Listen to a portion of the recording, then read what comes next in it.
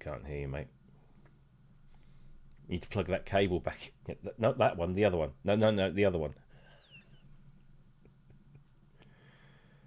Still can't hear you.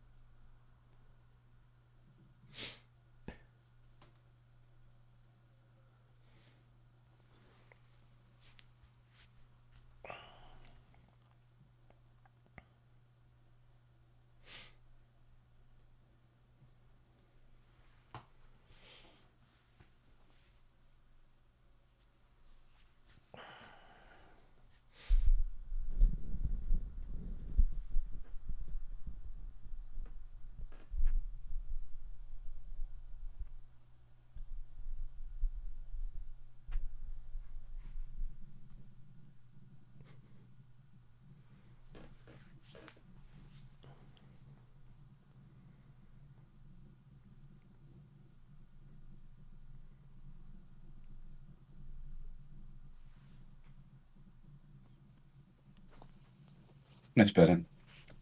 Yes. Well. So, I've got a signing to my own show as a guest. What? Oh, and the echo. Oh. Right. It was still working last night.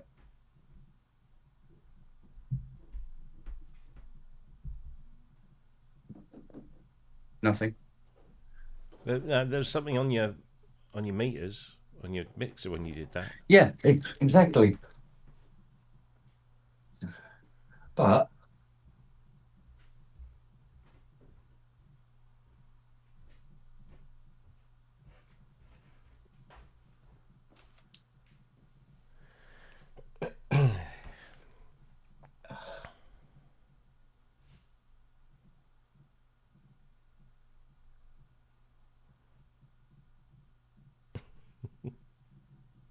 all working last night. Everything. Beautiful. Was able to play any keyboard in the studio that I wanted to. And I have to talk like this so I don't talk over my own voice.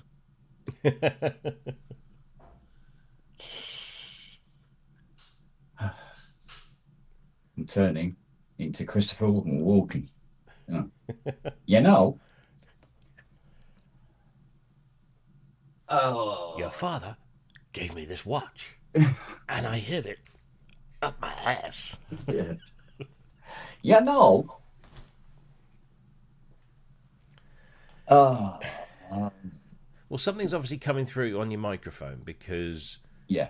your levels on the desk behind you are peaking whenever you talk and whenever you move that mic. Yeah. So the signal's getting to the mixer, but the mixer's not coming into StreamYard. Somehow, I don't know. Have you got the correct audio source selected in StreamYard? Just, given that they kicked everyone off the panel. By the way, I have sent you an invite to come back on Oh, okay. as a member. I did have a look. Maybe if I do it like this, it'll be slightly easier. I did have a look at the settings. Uh, yep, Scarlet and Loopback Audio Virtual. But No. it's not reading. Something is not right.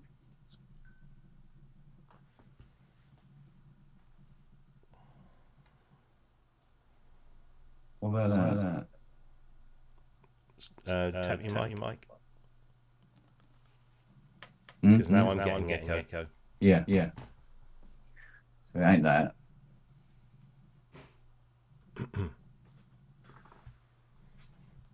Right, something is fundamentally different somehow.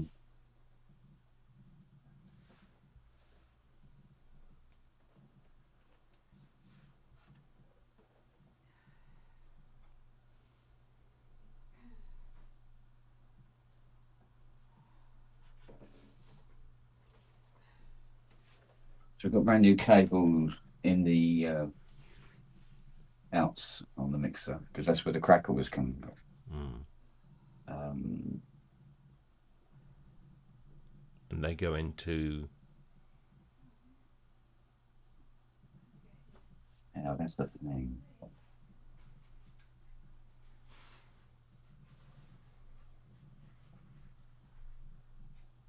That is the thing.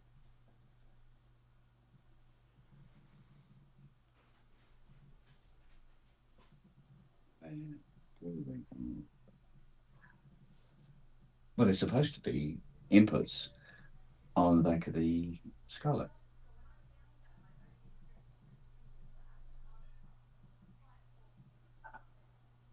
Oh, hang on. Let me look. Let's have a look. Oh, at the back of the screen.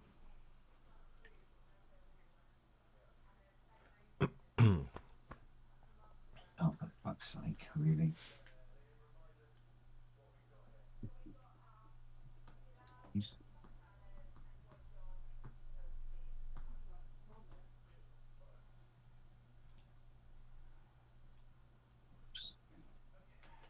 I think I know what's up.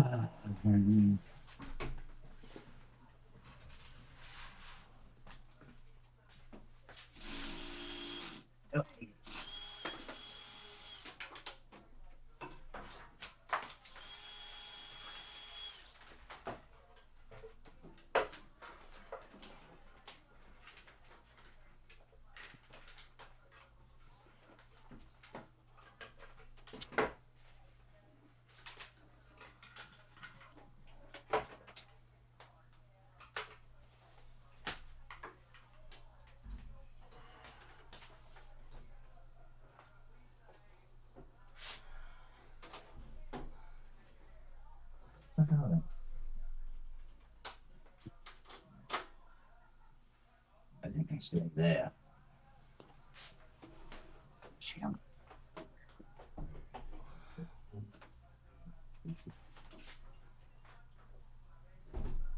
Turn that down first.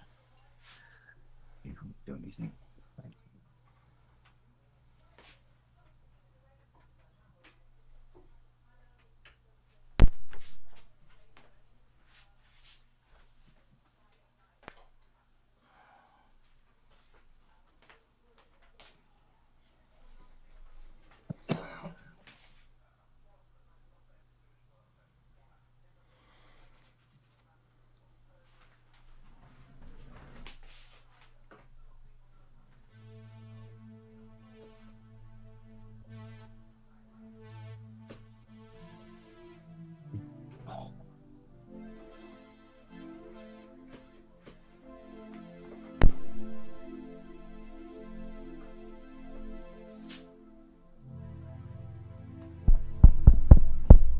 There we go.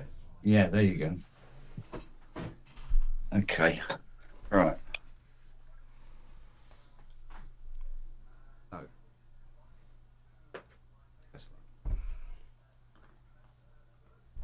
Yeah, there you go. There you What it was is I have one of these, what's they call it, a digital energy amp for the monitors, because I've set up the monitors for the first time in, and I didn't switch it over to pass-through. There's a little switch on the back that says pass-through. But being a very digital, super-duper amp, you think they'd have that on the fucking front? That'd be handy. But they don't. There we go. So, well, it's a Behringer. Right, so I can put this back in. You see, the idea was, I don't have a crack. There was an idea? Yeah, there was, would you believe it? Have a crack at seeing if we could try and remotely repair Matt's Moog. Oh, yeah. Well, yeah. The Model D. The Model D, because it's fucking thousands of miles away, isn't he? Really? So. Well, I suppose in a manner of speaking. And he seems a little bit miffed that his little Moog has shat its pants. I thought it might be something incredibly simple. Hopefully. But because he was getting some sound out of it, wasn't he? Well, he's getting the 440. Well,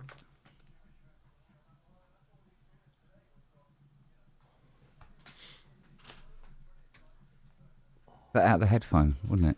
oh, it was just out of the headphones. Just out of the headphones. I think he was getting the synth coming out of the headphones as well.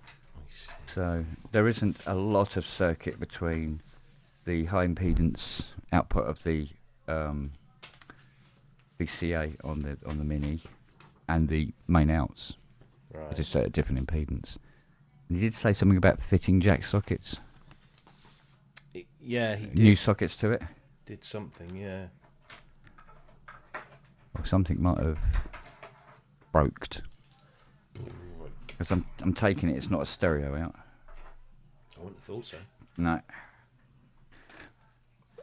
But I don't even know if it has the high and low outs on it. Because apparently the trick, the Minimoog trick was to take the, I think it was a high out, and plug it into the filter in. Right. To overdrive the filter. Creating a loop. Sounds like it's stunning on an RA. I don't know about Behringer one. Or whether that's, don't even know if that was implemented. Because it was, but it should be if they just copied what was on the rear panels. It's a little trick that seems to have been forgot. Mm. It was all very popular during the late 70s. Yeah. Right. Now, the other thing, pardon me, madam. So I've got my Mio XL finally doing what it's supposed to do. Cool. But where you got in that MIDI setup window on the Mac, and you have that refresh button at the top. It will not, for love nor money, refresh the Mio XL.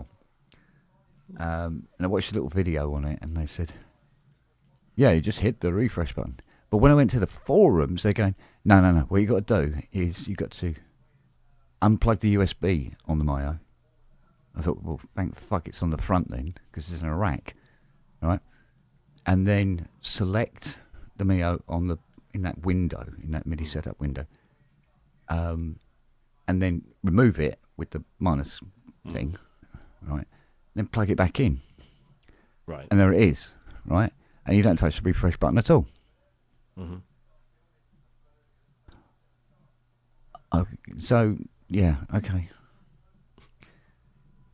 Whereas when you watch the video of them doing it on a Windows PC, it goes, oh, you just push the refresh. Yeah. Here we go. Here we go. Here we So now, am I going mad, Rob? Or no, probably am. Actually, thinking about it, we probably won't bother with that question at all. No, but if you clicked on the MIDI setup, you would get that window with the devices in it come up. It was there straight away. Right. And you didn't have to go up to the thing and click on window to make that window appear.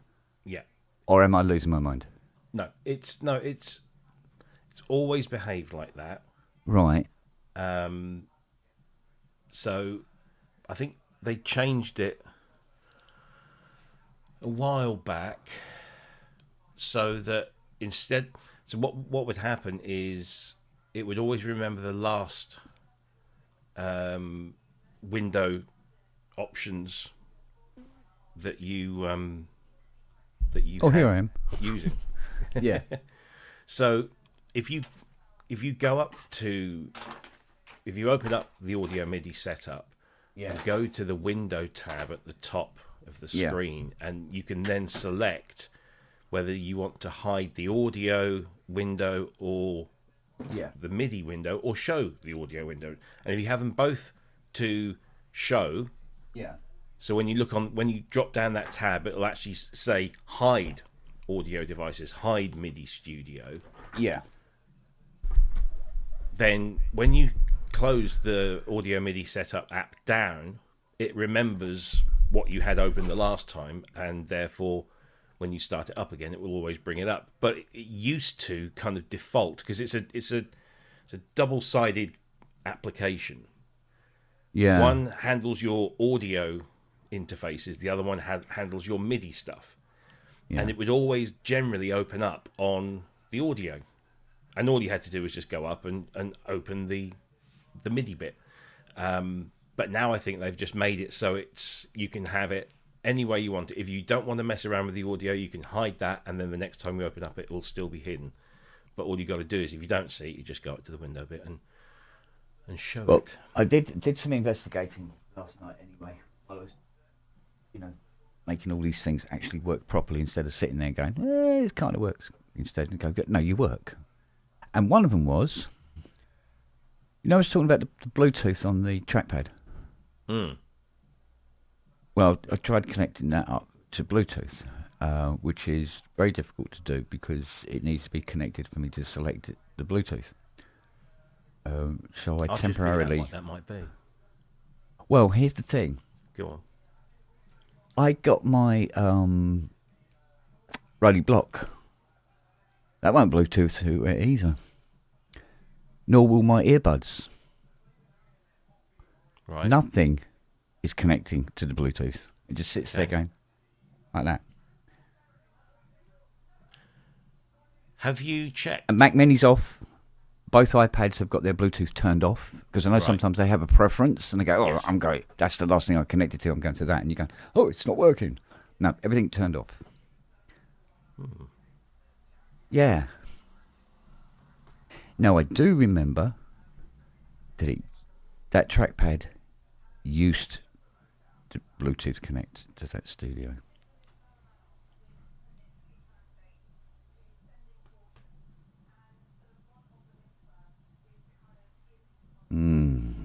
There's nothing else with Bluetooth. No. That it could possibly have been connected to in the past and want to reconnect to. No. Nothing downstairs. The only other Bluetoothing device I have is the Works laptop, which is, as you can gather, turned off because I'm not working, as it were.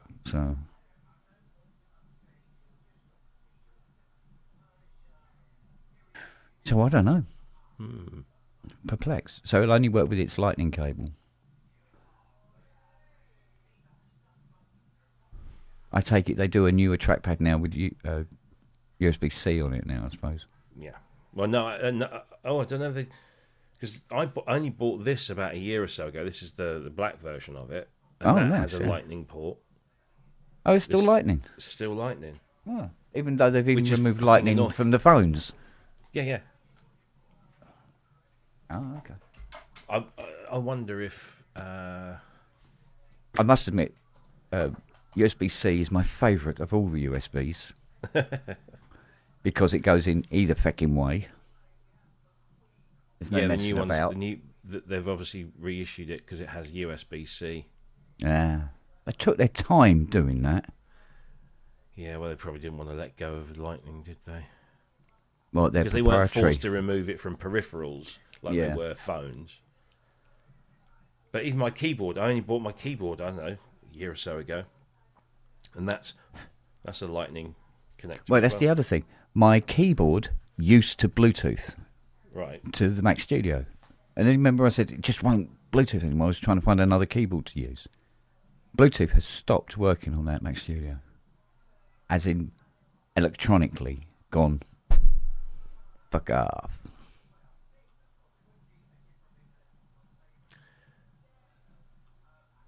Because apart from the Bluetooth on switch in, the system settings, it's not listed anywhere else, is it?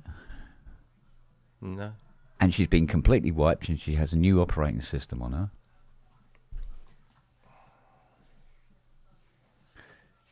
The haunted Mac Studio is really beginning to live up to its name. Ooh. It seriously is. The way it just like, yeah, everything's working. What happened? What happened? Yes. It's very, very weird.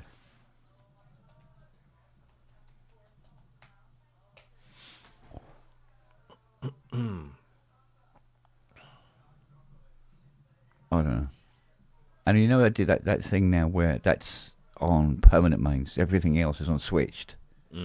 But she's always connected to the mains. Yeah. To get around that whole... I can't remember what it was, but it was some bullshit that was going on, wasn't it? So... I don't know. I is perplexed. It's certainly odd. Yeah.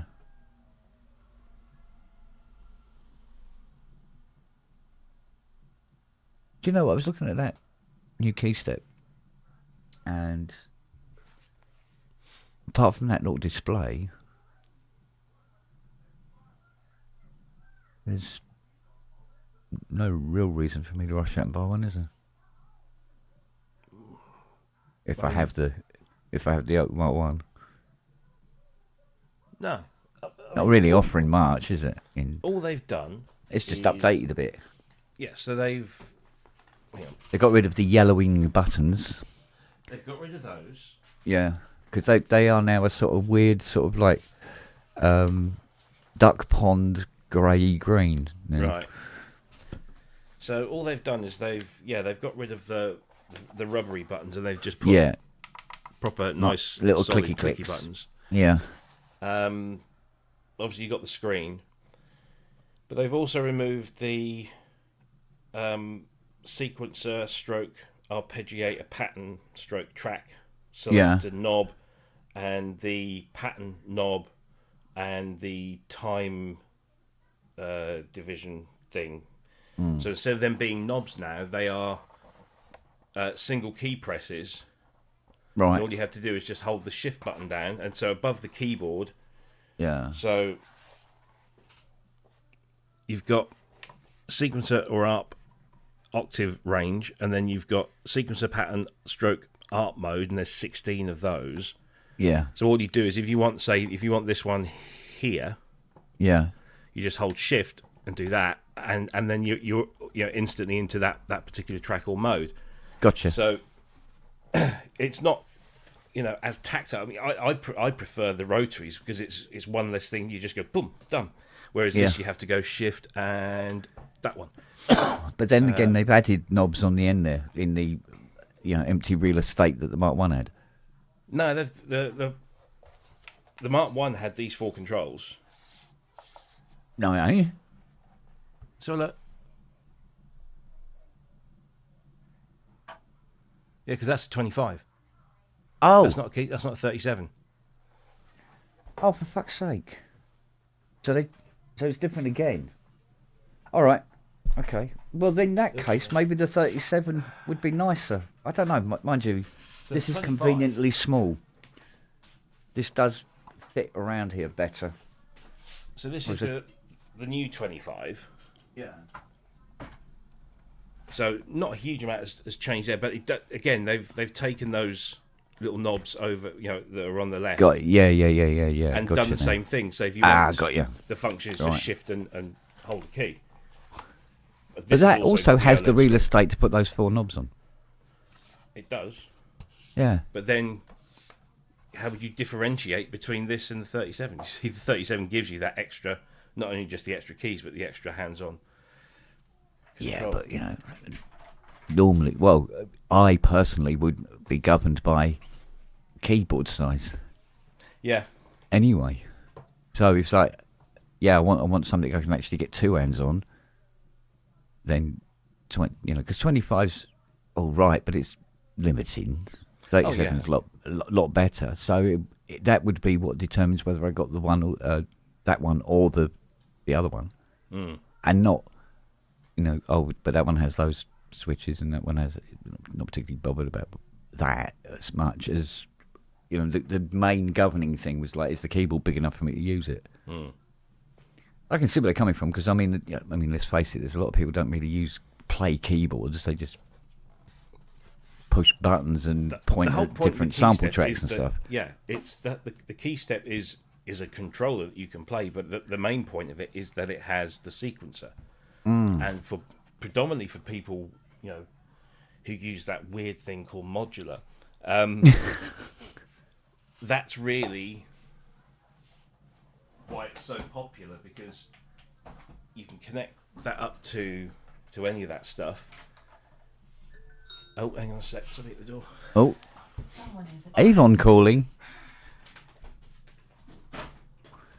Oh wait, well, I'm sitting there like melons waiting for Matt to show up. Let's go and give him a prompt. It's just my warp filter cartridges. Oh, excuse me. Yeah. What was I saying? Modular. Oh yeah, modular. Yeah. So that's why they're really popular. But Oh yeah, I can understand that. But then, yeah, the KeyStep Pro can be even more than that. I mean, yes, it's got loads of connectivity, and you've got the 4 individual tracks that you can do. But that's all that. Yeah. But I've actually found myself using the KeyStep Pro, not with anything modular, because I don't have anything modular, but by connecting it to different little desktop synths, and it's a lot of fun to just have those little 4 sequence tracks. yeah. And mess around with those.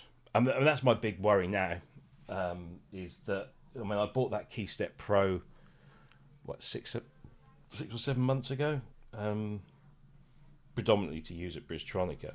Yeah. And if they've brought out the Mark IIs of all the others, there's probably going to be KeyStep Pro Mark II and a BeatStep Pro Mark II, you would imagine, somewhere around the corner. Yeah. Which would be Well, interesting. I was- a lot of people have been saying, I've seen it in the comments here, here and others, that they're talking, that they'd love a full-sized keyboard key step, Yeah. not mini keys, and I can see the attraction. Absolutely.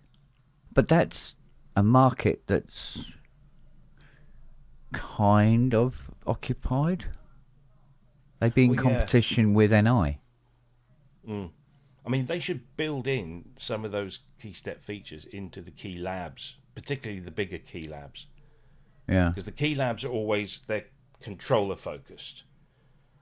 I'm a controller. I'm here to control things. Sequencer, transport controls, keyboard, Yeah. really nice keyboards and stuff. Yeah. And the key steps have always been, we're the cool ones that do the, the fancy sequencing and stuff. Yeah.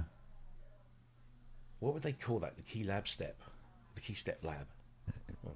They merged. Yeah, it would get very complicated. It would. So, because I mean, I was looking at maybe getting a. Well, I was sitting on the iPad and looking, and I was looking at the 61 note Complete Control Mark III with its polyphonic aftertouch and all that shit. So I'm looking at it and I'm going, wait a minute, what am I doing? I got polyphonic aftertouch, polyphonic aftertouch, polyphonic aftertouch, polyphonic aftertouch. Polyphonic aftertouch. Temporary polyphonic aftertouch. Yeah. And, I mean, if I want to have a controller, I've got the Studio Logic SL88, right, which costs about as much as a fucking house. The Roly Seaboard Grand, you know, an EPS with its polyphonic aftertouch. I am toying with the idea of bringing that ES back out again. Weirdly, the sounds that it does, or generally the way that it sounds, isn't particularly the way that sounds. But that said, I spent an hour or so just going through that and going looking deeper, actually spending time with it. And I was finding all sorts of shit that was raising eyebrows, so maybe I'll concentrate on her for now. Stuff that's out here and set up rather than everything else. So, now the idea of what I wanted was, especially when it comes to writing with Cubase, I want to be able to play any keyboard in here from here. And that has now been achieved. Ideally, you have a Myo XL. And it's just all that, all the paperwork beforehand. And because it wasn't updating, and it wouldn't update the, because of that, it wouldn't update the, I suppose you would call it a plist file for Cubase, so that when you, clicked on your inputs, they were all listed clearly, which instrument was what, and everything else like that. That ate up most of Friday. Slowed everything right down. So, and I've been going through and going, all right, well, I've got a cable that if you touch it, it goes out, and that means I'm threading it from the loom that's about this big, and out the, and then threading the new cable. I bought a load of new XLRs, but I found I had a lot of 3 meter ones, and they're all that much short, by about a foot short. Right. Yeah. So I hit up Amazon and went, get me some 5 meter ones, more than enough cable, right? Yeah. And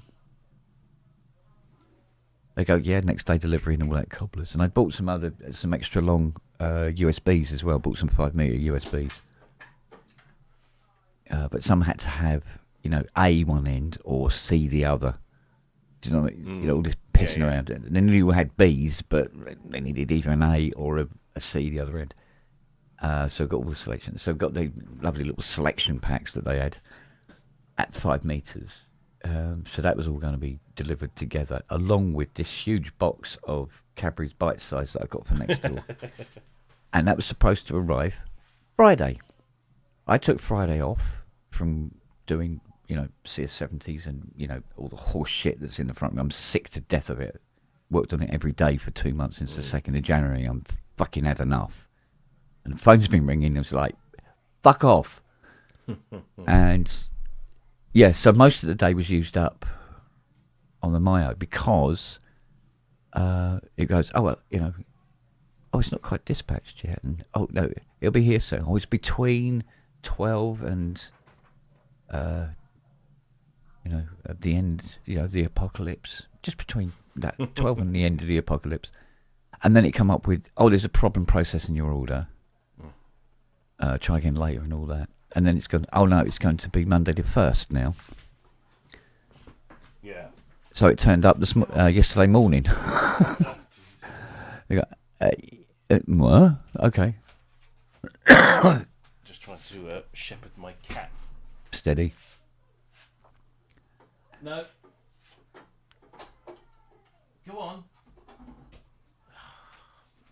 She literally climbed to the highest point in the studio via the Astrolab, the Osmos, the Juno, my rack, and then onto the top shelf where my Yamaha and modal stuff all is, and then sat there and goes, oh, where do I go now? And then she came back down again. Well, the good news is, I mean, she's such a sweet little thing. I mean, she would barely disturb the dust on them. Exactly. You know? Exactly. Whereas her brother... Yeah, or Lily. Or Lily, yes. Little Moo. Bless. I'm glad Kevin didn't see that bit of it. Yeah. He'd be tearing us up. I was like, oh God, don't walk on his 80s. Fucking hell. So, but yeah, she's no, Lily's come on leaps and bounds now. Cool. Especially since getting her little bunny rabbit that she walks around with constantly. Yes. So she's got that, and she doesn't seem to want. I mean, look, put it this way: some mini egg chocolate bar here, right? Unattended, all night, still here, and has been since Thursday night. Result. And then she knows it's here because she's had a little bit of it with me. Well, 2 or 3 times she's had a little bit with me. And of course, and the others, because you can't rattle that and not have dogs turn up. Actually, so.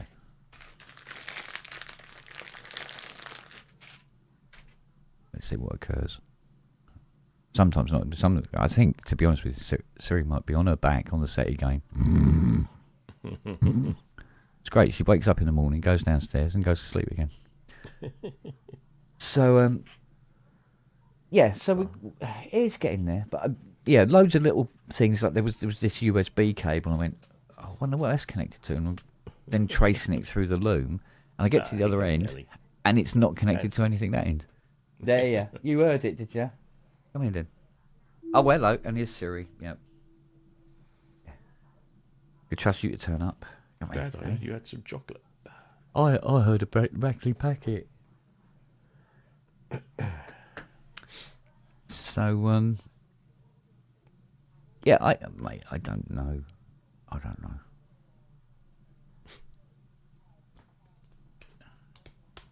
But I swear to God, there's, that Mac Studio is haunted. I mean, I can't remember what it was now. I was following. There was a video of the guy doing it, and I was copying it. And he had a Mac Studio. I had a Mac Studio, and he's showing. He's going through it right. And I click on here, click on that. And I went, yeah. And then about halfway through the video, the results he was getting were not the results I was getting. I went, wind it back a bit. Go, do that again. Yeah. No, that's not showing up. And he's going, and then when you go to here and well, I can't because it's not there. It didn't happen. It's like, what the fuck is going on with this machine? And yet my experience with the Mac Mini was like, this is fucking brilliant, this thing. Coming from the PC and everything, And yeah, all right. PC can do a lot of integration with other things that Macs are sort of going, oh, I'm not sure about that, or it comes up with, are you sure you want to do that kind of thing. But I think because of that, then because it's more open, it's more susceptible to catching fire. It's I think when you're using a PC, I think you don't realise it, but there's a lot of little things you have to do that should have been taken care by the people who wrote the software, or particularly the operating system. So you literally, when you're using a PC, you're wearing, goggles, a helmet, gloves, knee pads, and you have to be all prepped up first before you do anything. I don't know. So I've got to do this tray now.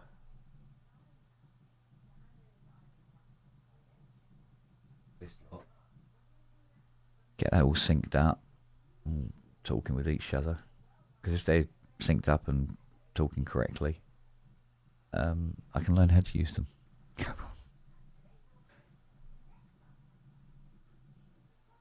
I don't know what Yamaha were thinking of when they gave that a mini USB power socket. Give what mini USB? The finger drum. Oh, right. That yummy It's not thing. USB-C then. No, it's the little. Mm. No, Micro it's not. USB. No, it's not. I don't think it is. It's the one that's slightly got a little indentation and goes up a Yeah. little bit, but Yeah, not the yeah, very tall one. Mm-hmm. The one that's in between. So it's a very, very specific kind of thought. You bastards, really? It's 5 volt. You could have put USB-C on that, you tiny asses. And then, and it could have been also the communication. But no, it's the power only. Yes. Fuckers. They do. IK Multimedia did that with the. So with the original Uno synth, it had one USB slot, which was micro USB, and that was power and data. So it was noisy. Ah, it really is. And then, oi, stand by beds. And Sorry. then when No, they I'm did not the on an old second one- version. Sorry, Bob. Was it Wags? No, I'm not on an old version. I'm on No, you might, the very, very latest up to date. but the guy in the video might have been. Oh, I understand. No, it wasn't, because this was when I had Sonoma and he was using Sonoma. All right. Yeah, it was one yes, thing to and make sure he was using the same OS. When they brought out the Uno Synth Pro, Yeah. they then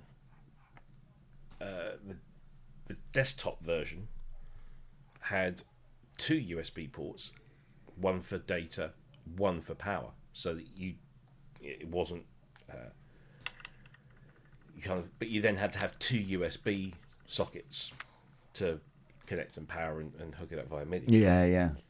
Eventually, on the Uno Synth Pro X desktop version, they basically gave it its own proper power supply, like the keyboard versions had. Yeah. It was a silly thing, but they eventually got it right. Now I think they've just given up. I haven't seen anything hardware come out or even suggested other than those monitors that they're doing in the subs. Yeah. It doesn't seem like they're doing any hardware synths anymore. Well, it may be scaling back on, because R&D and everything like that is so fucking expensive for hardware. Thing Especially is, now. They moved everything in-house as well. Manufacturing and all that kind of stuff. Oh, okay. Yeah. I was speaking. I haven't heard from Paul for a little while. The UK IK guy. But then he pinged me the other day and he said, "Oh, have you seen our new reverb, Sunset Sound reverb or something?" And he was going to send me a copy. I said, "Oh, all right. if you Great. fancy a table at Synth Southwest, we can." Oh, cool. So Well, I've had 2 sort of worrying revelations over the weekend. One was I got the Stryfest out. Or Stryfest, right? The Stryfest. yeah. And set it to the set it to smouldering ruins of the Reichstag setting. And I went, if I'm going to do some jarry kind of strings here and there for this thingy I wanted to work on, I'll go and get my original 1970s Stone Phaser. So went to the cupboard, into the bag, right, pulled a Stone Phaser out, set it all up, passed it through and everything like that, and listened to it and went, fuck me, this is noisy. I'll see if there's a plug-in for this. So that's first revelation, where Uncle Vintage has gone, nah, fuck this, I'll go and get a plug-in. Because it's all and all this. I thought, I'll put that away again. I'll put it on eBay. There'd probably be some fruit bat who wants it. And what was the other one that was weird? Oh, yeah. I was listening to Vista and View. Void and Vista. Void and Vista, sorry. I always get, what is it with that name? I cannot get it right. The other one I was going View and, I don't know, Landscape or something. I don't know what it's fucking called. Sort of like, and I was listening to Folds, Strands, and the third one. Oh, for fuck's sake. Whatever. Anyway, there's a third one. And now they're brilliant. I'm listening to the demos of them. Ty's likes them. Well, he must do. He's in the advert for them, isn't he?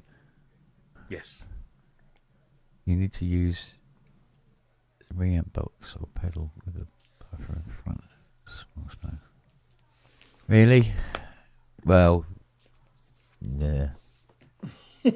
In all honesty, what I'd probably do is I'm thinking of getting rid of my Logan.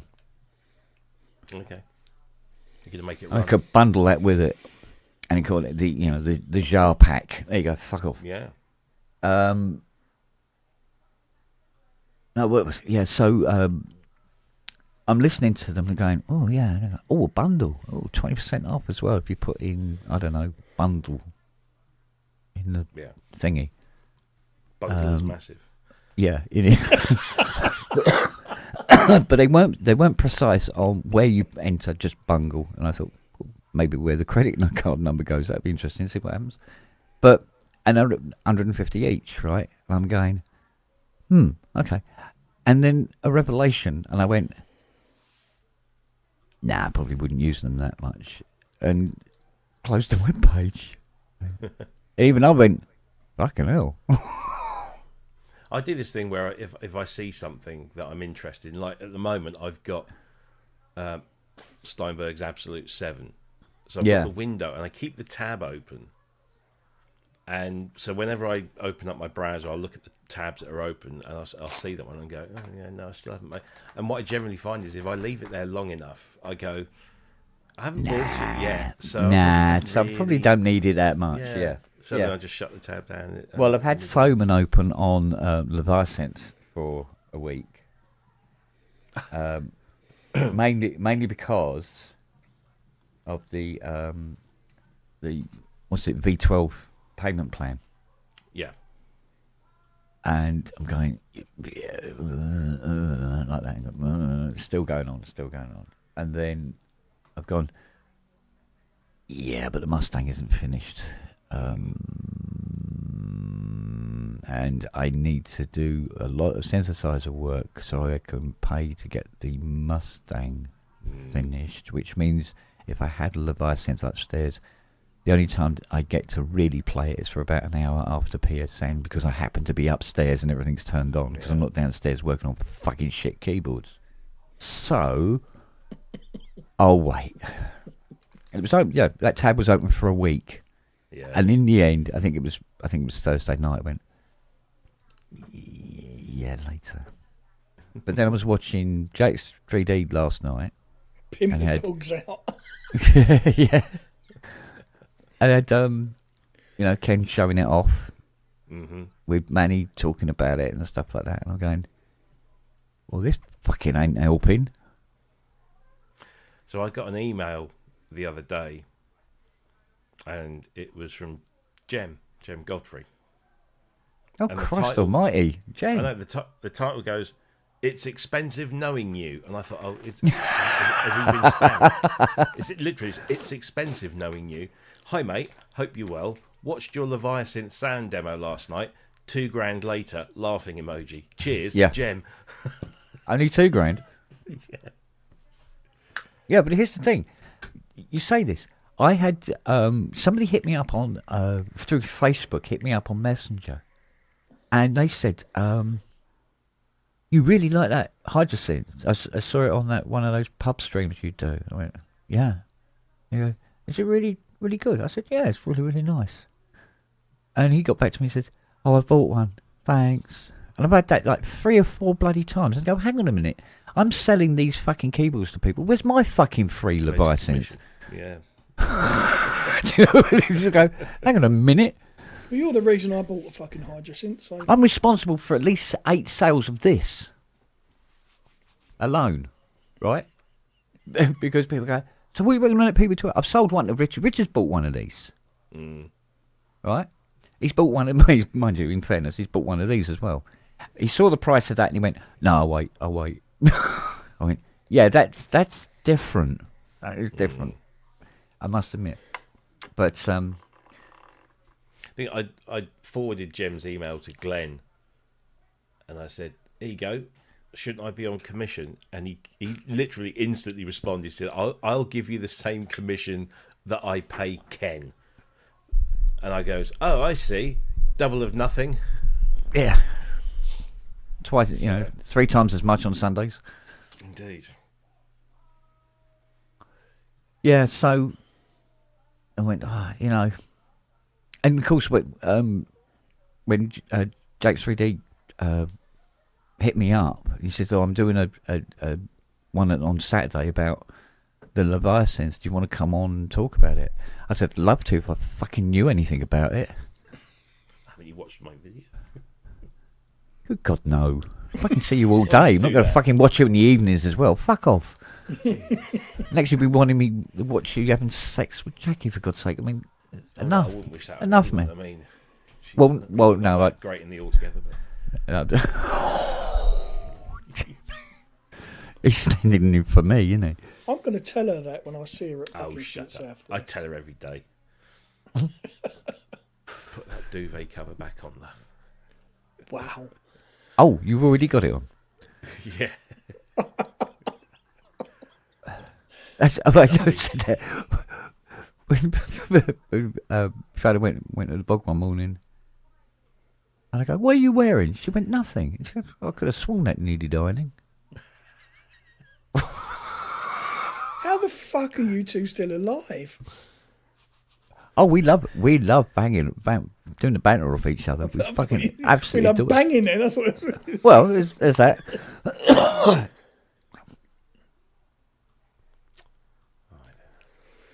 Well, at least you ain't got to fix a fucking Model D today, mate. Why? Because it's fucking working. Excuse me? The one that I've got, I pulled it out of the rack. I took the screws out the front, fucking getting it all ready to have it open up and all that. Well, plug it in, warm it up. Stuck an audio cable in the back into the computer. Sound. Okay, you Fuck probably have a... When you took the output socket out to replace it, Yeah. how well did it come out? Oh, they weren't easy at all to take off the board. They were a cunt to get out, but I got them out, and it's worked since. Yeah. Up until the other day, and now it's fine again. Well, look, if it does it again, run traces from that jack socket to the next component. You might have a crack track. Well, they're on a separate board. Still might have a crack track. The Between the point of the socket and the plug point of it. I'd get you to do that. Well, But, you just got to trace it. So. yeah. Come fuck off, blue LEDs. Let's be straight here, right? That came up twice in the chat on Friday. Fuckers. Mate, that's Bloody staying with Peter you. and then, I know. Peter and then Keith. It was just you cunts. It was like Hog Rider stuck with me, wasn't it? Because I'd Hog said, Rider? because I was going about, I'm waiting for the show to start. I might be late. I've just seen a pig in the field. I think I'll go and see if I can ride it. And the SOR people called me Hog Rider forever after that. My green guitar. I don't own a green guitar. If you're talking about this one, that's silver. It looks green though. Does it? Yeah, well, it's, clearly something's reflecting off it. It's kind of Coke bottle-y green. Yeah. Still looks green. Still looks, yeah. It's actually silver sparkle. Maybe it's just I don't know. Yeah. Maybe it's just the reflection off of Matt's head. That's doing It could be because of the colour of the walls. The walls are white. Hang on. Let's see if this works.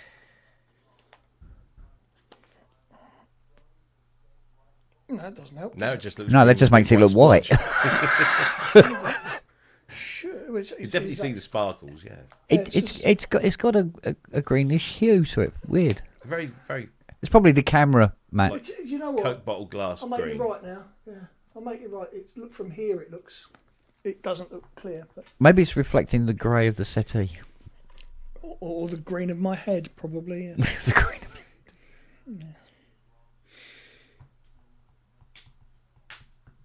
Yes, it does work. That Model D does work, but the front panel main out doesn't work because you got three outputs on it. You've got the phones, the front panel output, and the rear high and low. And the rear high and low are fine. Right. Okay. So, And do they all join at this extra board, or do some of them actually join to the main board? No, one's on the main board, and the others are on a separate board, which is ribbon cabled. I'll show you. Hang on. Let me tell you. Yeah. Okay. Don't make it worse. Yeah, don't make it worse though. Yeah, oh, he's gone. I'm just wondering because the scourge of my job was I can still hear you. Oh dear. Because the scourge of my job was always where those ribbon cables that were just thin plastic. Yeah. Yep, slotted in that they Yeah. put on the Chroma, Quadra, and a few other bits and pieces, MKS 70 and MKS 80 and stuff like that. And somebody, previously has put it in, and as they've pushed it in, gone like that, or put it in a funny way, and the little silver strips have pulled back out, and they've all gone all wonky. Fucking trying to super glue them things back in and getting them down, and open it down and get everything to hold in place, and then pop them back in. It bastard thing. Right. What we have. Okay, so Yeah. that's what you got on the back. Gotcha. Right, and you've got on the front, you've got a main out there, and your phones is there. Right. I'll take this off. Both hands, so I don't fuck it up. Again. Shut your face. Right, that's the main board, and it's connected by To these. the knee bone. That one and that. Yeah. And you've got a tiny little output board, which has the MIDI dip switches, power on and off switch, DC in, and the outputs. Because when you tried her a couple of days ago, the headphone output was working, but the backs weren't. Yeah. Yeah, and that's what's happened. I plugged it in today, and the backs are now working. So very peculiar. And it also has an output on the front panel because when it's racked, you Yeah, don't the want to main be using. Yeah, the main out, but you can get to them quite Yeah. easily. Okay. Okay. But that front panel main out isn't working. But I don't give a fuck about that. As long as the back ones are all right, I don't care. Well, I know people keep saying I keep smacking Behringer, but they go, oh, well, they're cheap and it puts it into the hands of people who haven't got a lot of money. Yes, it does. But the downside of that is they use the cheapest common denominator components to do that. Yeah. I'm fully aware So of that. the longevity of Behringers ain't as great as people would like to think. Oh, without a doubt. Well, judging by the ones that have come in with bits missing. Yeah. Well, I'm aware of that. Oh yeah, I know you are, but there's a lot of people who don't seem to be aware of that, and they just think I'm knocking Behringer for some reason because it's taking work away from me. I welcome that. If you don't understand the fact that you can make anything for any price, but the cheaper you make it, the cheaper the components you use, and the cheaper components you use are not going to be as good or as long lasting as the more expensive ones. That's If you why don't they're understand cheaper. if you don't understand that, then you're not understanding, Basic economics. logic. Yeah, basic economics, basic Yeah. capitalism, whatever you want to call it. Yeah. At the end of the day, anybody can. I could build a Model D replica using bits of cardboard. That'll shave the price down. So you don't have to use metal casing and stuff. I could just use cardboard. That's going to bring, but it's not going to last. As soon as it gets wet, it's going to. Yeah. So Well, it's like this thing where they say, "Oh yeah, but you've got a Behringer mixing desk." I go, "No, I got a Midas mixing desk that has Behringer printed on it. The components that you used in it were the components that Midas used. If that was made at Behringer by Behringer, I can guarantee part of that wouldn't be working now. There'll be something not working on it somewhere. So." but you know, Yeah, I mean, equally- you can have a Behringer unit and it lasts a long time. Absolutely, just Isn't- like you can have anything that's but it just appears to be, from what I see coming in the door, If you from do the the actual numbers. real world. Forget reviews and shit, and people who are into it or not into it. What comes in the door here, in reality, I see a lot of Behringer stuff come in, and this thing's snapped off. There's encoders not working anymore. Pots not working anymore. Pots come apart, and you can hear the bottom of the pot rattling around inside the bloody case, and it's running across the bleeding circuit board. Cool, you know what I mean? Look, you can feel that they're not high quality units. I've got a few of them. I make no secret of that. I've got Yeah. quite a few of them. I mean, some of they the do- some of the they do a cheap job. pots, some of the cheap pots on some of the Behringers, because you can have the expensive pots that are sealed, right? And they have metal shafts, and they have metal casings that the shafts sit in. That works literally like a bearing would on a crankshaft, right? And they go on forever, and you don't get all that shit, right? And it's a good quality encoder. You can get a coder that is cheaper if it has a plastic shaft and a plastic bearing, but the quality or resolution of the encoder is not as high, so it's more steppy. Right? Yeah. You can get them where you can have like a normal analog type pot, which has a gaping hole where the three legs for the pot come out and then go into the board. sounds like my wife. Yeah, and I've seen them on Behringers where the hole where the legs come out, right, is you could drive a fucking Buick through it. The hole's so big. And I've had people where they've had them for like only a few months, and you've got to strip it all down and put all the WD in it and clean them all up again after 3 fucking months. Have you ever wondered that Buicks are actually a form of measurement in Kent Spong's world? Yeah, you I measure haven't everything by wondered, I Buick. realised, Everything's I've worked it out. Yeah, Yeah, fucking evident that is. Yeah. and I- Wisconsin as well for some reason. It's as big as Wisconsin. When I used to work for Argos, right, this was back in the 80s and the 90s, we used to sell absolute shit tons of products that were badged Goodman's, Bush, and Alba. Now, those three brand names were back in the 50s and the 40s and even into the 60s. Were 2 of them ABBA and Pussy? They've just nicknamed ABBA and Pussy. They were British. British brands Yeah. who made good quality hi-fi or audio and televisual equipment. Okay, Yeah. I think Alba used to be it was an acronym of something British something.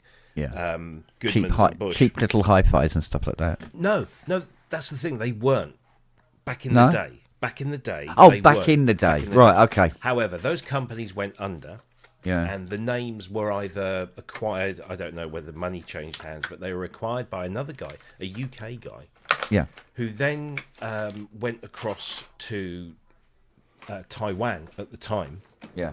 Nowadays, he'd have just gone straight to China and found companies that could produce low-cost equipment, TVs, portable TVs, big TVs, radios, cassette players, CD players, hi-fis. Low cost, made in Taiwan, but with that classic British, so-called British name on it, and people, and, Yeah. and it happened a lot in that particular industry, the AV industry. I remember Mitsubishi, right? They were a really top quality brand, really top quality. They then ceased. I don't know whether they ceased trading globally, Right. but they certainly ceased trading in the UK. And then all of a sudden, I remember, because I was working at a different retailer at the time, on a new product list, there was Mitsubishi. I got all excited. I thought, wow, Mitsubishi coming back.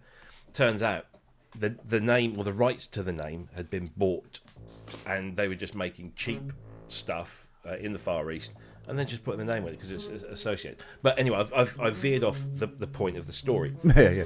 The point of the story is that these products were being made, portable TVs. You could buy a portable, Bush or Goodman's TV for $99.99, whereas the Sony would be $199.99 or $299 if you went for a nice Trinitron, portable telly.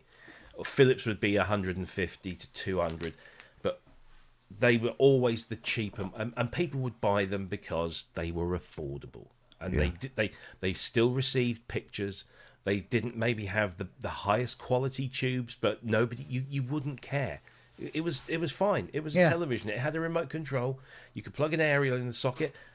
As time progressed, SCART sockets were standard. It was all there, but it was $99.99. And their principle was, if you sell enough of these things, you will get a lot of them back. But if you sell enough, it doesn't matter, because you're selling enough to make money. Yeah.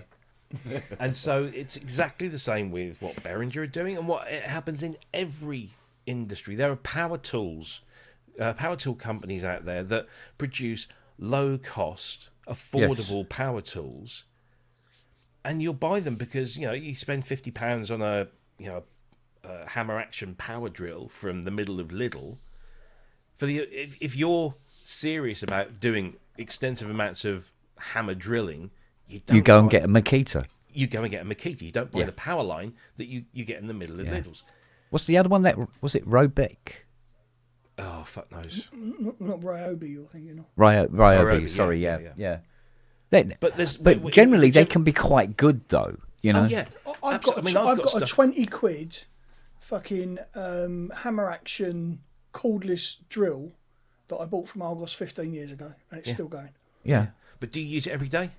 It's done a lot of work. No, not every day, but you're not using it as a daily tool. Yeah. Yeah. Oh God, no. I wouldn't. I wouldn't. Because if you did daily. Yeah. Because if you did, you'd buy a heavy duty. Yeah. Now, I did have a little red one when I first started out. It wasn't so much money to throw about to buy tools, and I had this little red thing, and it was made by oh Christ. Oh, I forget, but it's not one of the brands you would associate with electric screwdrivers. And it lasted 4 months, and then suddenly and you're just like, nothing's happening. You'd be lucky that maybe 6 out of 50 of those would last 20 years. Yeah. But most of them probably won't, and it all depends on all sorts of different things. But they are the only reason that Powerline can offer a drill at 50 quid where the Makita is 300 is that the components that are being used are not as good as the components that are being used in the 300 one. There is some process is there is some brands.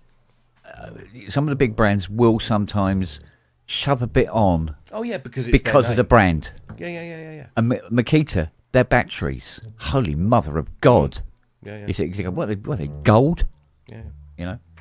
But they have that interchangeable system, It's like printer ink. You go and buy Canon printer ink for a Canon printer, you'll get good quality ink, and it will last a decent amount of time. Or you can go and buy the no-name brand from Amazon for a third of the price, and you might not get quite as much ink, and it might not be the finest black. Yeah. My eyes are like pies. Yeah. But ultimately, do you care? Because people that buy a £99 portable TV, they probably don't expect it to last more than a couple of years, because if it goes wrong, what are you going to do? You're going to have it repaired, or you're going to replace it? Because I tell you what, when we used to get Bush, Goodmans and Alba TVs and stuff back for repair, the repair agent would actually got to a point where he said, we won't touch these because it's not economically viable. it's cheaper for them to just go out and buy another one. Thing is, Robert, But though, they do it. They fit. although those Makita batteries do last forever, so do the DeWalt ones, and they're a lot cheaper. So there is always car manufacturers. You know, we were talking about the What are you doing? what was the fucking car I was talking about the other night? Buick. No, it wasn't a Buick. No, I was talking about the aluminium They did, Steve. Yes. bracket that holds the back of the engine on, between the firewall and the cross member. Subframe. Bugatti, the Bugatti, Oh, yes, you were saying. where it's got a fault in and everything like that, Yeah, and yeah. they won't even sell it to you. But if you did, it would be like 30 grand for this bit of aluminium. You know, and you go, that's not 30 grand's worth. Fuck off. You know, or was it £2,000 for a Porsche headlight? Seriously, piss off. So there is a lot of that goes on, and I think that damages them more than they think it does. Yeah. I mean, all right, they're obviously making tons of money from it, but from people who have tons of money, and there's less of them every fucking day. I'm not going to ever deny that there are brands out there that add a bit onto Trade on the name because it's there. and price accordingly. Generally, those brands do produce quality products that justify a kind of thing. Yeah. But yes, there's But no doubt. the temptation to stick an extra £100 on, they're not going to complain because they're doing it because the name. Exactly, and they have to. It's almost like they do it. It's keeping up with the Joneses, literally. It's saying, status, isn't it? Absolutely. Is that a Timex? Yeah. No, it's a Right, Rolex. just gonna make coffee. Wait a sec. All right, dear. Well, that'll be £87.40.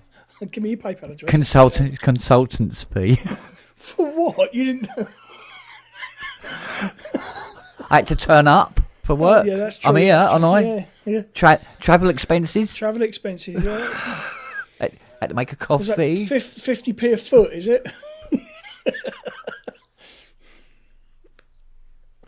Oh, I don't know. Yeah, so I'll shove that back in the rack and watch it fucking fall on its arse again. before you turned up, I was talking to Robbie. Nothing Bluetooth connects to the Mac Studio. Nothing. Used to, don't now. Nothing. When did that stop? Wasn't when you changed the battery, was it? Oh, no. I was gonna say, did you reconnect the Bluetooth board? Of course, yeah, everything went back in. Okay, I mean, no, just- I had everything laid out on the desk, actually in order that it came out of. Yeah. No, it's just a thought. Yeah, no. No, what it was, I'd put it down to they weren't charging properly or something. Because I did think with the keyboard wouldn't connect to the Mac Studio, and I go, oh, battery's gone flat, I suppose. And I couldn't find a cable for the keyboard, so I had got another keyboard that you plug in, and that was working fine. And I put the other keyboard on charge, and then the trackpad sort of like didn't stop working. I go, well, this must have run out as well. So I connected up the lightning cable to it to charge it up. But when I disconnected it, it wouldn't connect via Bluetooth. So I plugged the cable back in it and carried on working because, well, lightning is the charger and also a USB cable, isn't it? And that's how it's been for months now. Well, when you were using it, the same thing. It had the cable in it. And that's because if you go to Bluetooth it to the Mac, no. The keyboard to the Mac, no. My earbuds, no. My Roly block and Roly Rise, no. It detects them. It will detect them. Connect. And then it just goes la la la la la la la. Could not connect. No idea why. That's very peculiar. Yeah, just one of the other haunted Mac Studio things I've had. Any recommendations for a non-Apple branded Bluetooth keyboard and mouse. I don't know if they make them, but there is a brand called Cherry that I use for certainly wired equipment. Prom. Have a look and see if Cherry make. I can't even pronounce the name of this. See, the one I've got is like I say, is a Cherry one. I think I paid about 45 quid for it, but it's a fucking. It's almost a perfect replica of an Apple keyboard. This one. I'll tell you why I got this one is because Solid Alley. Same with mine. Solid Alley. Yeah. It's beautiful. And beautiful and solid. All the rest of it, but it's not Bluetooth anyway. But Yeah, my well, Bluetooth. I mean, look, I'll show you because I never thought it was the Bluetooth in the Mac that had the problem. Right. That was the last thing I was thinking. Because because it was a brand new fucking Mac. It shouldn't be. Yeah, it shouldn't. Well, look, I'll show you the results of that. Yeah, that's who I use, Prom.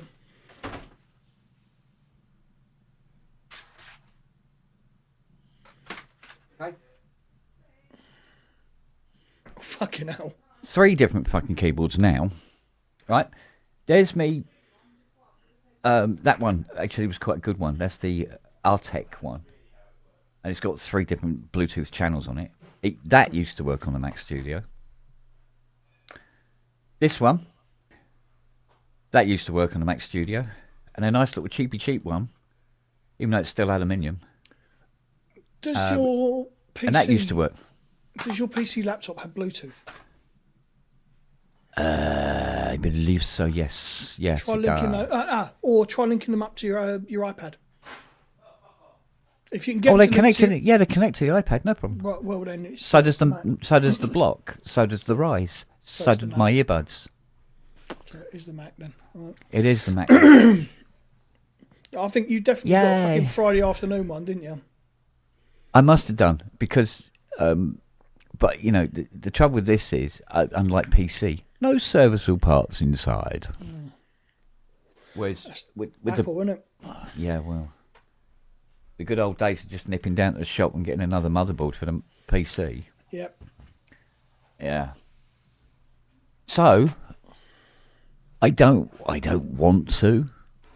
I like my Mac Studio, but after seeing some of is to fit a Bluetooth dongle on it. Yeah. But I have been looking at the performance reports on the M4s. Oh, fucking. And it's going. So, yeah, but the Mac Studio it does work. It's a lovely computer. There's no. You never hear the fan in it. No. It's I like it. I mean, the fucker cost me $3,000. Sorry, cost Fiona $3,000. Nice amendment there, mate. Yeah. Well, I did have to pay her back in the end, but she's the one that can do the big outlays. I can't do the big outlays. She's the one that goes, let's buy a plane. All right. Sort of thing. Whereas me, I'm more kind of, let's buy a plane ticket. So. See, look, I sit here and I could quite happily say, fucking hell, I could do with a new M4 MacBook. But I don't need it because this does exactly what I need it to do. It's never fucking let me down. Yeah. It's fast enough for what I use it for. I don't give a fuck. This will go till it falls over, this thing. Yeah. But like I said, now. Well, Haley bought my fucking M2 Mac Mini for the studio. Oh, nice. I didn't buy it.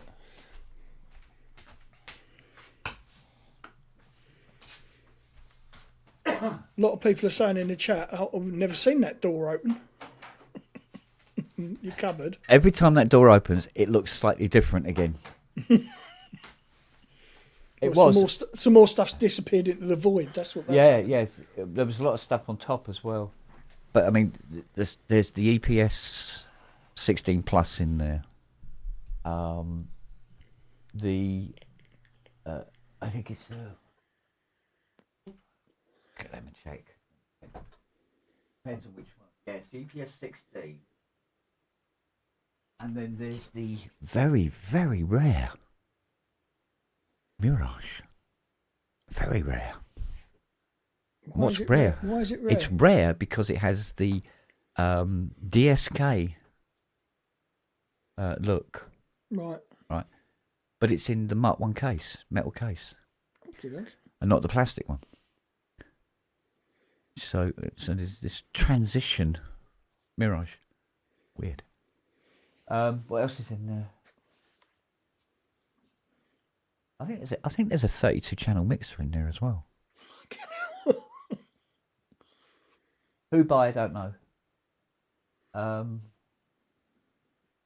There's all sorts of bleeding stuff in there. Actually, there's another mixer there as well. 2 mixers. There's a VP330.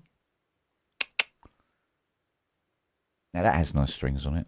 Maybe I'll put the stone phaser on that, but it means pulling it all out. So.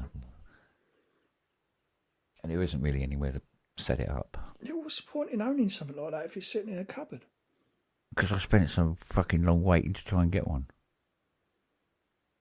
I spent 40 years wanting one. And then it's in the cupboard. Yeah.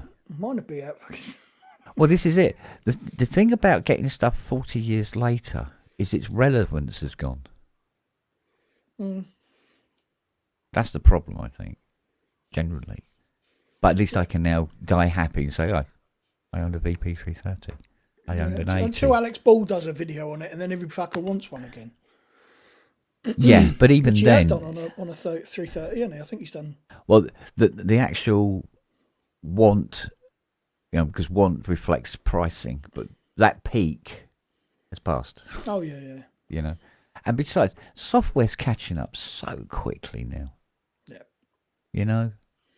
You've only got to look at the Cherry Audio's Mercury 8 to see that, and you go. Well, exactly. You go, it sounds so much like a JP8 that you go. I mean, it's probably contributed to. No, it's Mark 1. It's probably contributed to the decline of Jupiter 8 prices on eBay and Reverb and stuff like that. Because when Richard said he was putting one up for 12, and I went, really? Well, okay. They peaked at like 28, didn't they? 32 is the most expensive 32? one ever. Yeah, Richard sold one for 32. Wow. It was beautiful. Factory. We re-silk screened, re-powder coated, new end cheeks. I had gutted it and put every component back together after it's been cleaned and serviced and everything like that. All the caps redone, and it was a brand new Jupiter 8. Yeah. And 32 it went for.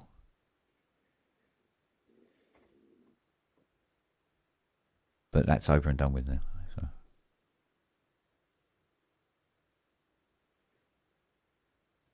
But there you go. It may come back again, but they could always be like the stuff we have today is the incredibly expensive stuff to buy of tomorrow. Yeah. I'll tell you what, he was a good guest on Friday, Rob, wasn't he? Yeah, very good. And nice and relaxed as well about it. A lot of people seem to come in a little bit reticent. He was like, fuck it, this is going to be a laugh. Yeah. You see he was enjoying it. Very nice bloke. Yeah, I would have liked to have participated in that show. Some cunt fucking sacked me. But it wasn't this one. Well, somebody did. No, literally every single team member had been wiped off the list. What the hell was that all about? Oh, yeah. I wasn't a member. I couldn't get back in. But you could, because I sent you the link that you didn't need to be a member for. You could just click on that link and come in. Yeah, but that's when everything turned to shit. And the mic wouldn't work. But and the camera wouldn't work. Link. Well, yeah, it kind of actually was, because that link sent me to that page, and all the settings weren't set for it. Yeah, because I went and checked. And it said that my input device was the Scarlett.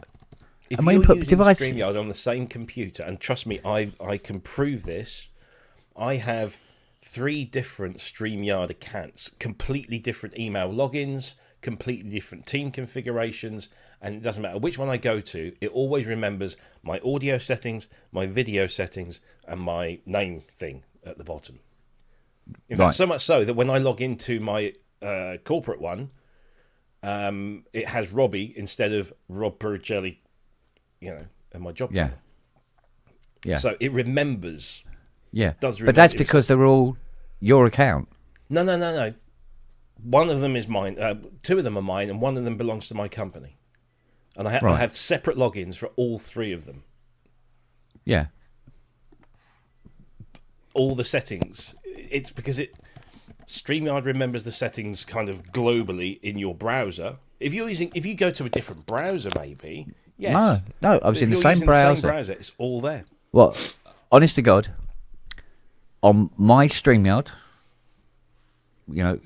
click on that and everything like that, and yes, my audio settings are always saying loop back and Focusrite for output. But when I joined as a guest, and remember I was going, nothing was happening. I come back out and I'm looking around here and try this, try that, and then eventually went and looked at the audio settings on the StreamYard because I was expecting it to be the same, globally, and it didn't. It said fucking Focusrite and not loopback. Well, so I changed it over, and suddenly, hey, here we go.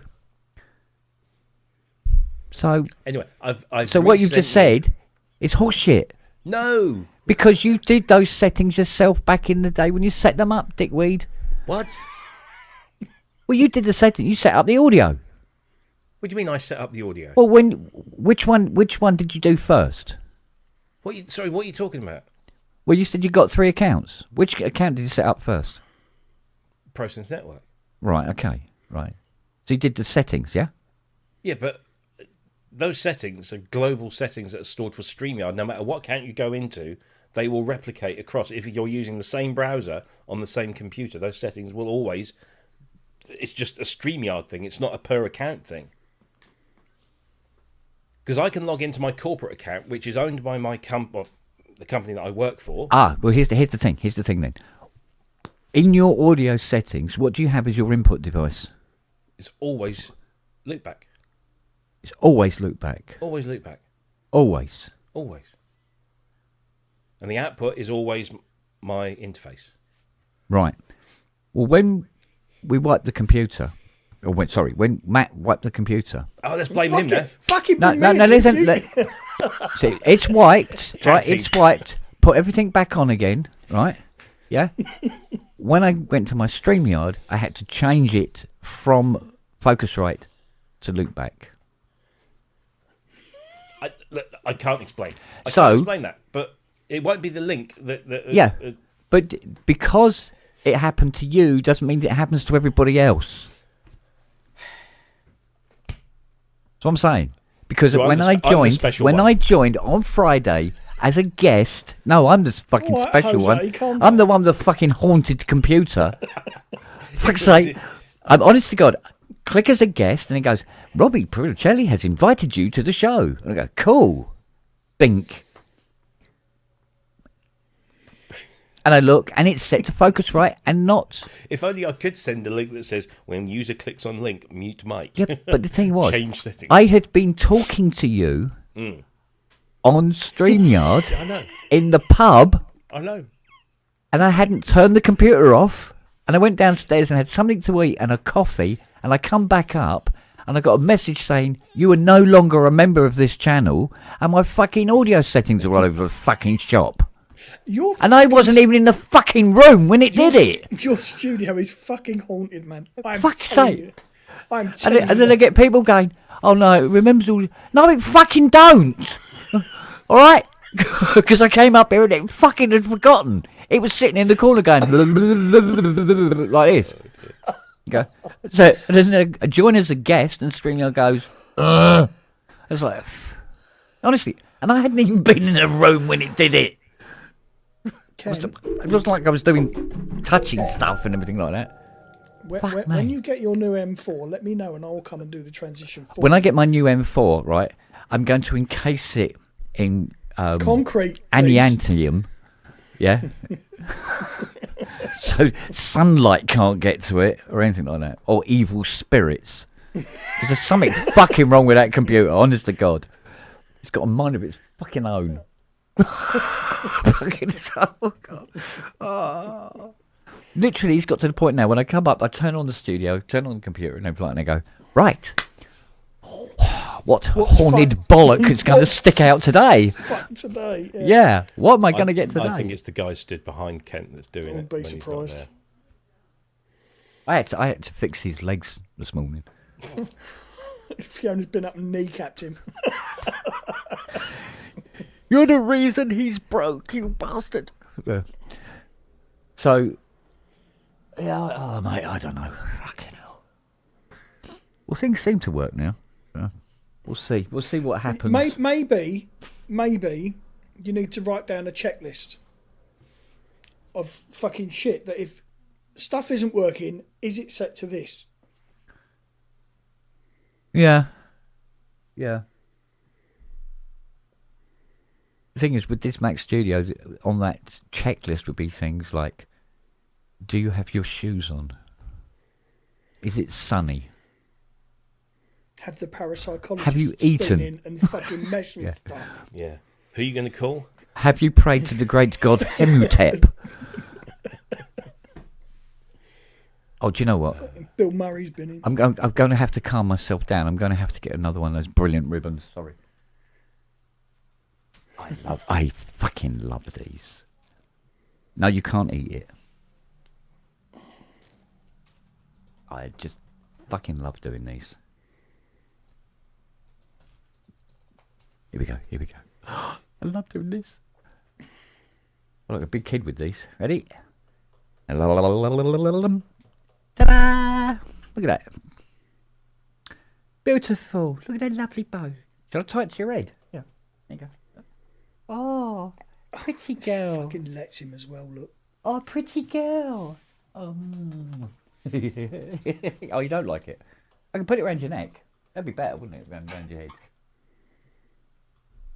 Oh, I'll tell you what, whoever invented that was a fucking genius.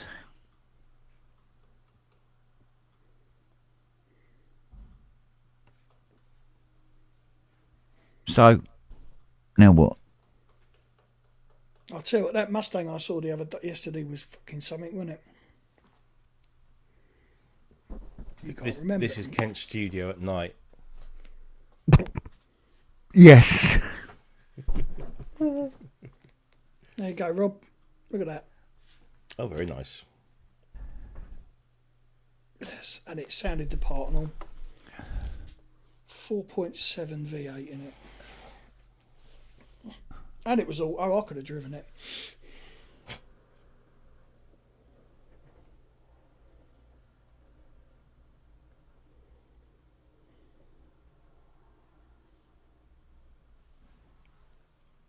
Yeah, then. It's not that. See you See if later, you- prom. See if you can hear this.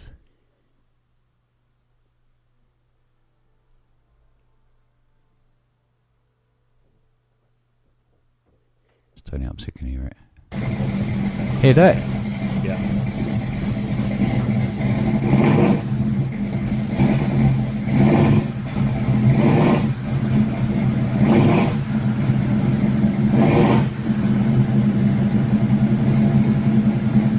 Go on, boy, give it some.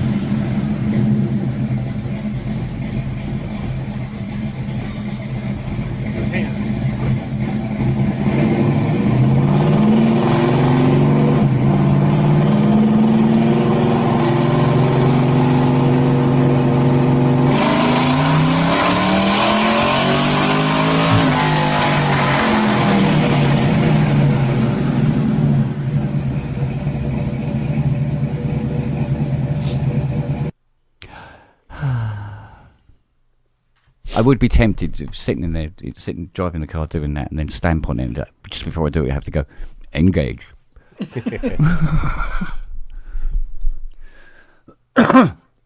Ah. And that was a 1973 351 Cleveland, just like my baby.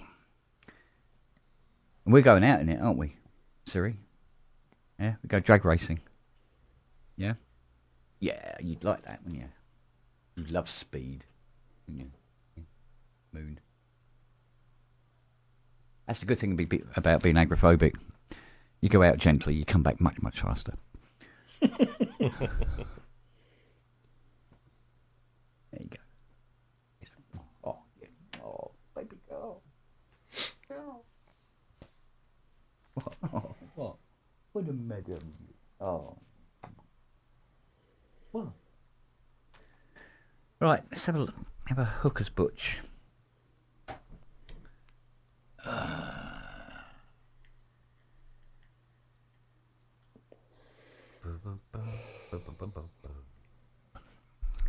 Let's use my massive 28-inch iPad.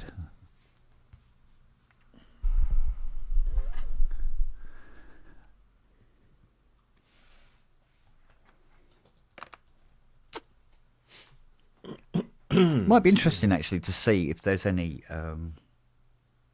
Mac Studio maintenance videos on YouTube. They're pretty unuser serviceable. I know. But then they're doing this thing about, you can't upgrade the hard drive in them. And then there's people going, and they're going, updating the hard drive in it. Yeah, but it's not a simple M1, open it up and pop it. Oh, no, it's not simple. But there again, I've worked on Polymooks, and it'd be fucking walk in the park. So, let's see if this... upgrades hard drive. Help! It's haunted again. Oh, it's never stopped being haunted. Oh, of course. I do beg your pardon, you guys. There you go. Are you happy now? Looks like. Actually, that won't do anything because the new USB cable isn't here yet. That ain't going to work. Right, let's see what we got. So, if everything is working correctly, let us see here. Get rid of that. There we go. So, actually, where is it? Right, so if I got turn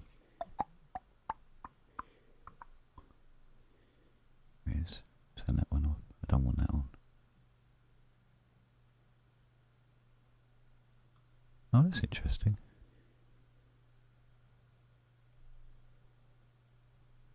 Very clever. So if you hit on that little button, you know when you get your presets in a VST. See what this one does. Oh. As far as I can tell, that's Mercury 8. Although it's been controlled by Halion for some reason. Right, so that's on a Hydra. Okay, right, turn the volumes down on these girls. So nothing. Okay, that makes sense. If I set it to polybrute. Oh, hang on. Nothing.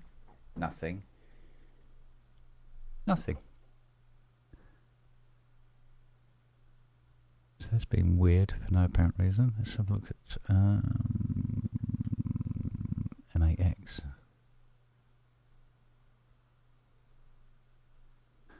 Okay, so everything that was working yesterday isn't working today. Brilliant. Okay, time for a coffee. Kent, did you ever This is my surprised face. Did you ever have the equivalent of a blanket synth back in the day? Blanket synth? Well, like the Levi synth was with Robbie. Have you ever had anything that you couldn't talk about? I'm assuming that's what he's asking. Yeah. The stuff that I wasn't allowed to say was here. Loads of them. What, like fixes? Mm. Yeah. Yeah. Talk about them afterwards, though.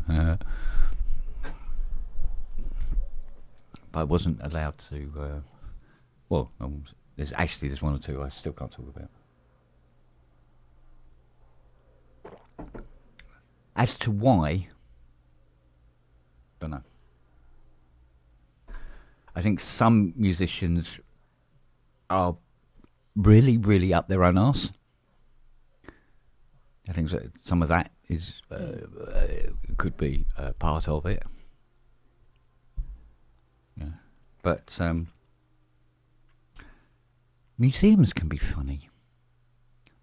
They're very weird about weird rules and things. Okay. So I had a couple of machines in for museums. You can't talk about them while they're here. Can't do this. Can't do that. Can't do the other. Any parts that are going to be changed have to be approved. What's funny is trying to get approval for a part, and the person you're talking to who's giving you the approval doesn't know anything about electronics and hasn't got a fucking clue what it is you've got that you want to replace. Wow. But it's a procedure that must be gone through.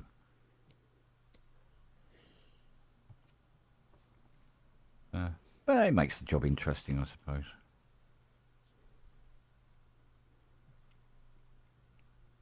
You know, you get to meet new and interesting people and want to kill them.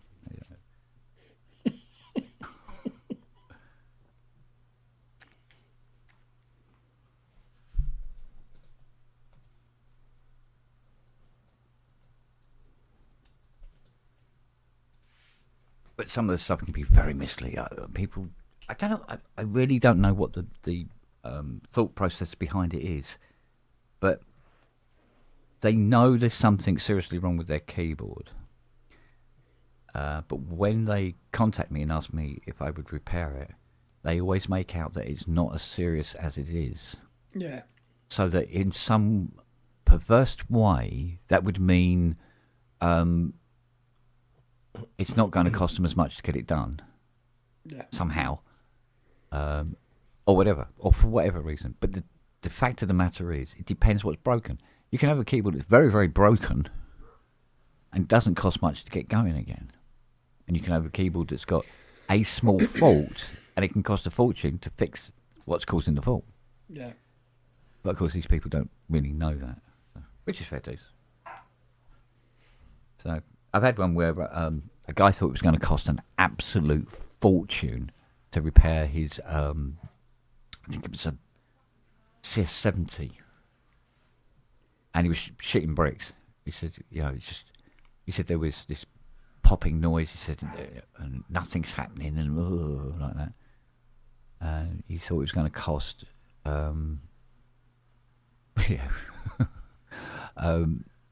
it's going to cost a fortune because it's very broken because nothing works. I said, well, we'll look at it first. And all this. He goes, can you give us a quote first? Because I haven't got a lot of money and everything like that.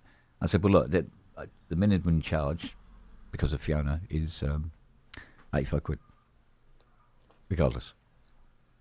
And he went, yeah, okay, that's fine. So he drops it down. I open it up, replace the fuse. Ta-da! He thought it was going to cost hundreds. It was 85 quid. And although 85 quid sounds like a lot for changing a fuse, it's knowing. That's what he's paying for. Paying for the knowledge, isn't it? Yeah. And somebody's stupid enough to open up a CS70. Well, not only that, knowing how to open a CS70 up properly. Oh, it's a piece of piss, mate. Yes, but some people don't know how to. Oh no, I know. We've had that with people who've done every fucking screw on the base of an M1. Every single screw, hoping it would open it up, and of course it did, and everything that was inside of it as well. It's just got bits clantering around inside the case. And go, oh damn, and it just all fell apart.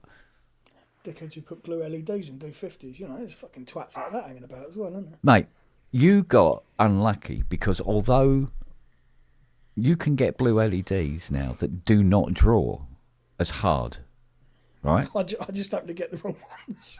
You just happen to get ones that draw hard. That's all.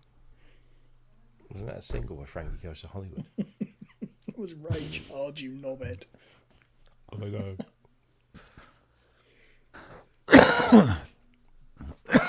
Dear me. Yeah, because old Mark on Friday was talking about Emulator 1, wasn't he? Well, we were talking about it before we went on air. I can't remember. He mentioned, I had this in the Emulator 1. And I said, I started just, talking about our shared Emulator 1 experience. Yeah. And he said, it was a real pig because you had to load two sounds, one for the left, one for the right.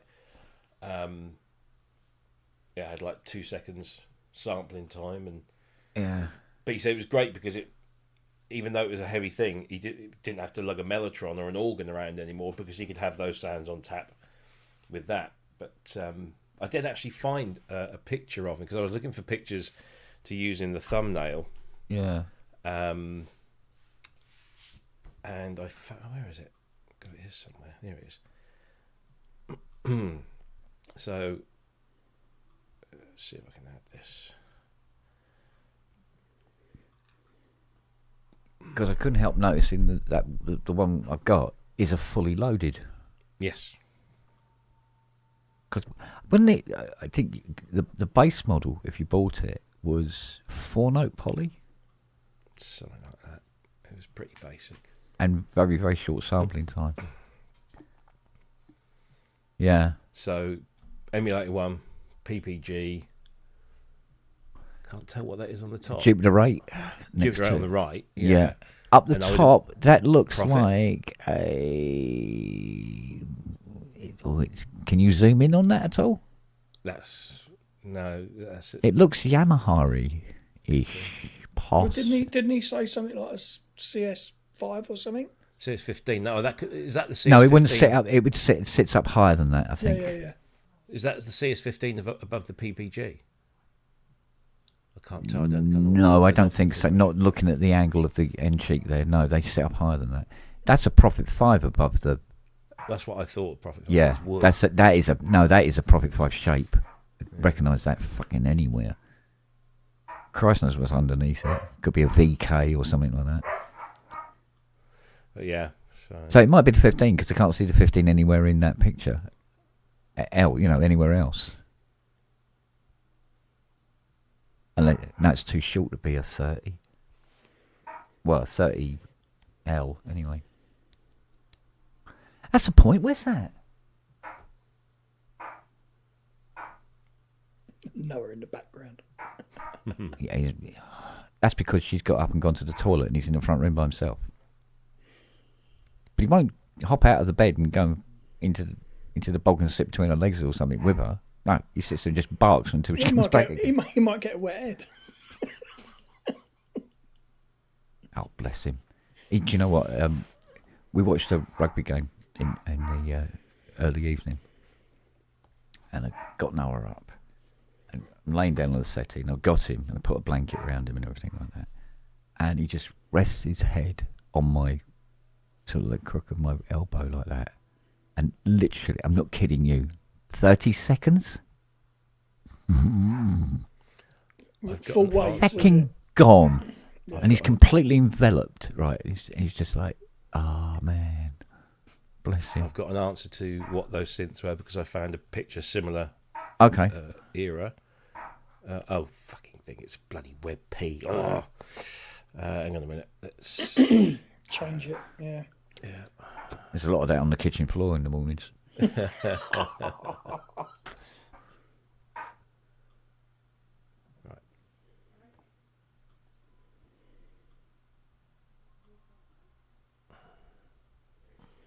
Anyone see a picture of Scott Macaulay's dog? Oh yeah. Oh yeah. Oh, that dog. He's always sending me pictures on Messenger of them. But I've sent him a video of what it's like to own one. It's fucking brilliant. So these dogs, they're nutcases. What you thought was a Prophet? It's that one. Yeah, there he is. Yeah. Yeah, what I thought was a profit. You were right manufacturer. Oh, okay. It's a prune. Oh, here's a prune. Prune. Oh, yeah, of course. Yeah, they're exactly the same end cheek shape, yeah. So prune, Jupiter 8. I'm guessing I don't know what that is left hand is on. Then you got emulator, PPG, and that was the CS15, the Yamaha look. Oh, it's a much slighter raise than I remember them. Yeah. Oh, okay. So I don't know, what is that at the bottom underneath the Jupiter? It wouldn't have been a controller. It's too early for controllers, so it would have been...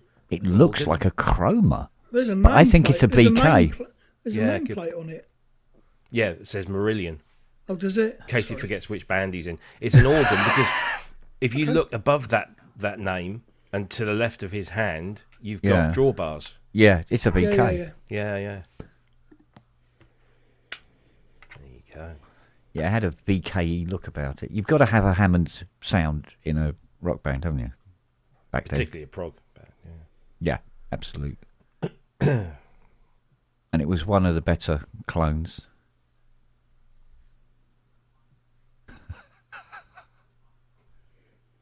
I love the way he's going. He's talking about that by-election as it was stolen. I go, this sounds familiar. Where have I heard that before? It's opened the door to all the wankers to start spouting. Did you see what the Conservatives got? Yeah, they lost their deposit. 1.9%. I mean, what they got was bent over. yeah, but I mean, I'm surprised they even put a candidate up there because it's not a conservative country. It never has been, never will be. But yeah, they lost their deposit, which I thought was rather funny. Yeah, but you know that 40% increase for the Greens over Labour is sending a message. Yes. The progressive left is no longer represented by the party that was supposed to be set up for the progressive. Well, Labour's won there for like 110 years or something. Something like that, yeah, depending on... They've held that area. Yeah. I like the way they've written Leviathans on the side of it. It's on the back as well, in case you're wondering. But yeah, it is on both sides. Yeah, because it's just aluminium end cheeks on it. Yeah, See, I've only got one aluminium end cheek. I had to take the other one off. You did. Otherwise, it doesn't fit in the tray. Fuck's sake. See, that's me, right? I'll buy this. She's what? She's 76 or 73? I can't remember. 73, isn't they? I think so, yeah. Didn't think, I wonder how wide it is. He wonders why his studio doesn't work. Shut up.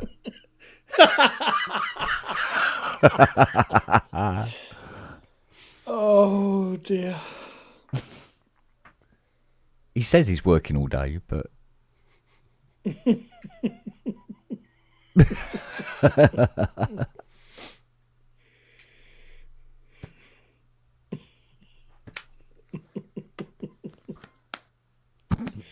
it's about right, isn't it? You can tell what Robbie's been up to today, can't you? That's Still the long standing. Come beat off. I remember making that one. Of course. Haven't seen it in a while. I showed Fiona the oh sorry.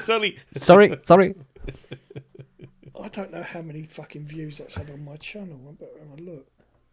I like it. You know that it's like an audio meme, really. It's got those two. I think they sound like North African, I suppose. And they're going, technologia. You heard that one? No. Oh yeah, it turns up quite a lot. So when somebody does something clever, and you got these two guys trying to say technology, technologia. It's funny. There's a guy that I work with. I've worked with him for many years. Super guy, love him to bits. He's from Pakistan, and he's cool because he's a completely non-practicing Muslim. He drinks like an absolute fucking fish, but he's brilliant. That's a He's so giveaway. funny. But the way he pronounces engineering, the emphasis is all different. It's engineering. Yeah. And every time he says it, even to this day, first of all, I have to go, did I just hear what he's? And then I laugh because it's him. But they move the emphasis on the Yeah.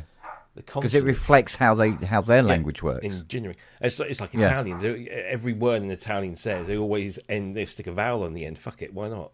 Because most of the words do have vowels. Yeah. What's that weird thing there? That's a lady. So good. So good.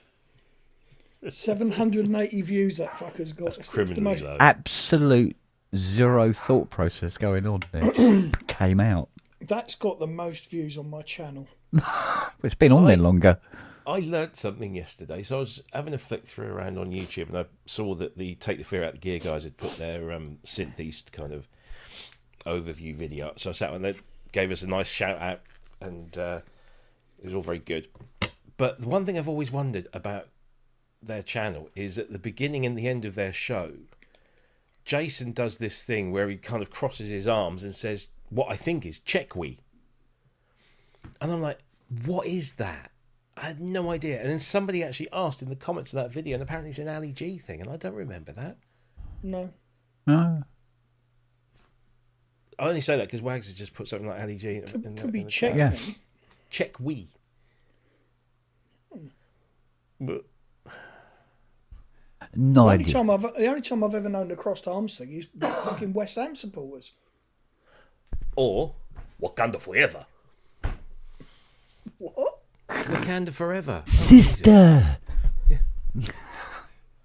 Am I It means monetized? check Am I? us. Fuck no. This awkward. If you've ever looked at anything on my channel, you'd see that I'm not monetized. Surely a Borat reference, not Ali G. I don't know.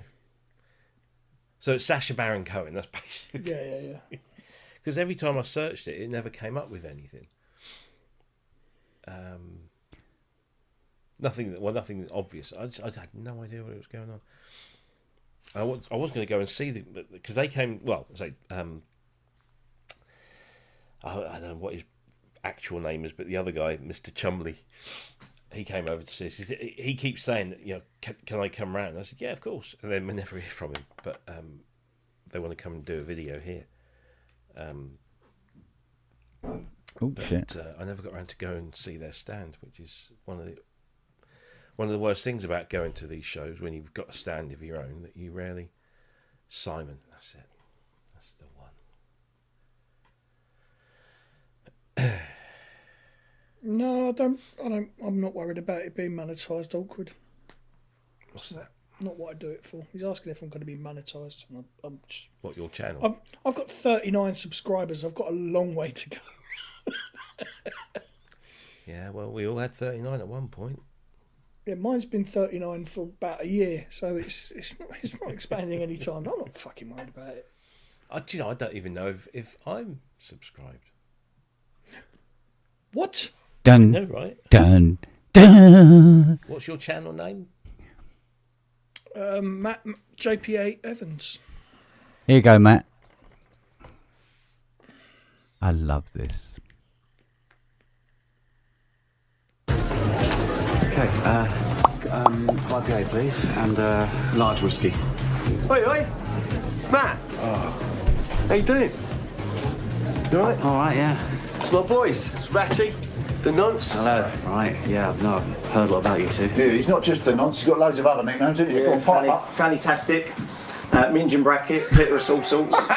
The growler, prowler, Billy the cunt, AIDS. Flapjack. Do it again. I've heard a lot about you two, actually. Yeah, he's got loads of other nicknames, not just the nonce. Go on, pipe up. Fantastic. Minge and bracket, clitoris, all sorts. Shit nuts, Billy the cunt, AIDS. That's a good one. One more. Yeah, it's not just the nonce, he's got loads of nicknames, hasn't he? Go on, pipe up. Fantastic. Minge and bracket, clitoris, all sorts. Shit for brains, Billy the cunt, AIDS. Cock dodger, cock smuggler, cock sucker, dick licker, Turkish rim job. Right. Do them again. Dick licker, cock sucker, shit for brains, shit head, your mum's shit mum. Fucking off, you've got women right now. Let me go get on that. Right, okay. Shit for brains. Harold shit mum. Shit, mum. Right, I don't even know what that means. Shit for brains. Harold shit mum. Queer mint rhino. Yeah, fucking Long Dong Silver.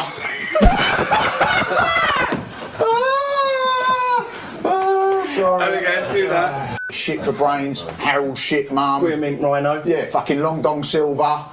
Jamie Redknapp.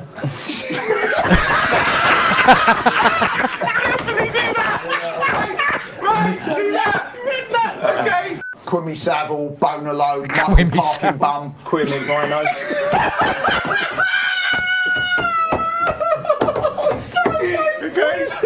Okay, I don't know what this is anymore. I don't know what this is anymore. Oh, fucking hell.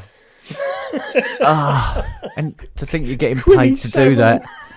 Quimmy Savile. Fucking hell. Oh, Yes, dear me. that was Yeah, the it was- guy that played Dennis. But there was the guy that played Dennis Pettis, yeah. Paul, But Billy the cunt. Billy the cunt. Harold shit mum. Right, yeah, I love that one. Oh, dear.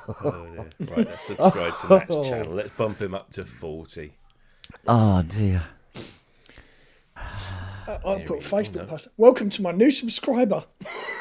Not subscribers. Subscriber. Evans. One. Is it, like when I had a customer Here said we to me go. once, he goes, Thank he goes, what is your channel like then? I went, right, it's varied. Mine isn't. It's all outtakes from this. And a couple from PSN. There you go. You now have the grand total of 40 subscribers. Oh my God. Oh, I showed Fiona what happened with Noah on Friday. At the end. I must have missed it. Oh, yes. The fart. The fart. Oh God, right, okay. Yes, I saw that. Fuck it out. Do you know what? I think it's still lingering in here. I think it's why the Mac Studio doesn't work properly. Possibly, yeah. Chemical abrasion. Oh, she goes, what did you say it was? I said it was almost sentient.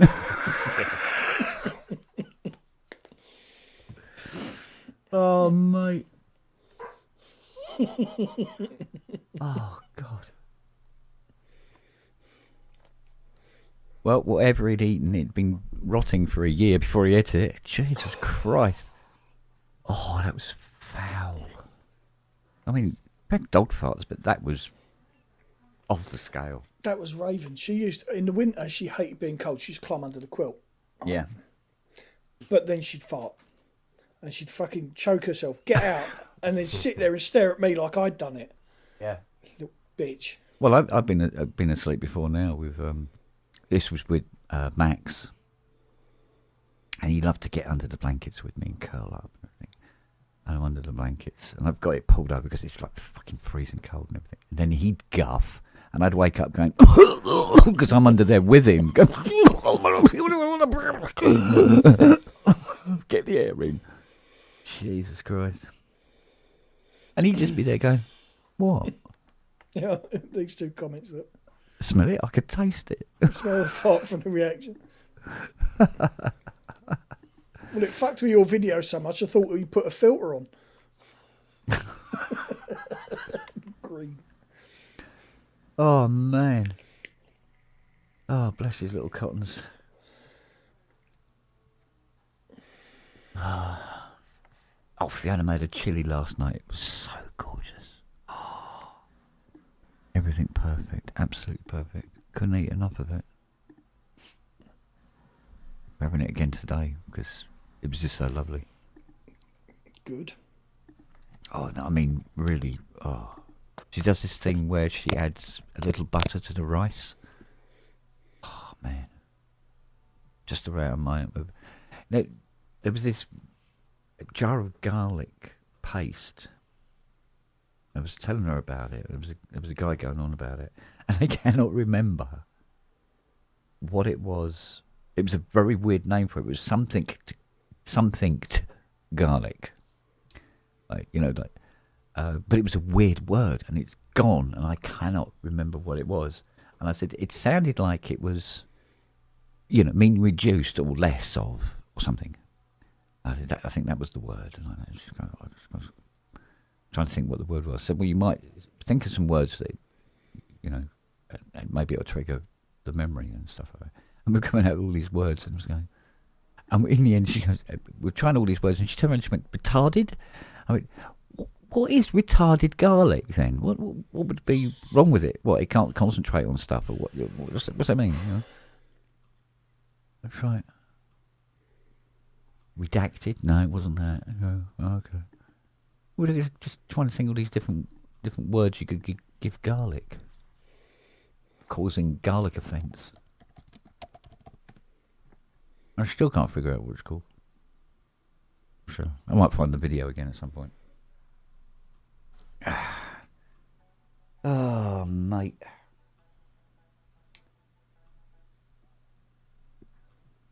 I think also that Yamaha finger drum doesn't use 1/4 inch. I think it uses 3/5 as well, doesn't it?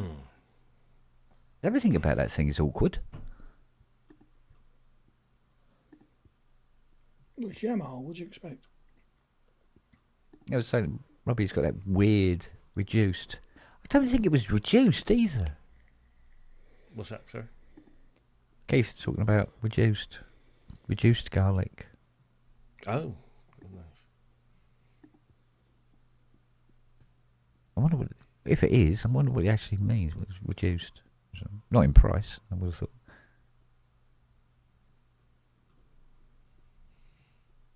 Dunno. No, I've got no idea. Oh, we'll find out one day. Yeah, so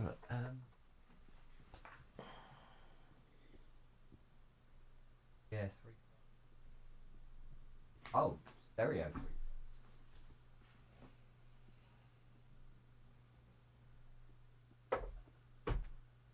So ideally, I need a 3.5 to a splitter, so I can wide pan. Judean's people front. From now on, I want to be called Loretta. At least he can fight to have the right to have babies. What's the point? What's he go? How's the fetus going to gestate? He's going to keep it in a box. I think I might have watched that film too many times. You think? There's no such thing. Well, those are two replies at the opposite end of the scale, weren't they? Concentrated garlic extract. It wasn't that flowery. It was just one word. It wasn't and lazy. But it was a lazy, weird, was it? lazy garlic. Yeah, you can get lazy garlic paste. Oh, maybe it was lazy. Don't know. Because that's just easy, isn't it? You just slap that shit in and done. Ah, right, so you're not like grinding up the... okay.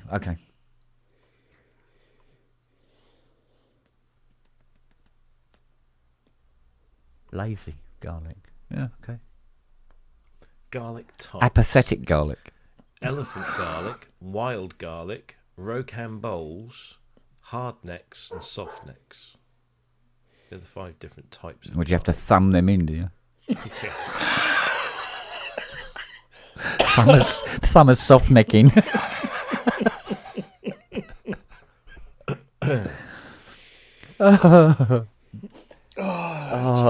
Take Viagra, you can avoid all that shit. Oh, absolutely.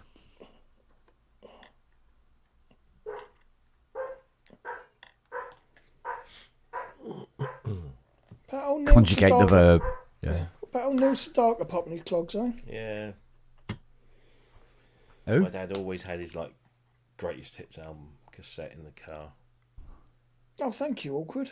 Yeah, my mum played Neil Sedaka to death. It was like, you know, there was a lot of that going on. Didn't Neil Sedaka mind?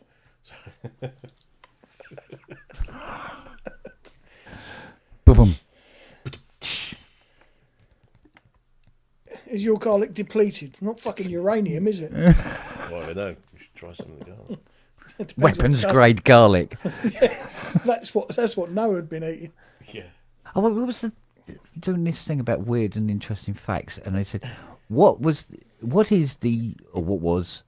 the fastest man-made object ever. Well, that'll be Voyager, won't it? And they were asking various people, and people were saying things like, "Oh, a rocket," yeah. Then somebody said, "Oh, yeah, the space shuttle that was recorded at doing 17,500 miles an hour." Yeah, but like I say, isn't fucking Voyager doing shit tons more than that now?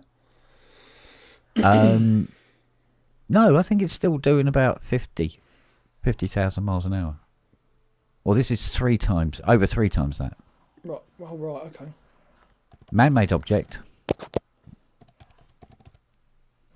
A bag of space poo ejected from the space shuttle.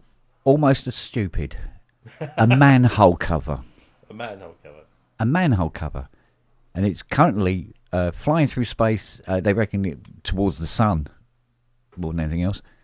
At 100, well, they reckon it's somewhere between 155 and 159,000 miles an hour. Fucking hell. Well, yeah, because Voyager is 38,000 miles an hour. There you go. Right, and this is about 155 to 159,000 miles an hour. And it's a manhole cover. And what it was, they were testing a nuclear device. They drilled a hole in the ground. This is in the States. And they put this thermonuclear device at the bottom. And to stop people falling in or whatever. And they put a manhole cover on the top of it. And then when they did the detonating test, they forgot to take the manhole cover off. And it ejected it into space. Launched it, fucking hell. Yeah, at approximately 155 to 159,000 miles an hour. And that is the fastest man-made object to date.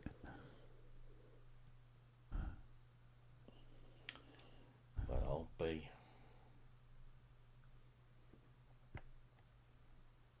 No, because we made light bulbs and that sends out light at fucking...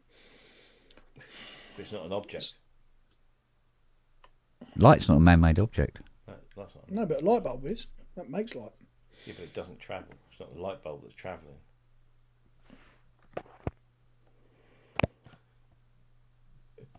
Well, it's like you know, it's like light can be reflected. I mean, you make light when it shines off your head.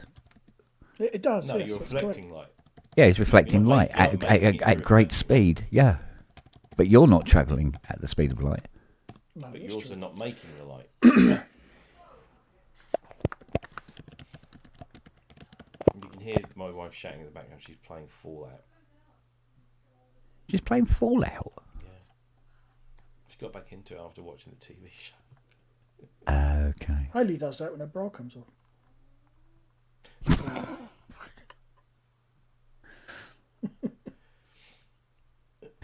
Two coppers burst into the room and arrest her for unsecured loads. You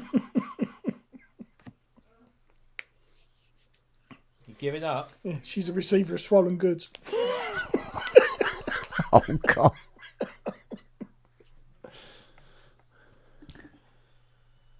Do you have a licence for this milk float?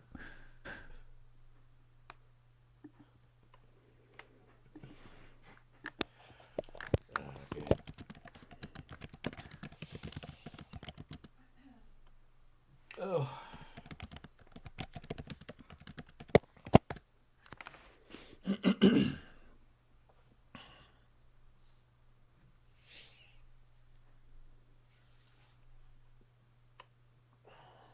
It's been nice this weekend, just doing nothing.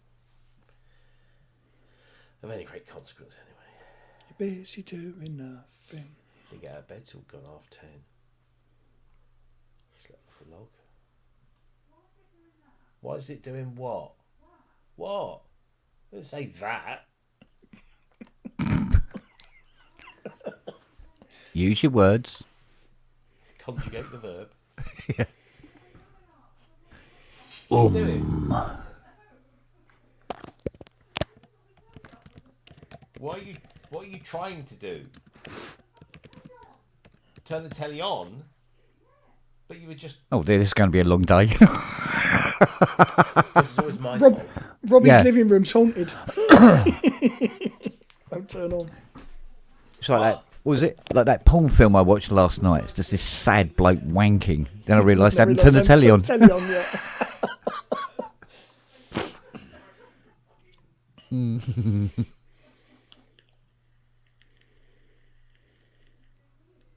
Oi, oi, oi, oi, oi. Let's have a look, see what we got on here.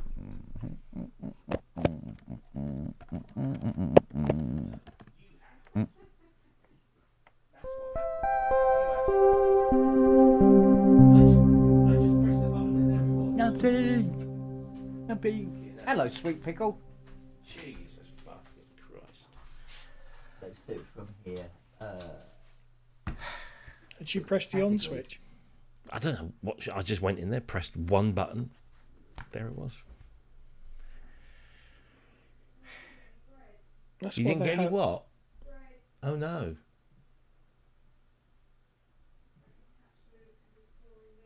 What time's he finishing?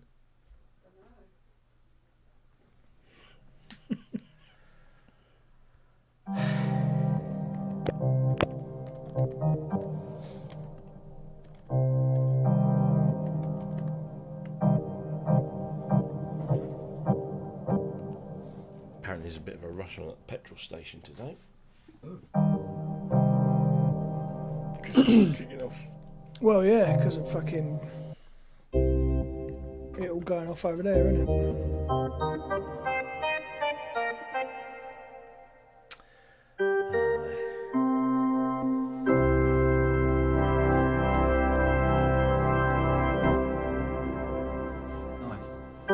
Songs of praise.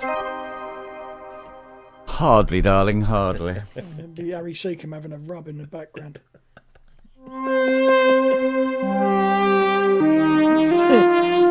Singing the Bible with me. That was written in Brixham. Plugged in as well now. What, Vangelis? No, a Bible with me, you twat. Blimey, words. Thank you, all good. I've got 43 subscribers now. There you go. Good God.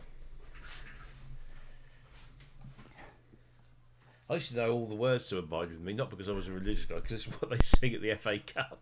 It was a final, isn't it? It was the official. Yeah. They don't do it anymore, do they? I don't know. I haven't watched the FA Cup final in ages because they always stick it on at a stupid time now.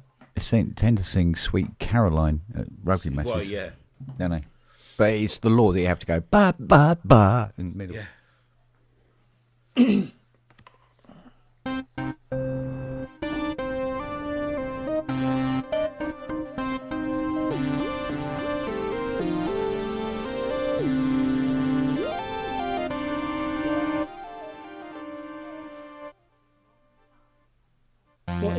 What cable's that, Ken?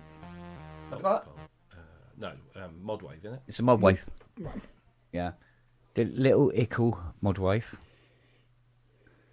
I hope those USBs would have been here by now so I can get the rise connected up. But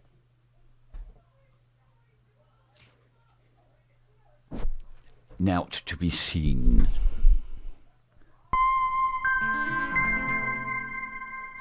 Okay, how are we doing on...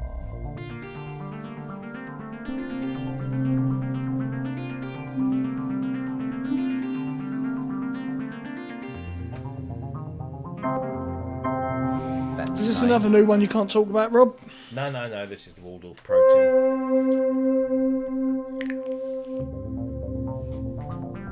It's really nice. I love it.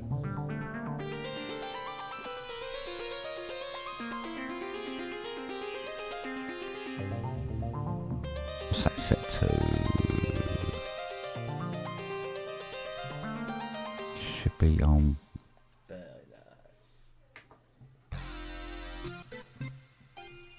Probably be set to tooth. Huh? Hello. Oh. Oh, there you go. That's that sorted. So was it? Is it connected to 3-4? Perhaps. Oh, don't find out.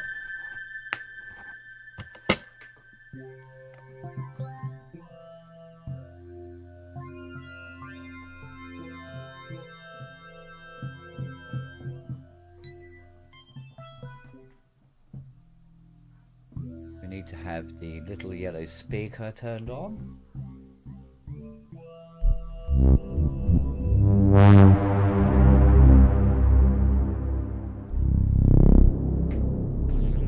Need to load it up.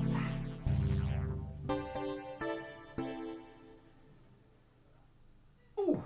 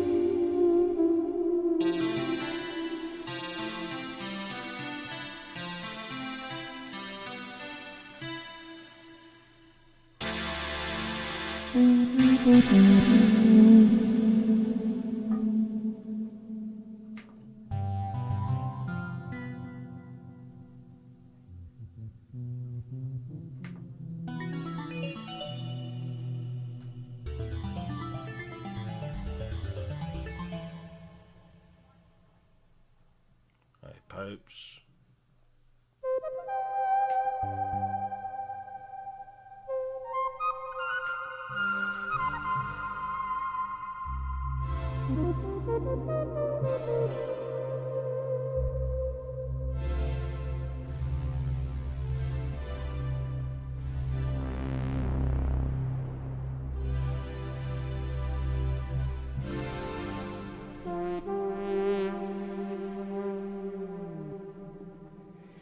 Hey, Popes.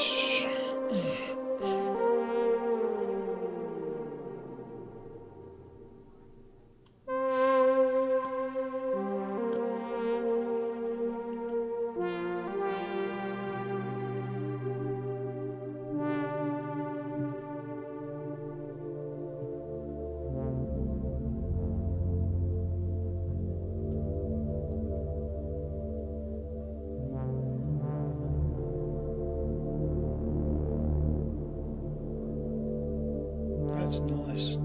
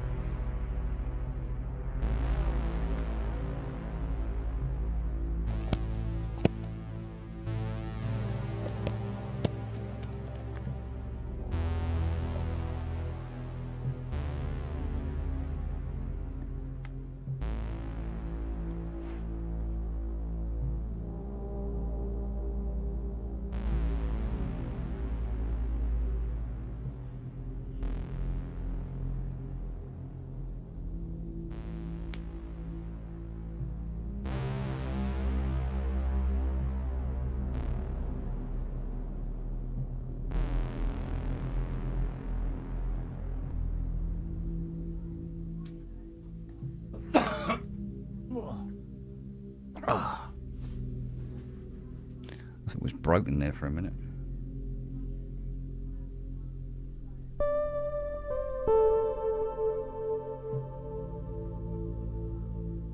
I need a coffee, something.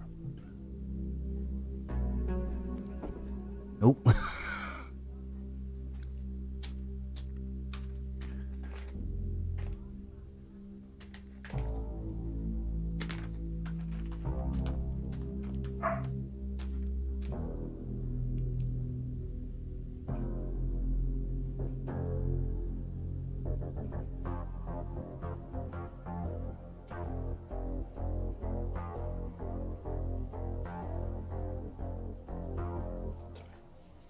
I love this. This is a lovely sound, isn't it? That Yeah. is a stunning sound. I love that. Guess what it is?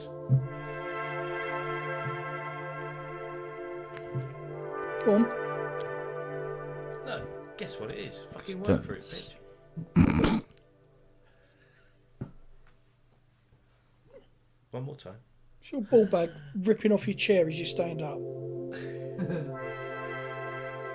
There you go. There's my guess.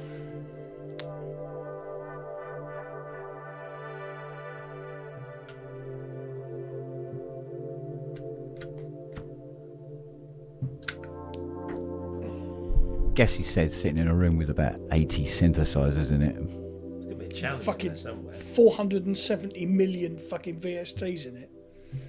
This isn't the VST. This is a hardware synth.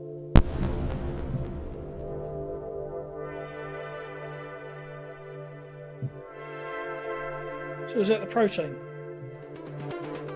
Is that the protein? Is it the protein? No. No, I've got no idea.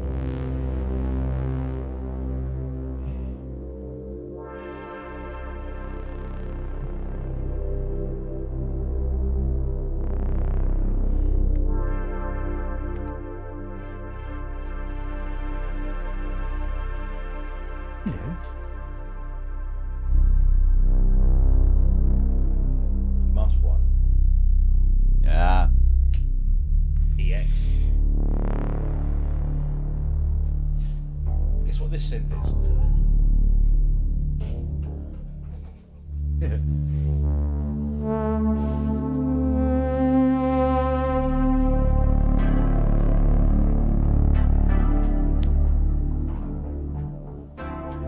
Pretty near an 80, isn't it?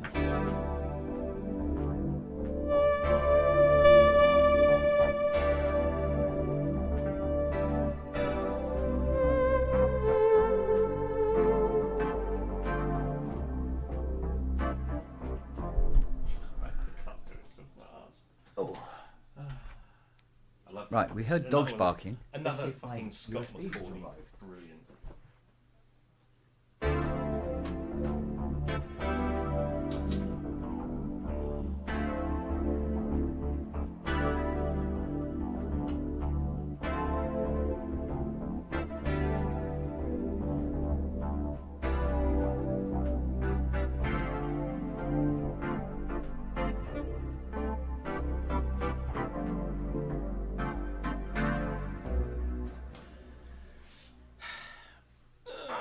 Yes, yeah, it's simply reddish, isn't it? Holding back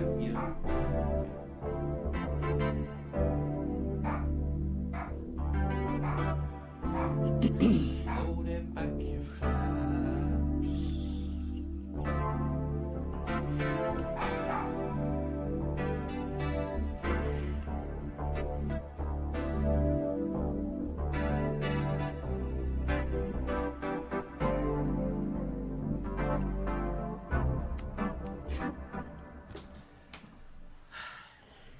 I've been playing around with that for ages and trying to think where to go next. I think I might have found it, so we'll Cool. go from there. So, Record it, get it down. there it goes.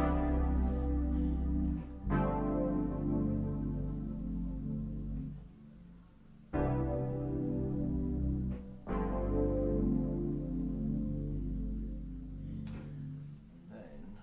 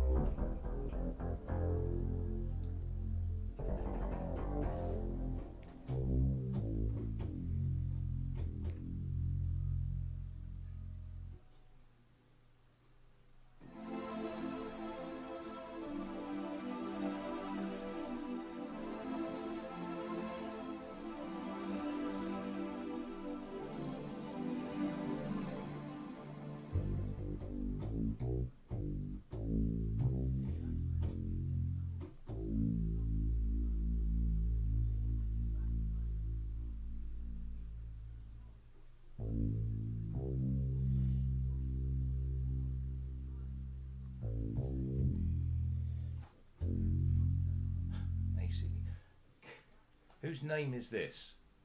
Ready?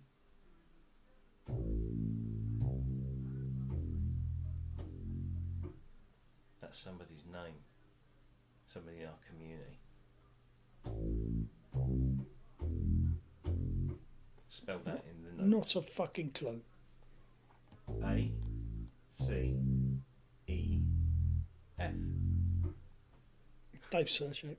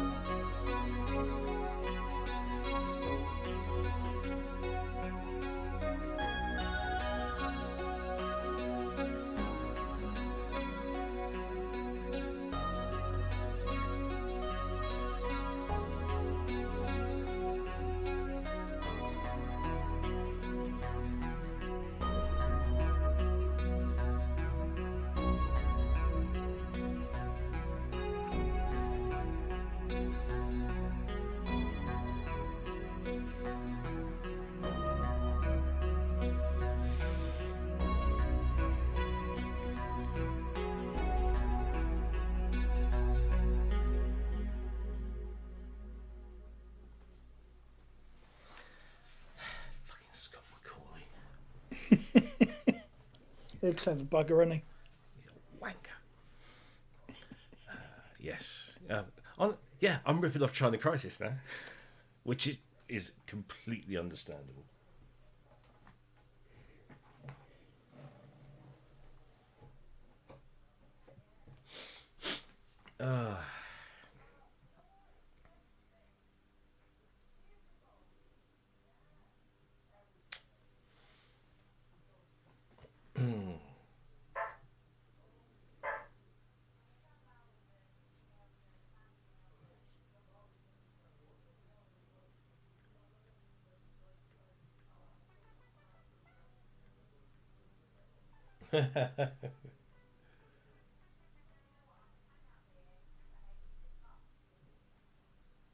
Japan has installed special signs for cats that can suddenly jump out.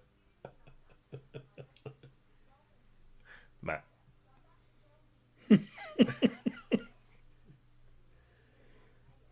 That's the best one. Ah!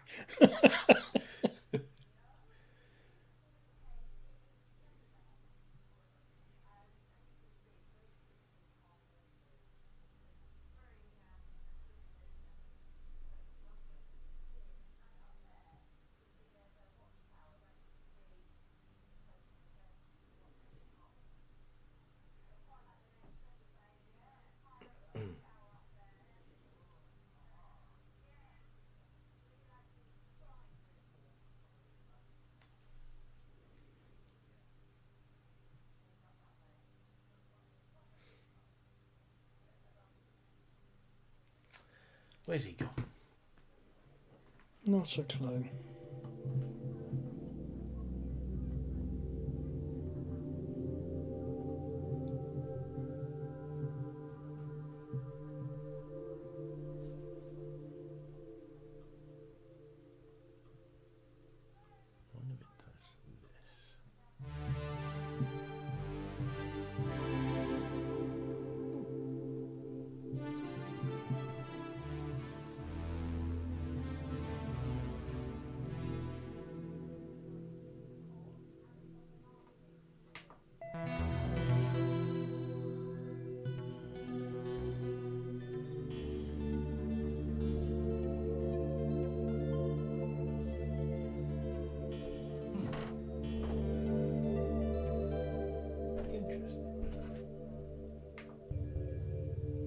Ay.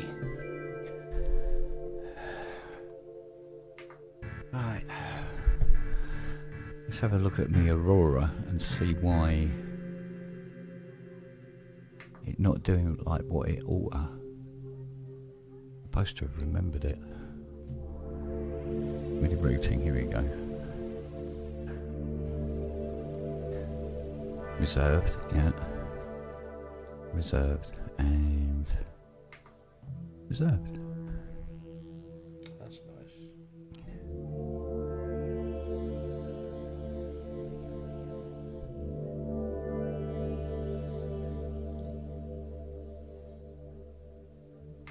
Hydra.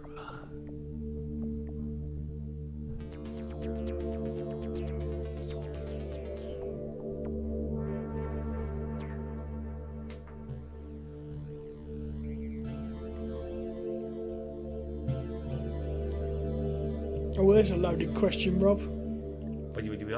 Which synth would be the hardest to give up, the PP12 or the...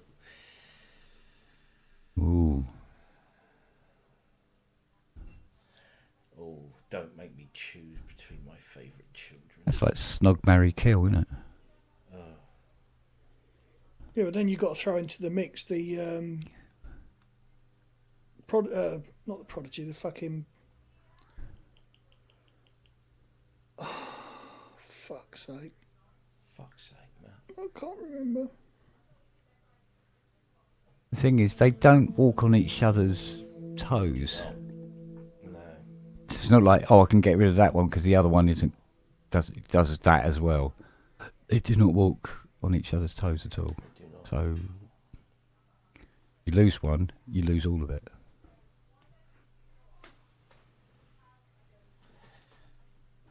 None of them. Fight me. On pain of death. Oh, here we go. Now it works. Fucking hell, it took long enough. It is, as Awkward says in the chat, it's a lovely thing to look at, is the Polybrute 12.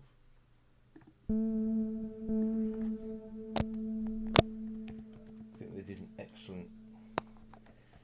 Well, Axel Hartman did an excellent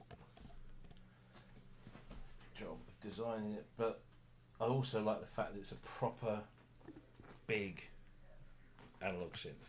All right, Like they used to make. here's the one. Go on. Polybrute or Prophecy.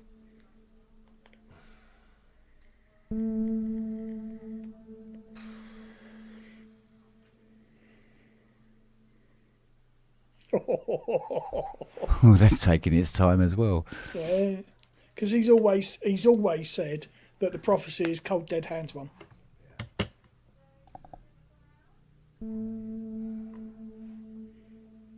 Oh, should I try? Right, I've come up with an answer, but I have cheated slightly. I'd give up the Prophecy because I've got it as a plug-in.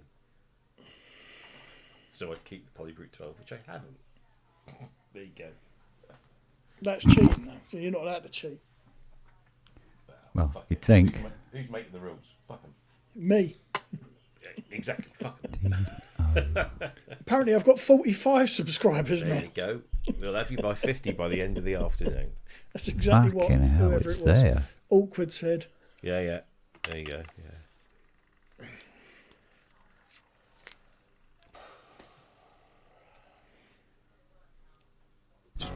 It's not very often that you get ME. Okay, if I made that a U, but I've got to change its key change points. Jesus. Have to be C1 then. Robert says, why do they have to be cold dead hands? Why can't they still be warm? Why? What are you planning to use them for, Rob? Oh.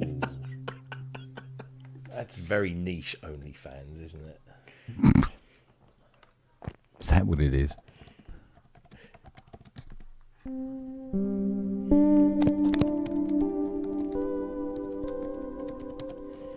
What's it aim? Oh, it depends what it's aimed at. Here we go. Aim at her. Yeah.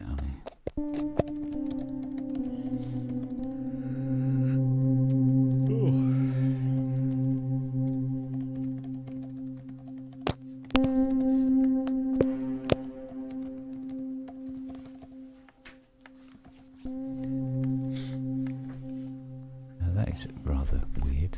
Why is it not triggering that?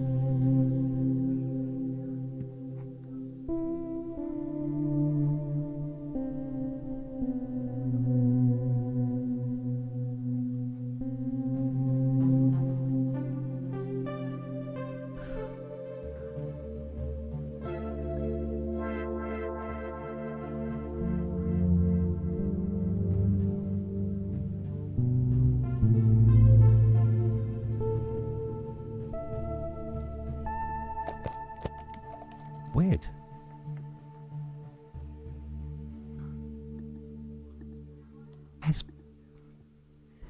That's very, very strange. Why is it? That's weird.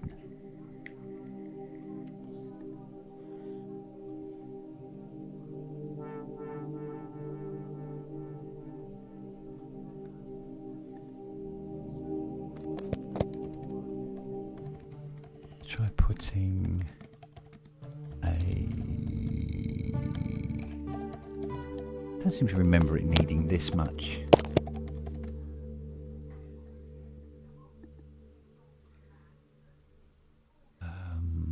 Come under dynamics, wouldn't it?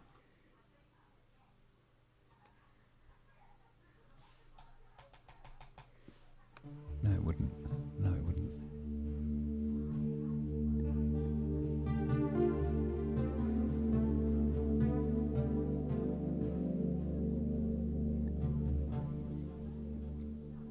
That one.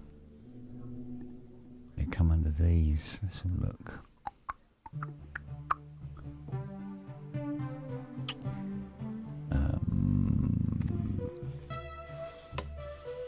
Transformers, no, microchip, no,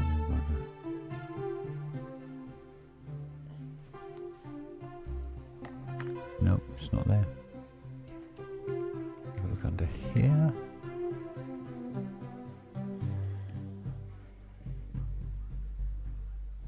Name that synth.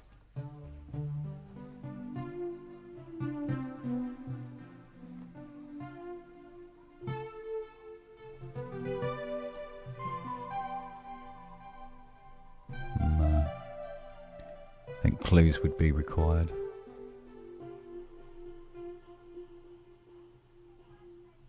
I don't know, a Korg of some kind.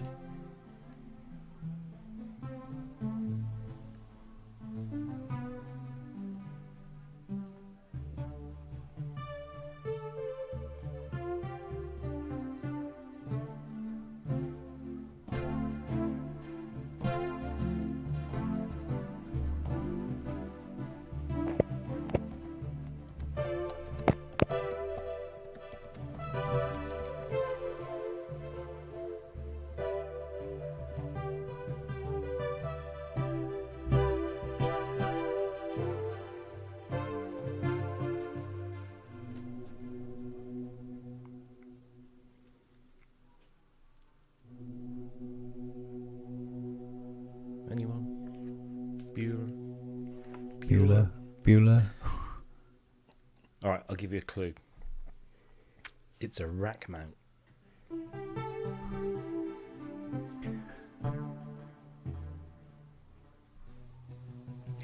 Is it software that you're doing, or is it actual hardware rack This mount? is actual hardware. In your desk? Sorry? In your desk? Nah, someone's got it.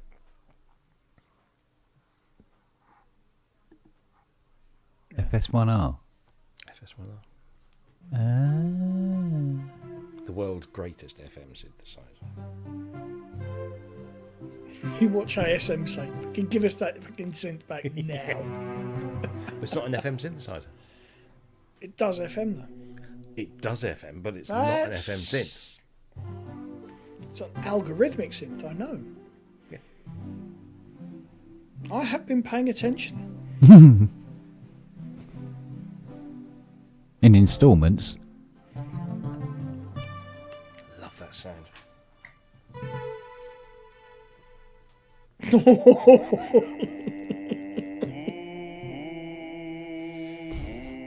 I don't think Robbie would agree.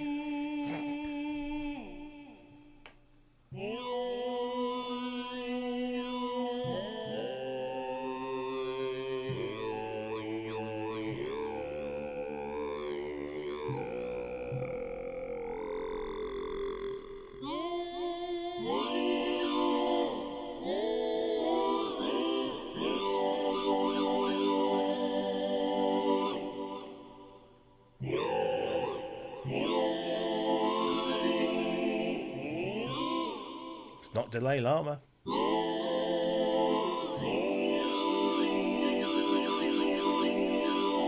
DX11 is great for the price. Yeah, I've got one. It is, yeah. Good shit. Good God. 175 I paid for mine. Mind you, it was a paid baggage. $2.25 for mine from Yeah, mine was in a.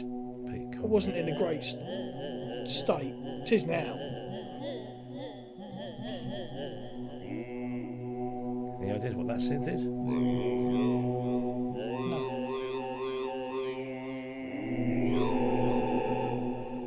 It's the FS1R again. Sounds like a monk choking the chicken.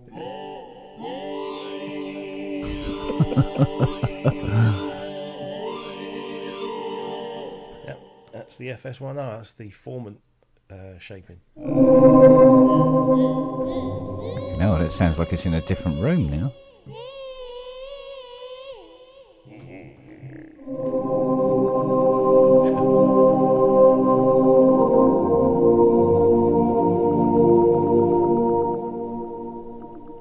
Okay.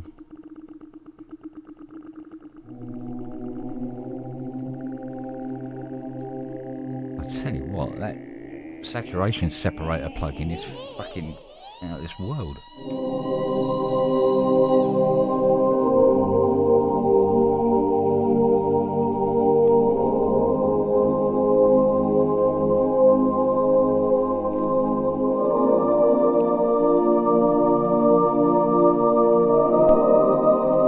It actually sounds like it's in front of me in a big arc, like that, instead of here.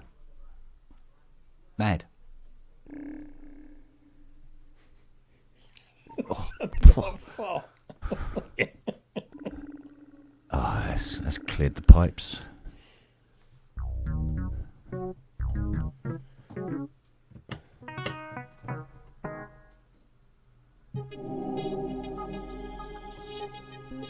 well, you've had a bargain there, awkward then. 150 for us.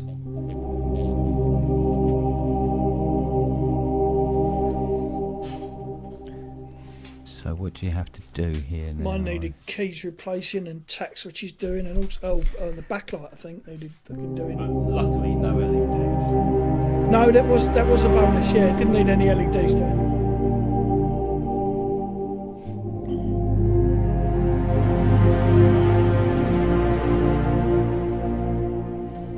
I think the choir has to change in its volume automatically as well. But I'd add a different ratio. Let's have a look. No.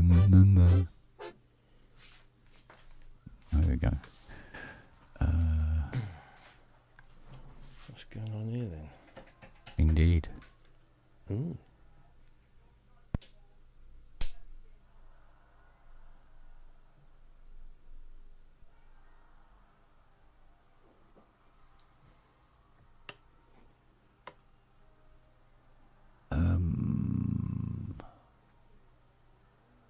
From where?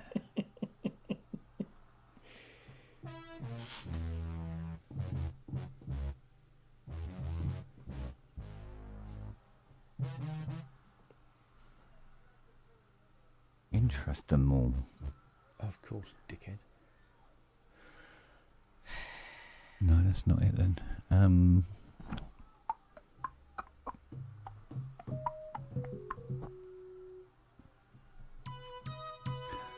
Oh, let's assign it to a... Bless you, Mike. Thank you.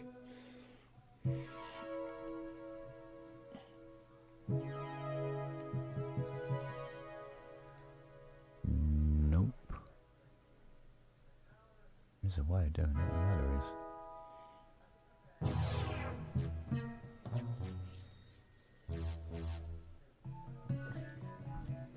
Huh. No, it ain't that.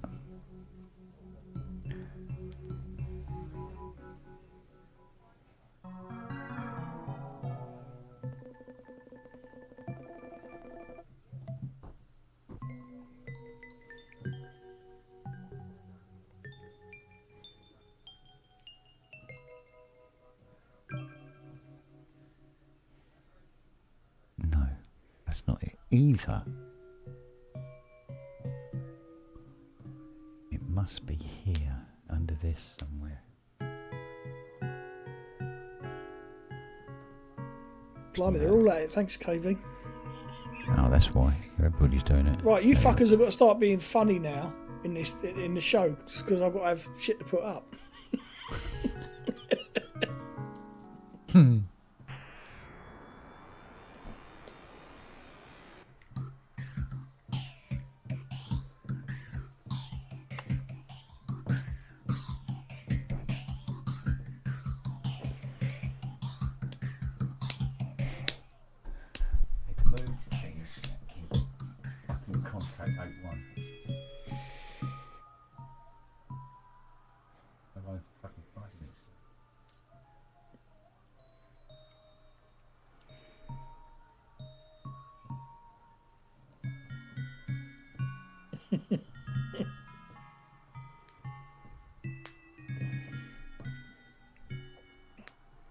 That's the thing, Nate. If he's balls deep in the tailpipe at the moment, he ain't going to be around anytime soon, is he?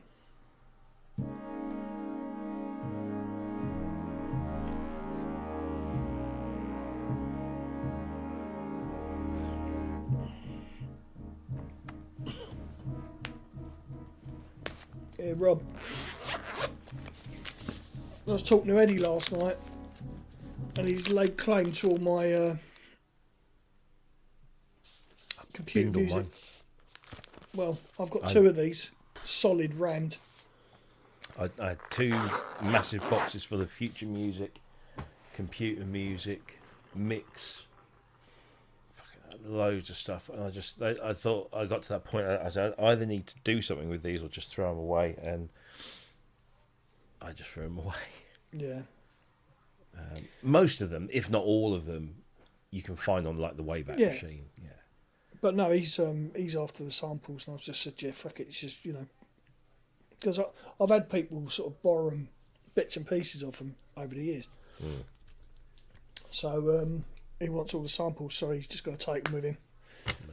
Send them back when he's done with what he's done.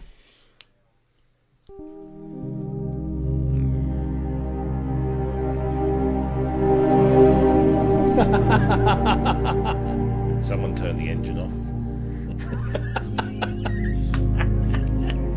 He's just finished wrapping it up with the burns. Rob? Yes. Very.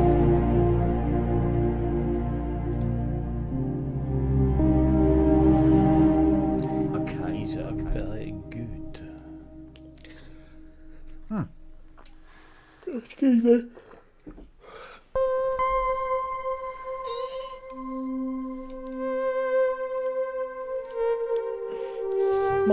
My Model D fixed itself, Andrew. Oh, did it? Yeah, just started working. Yeah, because I was here and it frightened it into working. Yeah, pretty much. That's really good news. Yeah. That's really good. I'm Fill it full of glue and cornflakes, just in case. Well, do you know what? If it does it again, that's probably what it's going to end up being used for, as an aesthetic bowl. No, get it fixed, no matter what. It's worth it. No, like I say, it's working at the moment, so it'll go back in the rack. And Good. That's really good to hear. And as soon as you screw the last screw in, it'll fucking break again. Probably. No, that'd happen if he was here. If he was screwing it in here, it would. I just tried to repair an AV receiver I've been trying to repair for months, since before Christmas. Got some caps in to replace them all. Tested it all, put it all together, replaced them all. Last thing in, turned it on. Having turned it on several times and it was working fine, put the thing back together, turned it on, then there was this horrible smell, and another cap went. A completely different one. So I think it might be time to get a new AV receiver. Might be telling me something. So, as somebody has asked in the chat, have they now? What do we think With. Of. Oh, well.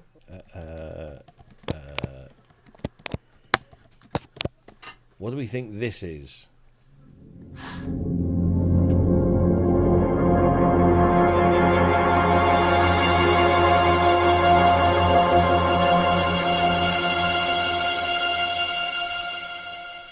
Not a Downy. It's an advert for a Waldorf product. There you go. Fuck me, he's on form today, isn't he? Sounds like a quantum. Well, it's funny because I thought, oh, they're releasing another thing because apparently they're supposed to be doing more things in the protein format, that little tabletop thing. I thought, oh, that looks a bit like that. But then if you look closely, you can't really see it on here, but there's an angle to the dangle on the left-hand side, and this doesn't have similar angles. So I'm thinking it's another wave-table-y desktop thing.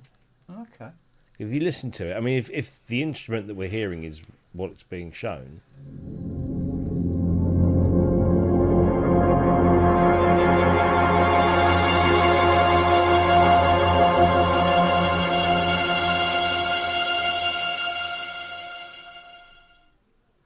See, there's delay on there, of course. Leastways, it seems that way. I have to admit, I don't have much experience with Waldorf stuff. I've only got Largo and something else. You never eaten a walnut and apple salad? No. If it was a PPG plug-in in a box, that would be instantly here on the desk. I would buy that in a heartbeat. And then I'd sell the heartbeat. The Behringer. The Behringer. What, like release the Wave as a plug-in? Well, no, I mean, the protein, I don't know, I've not asked Rolf if he's at, he should be at Superbooth, I'm going to ask him. But the protein feels like it's their microwave plug-in in a box. Okay. When is Superbooth again? When? 7th, 8th and 9th of May. May? Not the May. Yeah, if you want Of a the PPG, but it's an expensive box. I want a £295 box. That's what I want. With a PPG fucking wave in it. What, an hour? That's what I want. I mean, this gets... This is, has that grungy...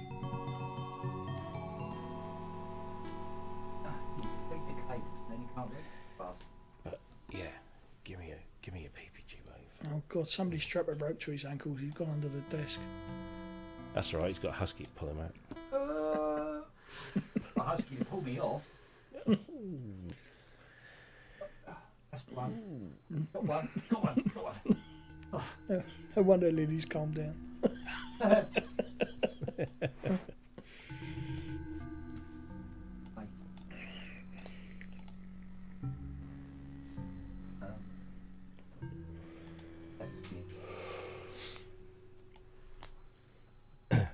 Actually.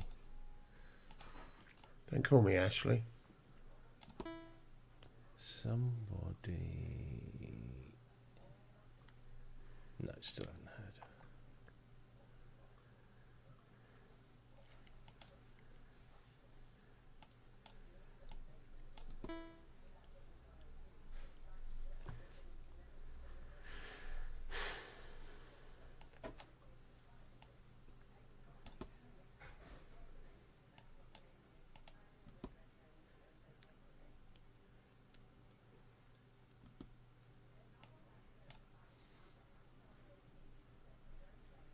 No, you twat.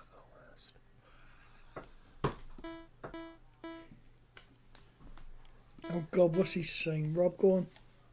Oh, hang on, let's just wait for him to draw breath. What?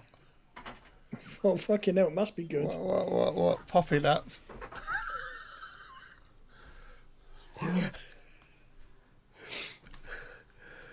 Oh, Steve Elbows, can I play that, please? Please let me play that.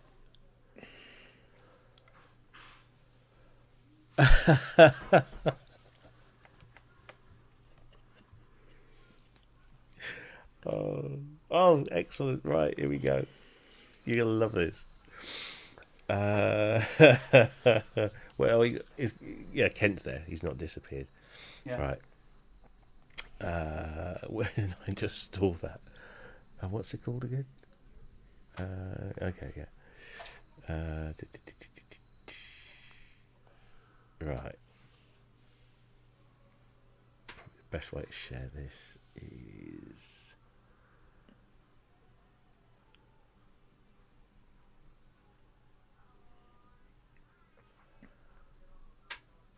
Right.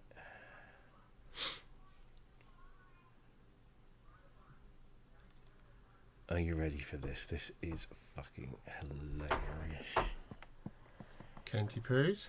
Are you ready? Screen, window, share audio. Oh, audio as well. You hearing that? Yeah.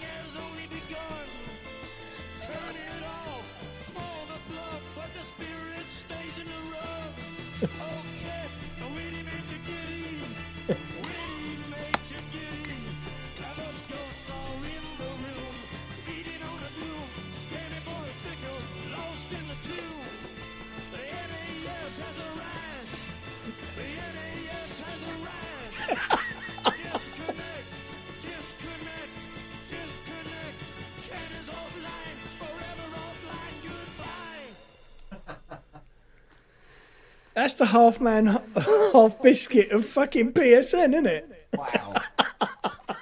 You can thank Steve Elbows for that one. That's fucking beautiful. Steve. Oh, Steve, can I clip that and put that on my channel, please? Oh.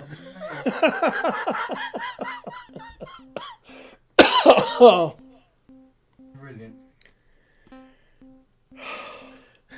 The witty makes you giddy. Do what you like. Oh, mate. He goes, do what you like with it, he says. It's all AI. When he started singing about blue lights, I thought we were going to start on there, you know.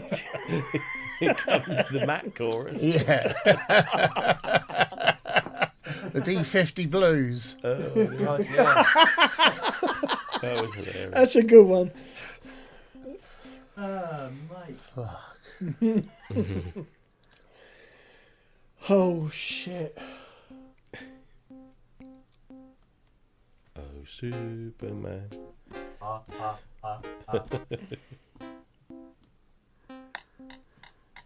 was that, 45 years old?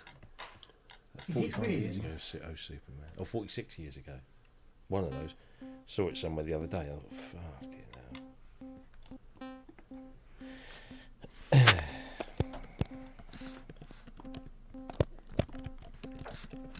Oh, here comes number 2 son. So.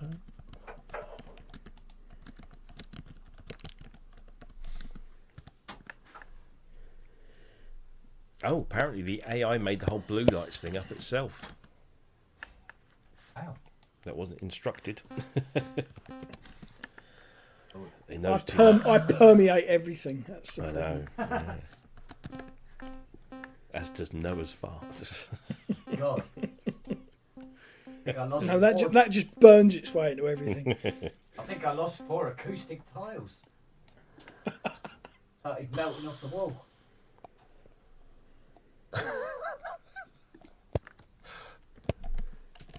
Right. Was that a polypute? Was that what it was?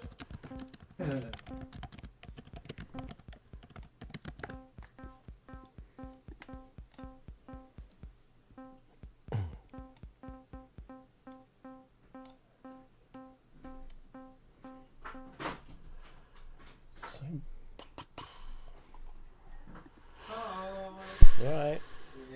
Mm-hmm.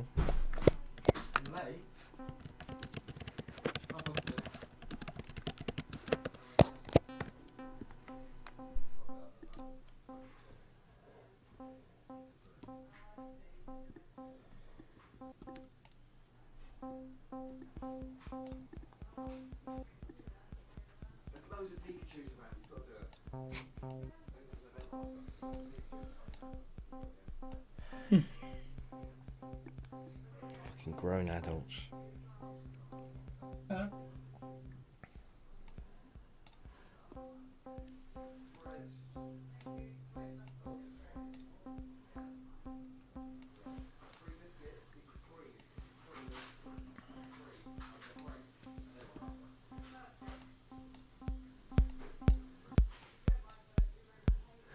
Sorry, Heath.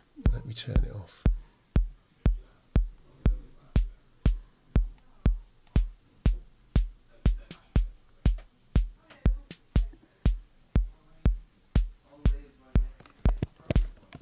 You're so loud.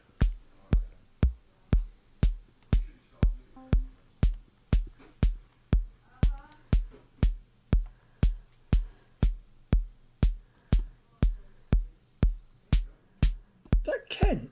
Yeah. Well, not actually Kent. It's coming through Kent's mic. All through his. Even Siri's got Dad, stop it.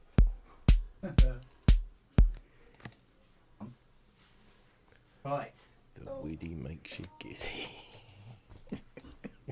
Ah! Motherfucker! Oh, it was my knee. That was very good.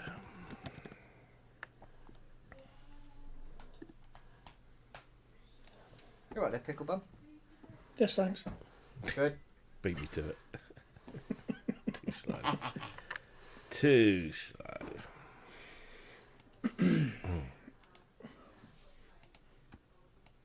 Right. Now, this lump.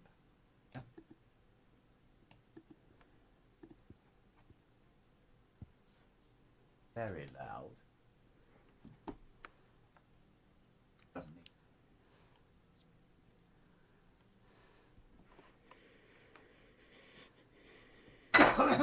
Excuse me. What hell?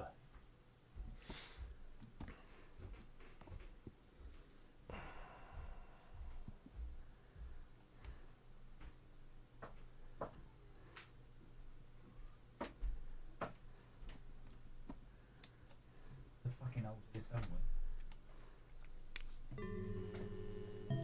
Let's air around it. Fine.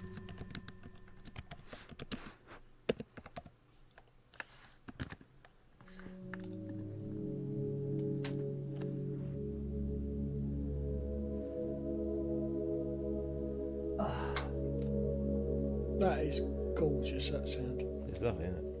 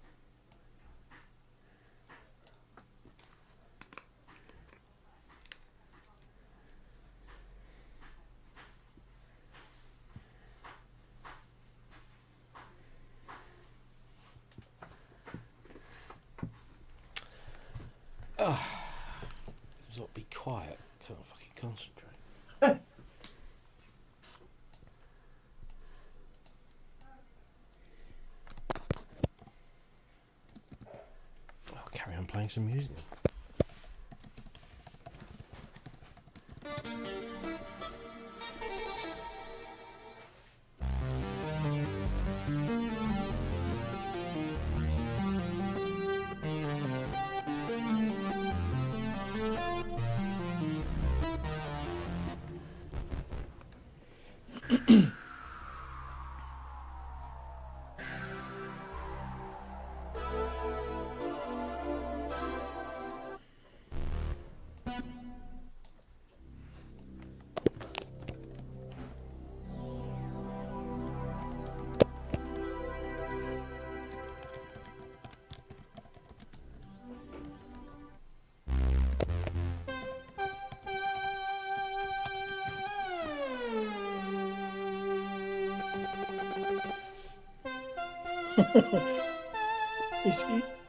Is Kent trying to sort his finger bang out?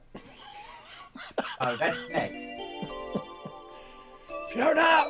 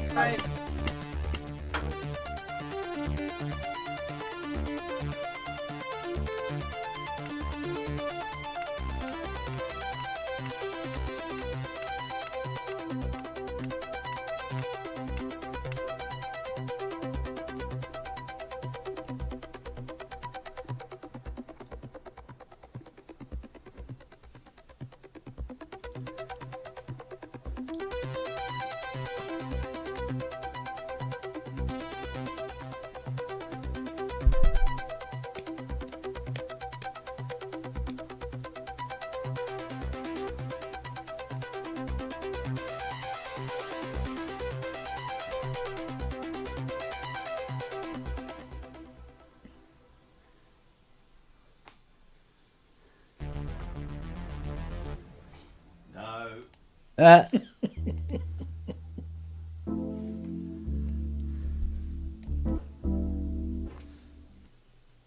keep coming back to that. Yeah.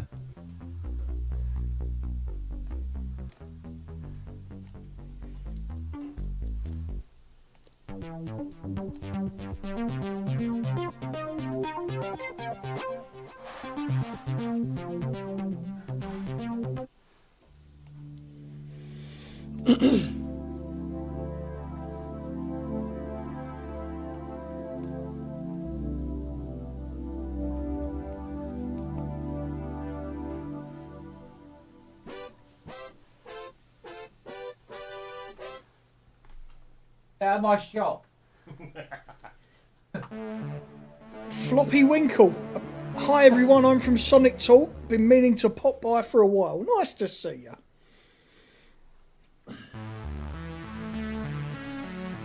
Just be aware this is not Sonic Talk. Very much not. To give you a slight clue, fuck, cunt, wanker. Give you a clue and an outlay of what the Sonic Talk pub is like. Yes. No, under no circumstances are these in any way anything to do with ProSynth Network or Sonic Talk other than the people that come on to them. Proof of ID and age may be required.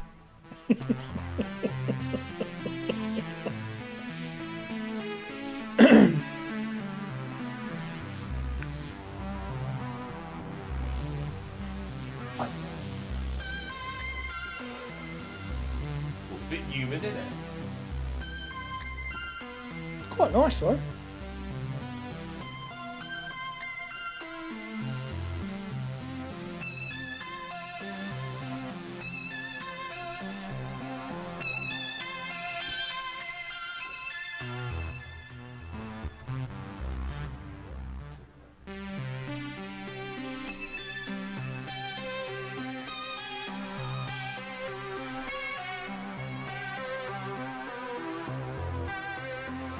Is that another Macaulay patch? Of course it fucking is. I'm only asking. No, Don't get just, well, it sounds bloody excellent without me being a proficient player of any description whatsoever. Of course it's a Scott McCoy patch.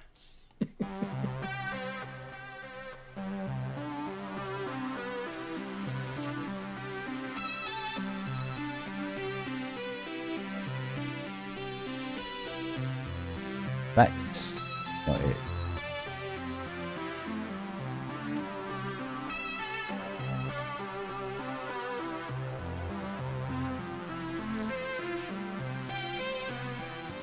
Oh, fucking hell, I nearly broke it.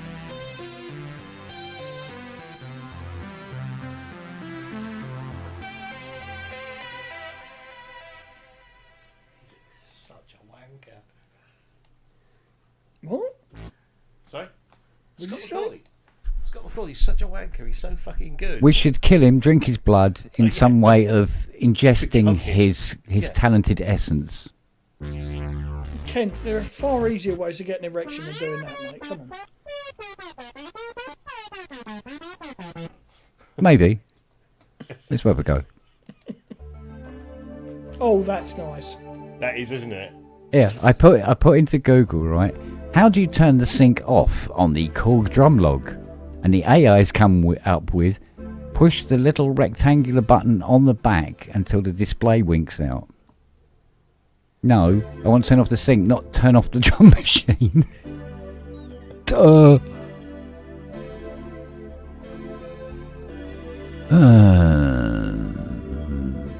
Good lord.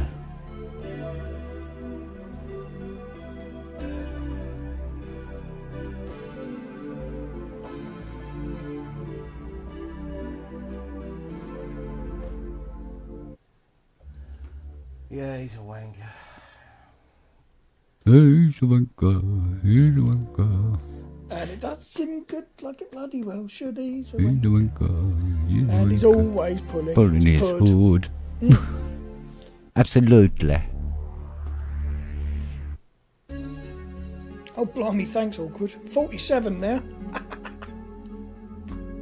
Good lord. Yeah, I love this one. Here you go, ready?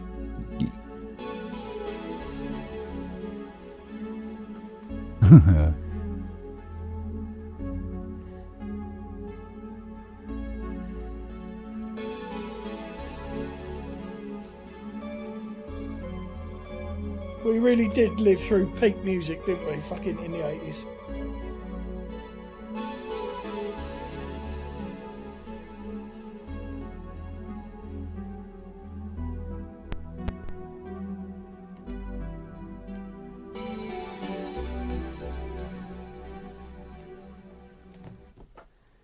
Do you think you've been watching Stranger Things when you come over? Don't know, I haven't seen it, so I wouldn't know. You've never watched Stranger Things? No. Fuck off. I don't watch TV, you know this. Well, watch that. No.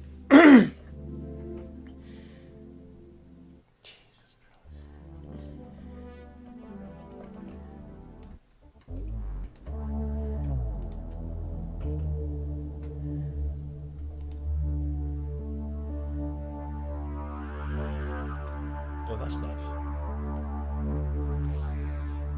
Oh. Is that Poly AT doing that, or is that just patch? Sorry? Is that Poly AT doing that? Or is it What, just a patch? this? Yeah, That? that's the No, Poly it's AT. poly right foot. It's my right foot on the expression pedal. Fucking hell. Or, no, 'cause it's got no.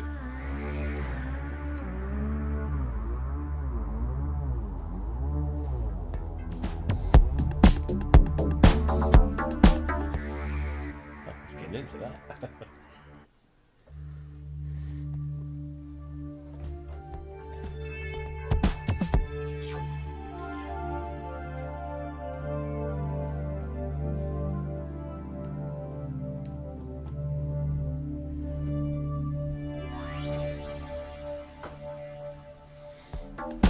He's a clever sausage.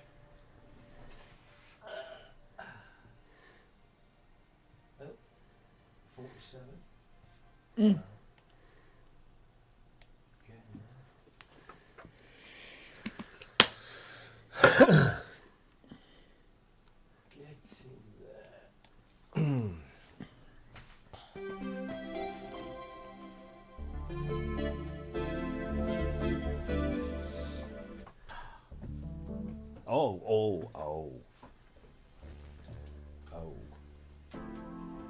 Floppy Winkle was asking what happened to Jamie at Geosynths. He's just stopped doing it for a while, hasn't he? Yeah, he pops up every now and again. He did something last week, didn't he?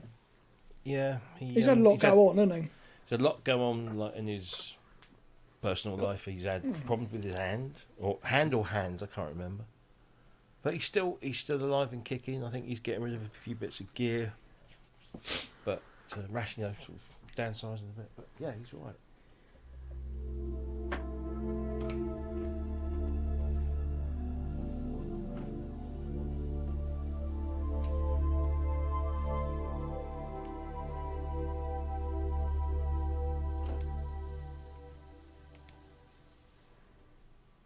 Is that a question, Abacus? Leviasynth has a random patch button? Yep. Just there. And it's called random. Should we try it? Go on. Right. Okay. Let's put it into single mode, and we'll go up to. I think that's my job, guys, is that I don't sit at a keyboard so that I can monitor the chat and just fire the questions in as needed. So that's a basic init patch. In it, Harry. Init. Ready? Random. Do we generate from scratch or do we randomise from patches? I think we should generate from scratch. Generate from scratch, see what it throws up. Doesn't morph into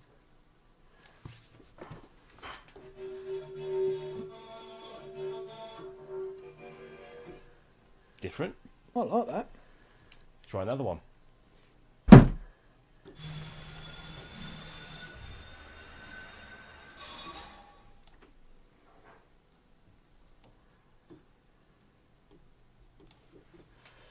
Oh. It's generated nothing. Call that one What's Inside Trump's Head.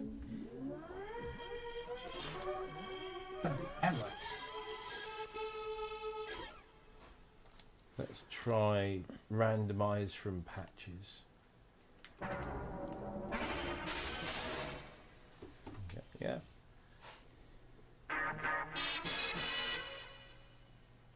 Yeah, it does.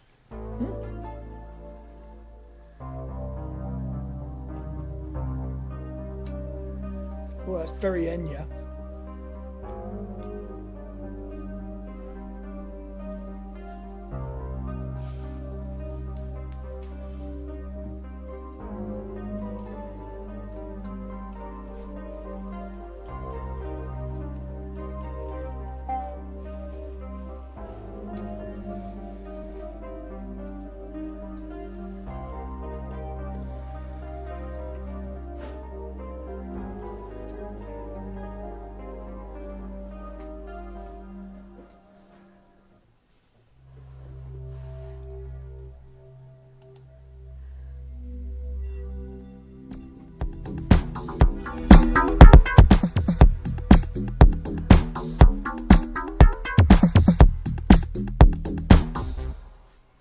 Boom. Right. Which is what'll happen the next time he switches it on. Yeah. About it. Fucking smoke and shit all over the place. Oh, is this mad chili she made? Yeah. Oh. Yes, I know you like it. Come on. Be gone, woman. No, down, down, down. We've got all 3 of them in here. Where's the boys? Where's the boys? Got down, That's nice. down. Go. And it's doing all of that movement all itself.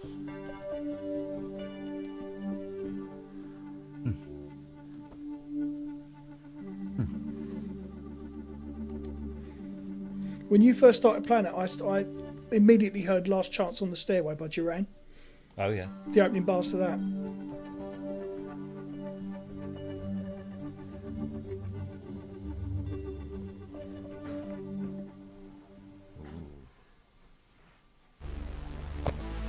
Put more butter in it. Hey.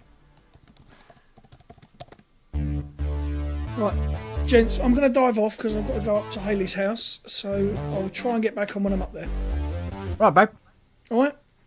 I will Indeed, see darling. you in a bit. Right, mate.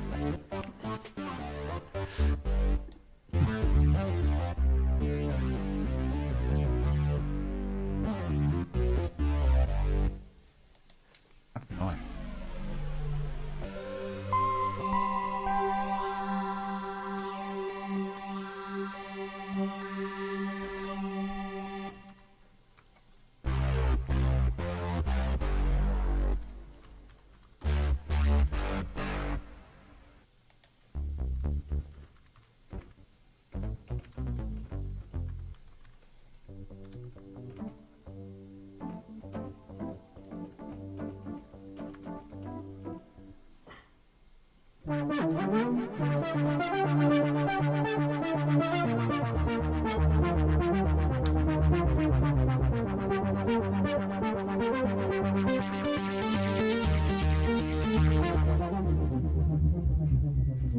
Have you ever tried putting your own sequence in?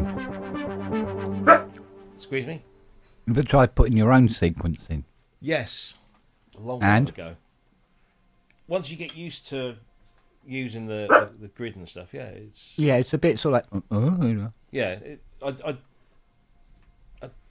think I did my first ones on the Matrix group, Oh, right. and it's the same sort of thing. But We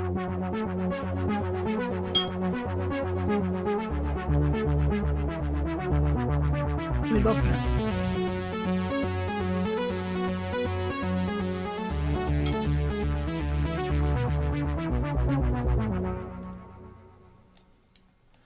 this episode brought to you by Scott McCoy. Oh, hello.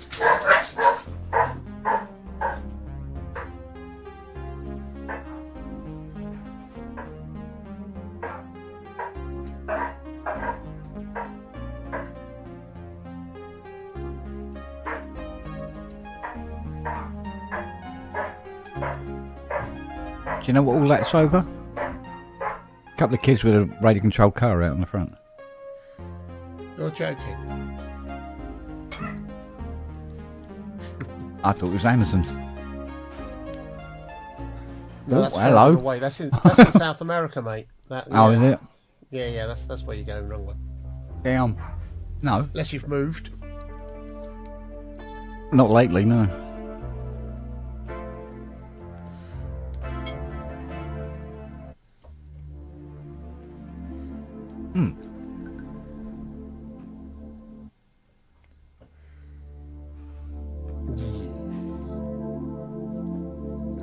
I got to admit, Floppy Winkle is a really good handle. Bit floppy, but if you can handle it.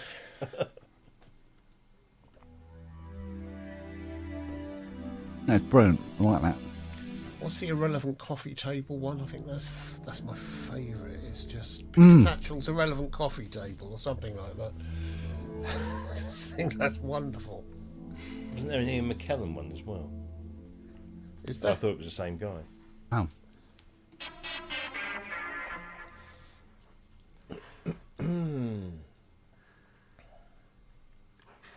What's time 10 to 4?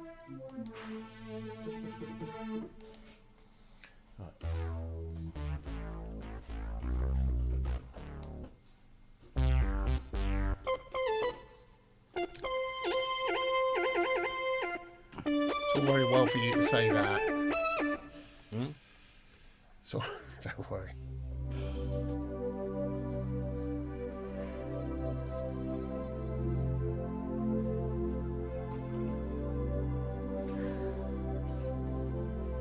Now, even playing it slowly, it's still noticed. Get out of my shop. Try to sneak it in. No, mate.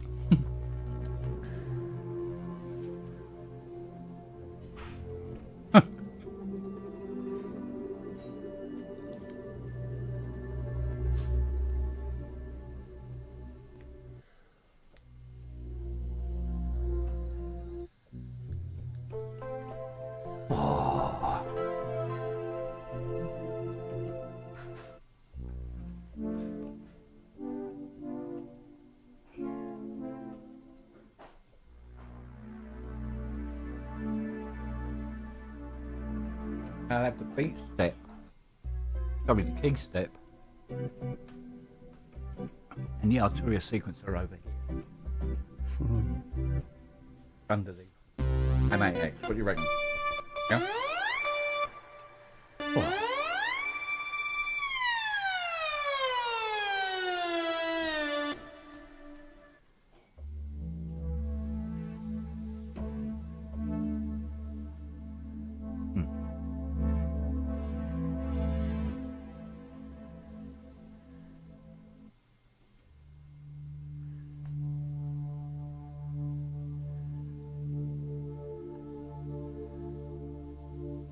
Now,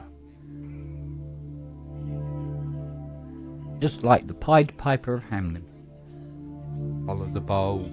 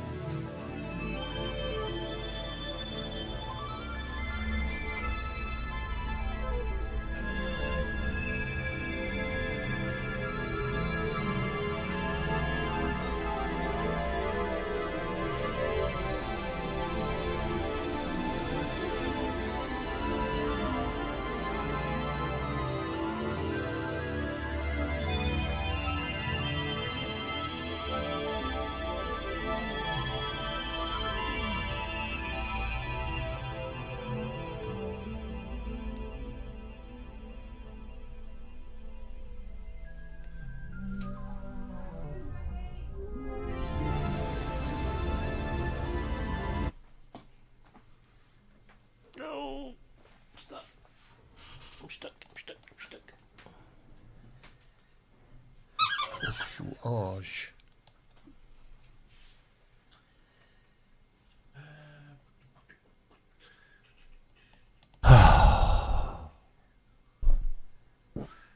Right.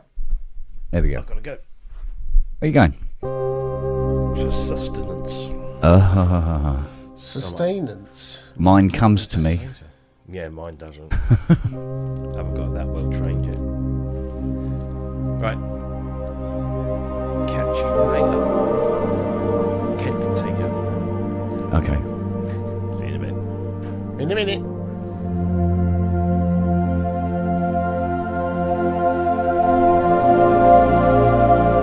That's a nice complex chord. It's very nice.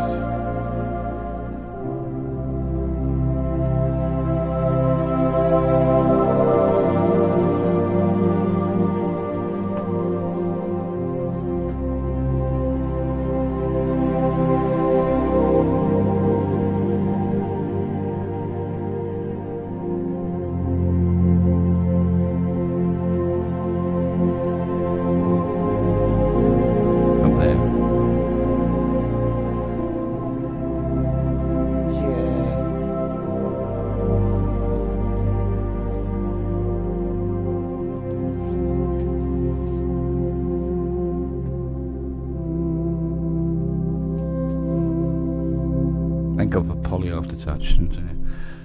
And, Oh, it's just gorgeous, isn't it? Yeah.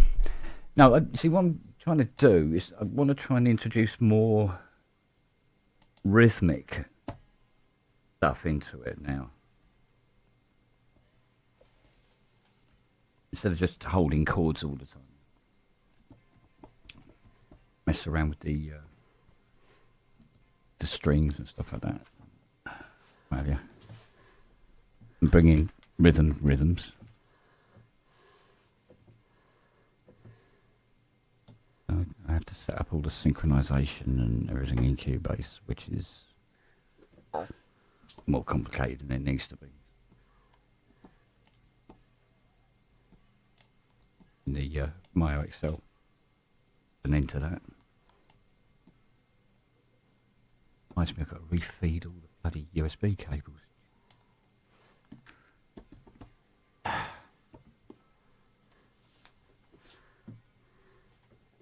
Because instead of going into a hub, now they go into the Mio XL. Yeah. How come we're not hearing your... Because I deliberately muted it. Oh, there she is.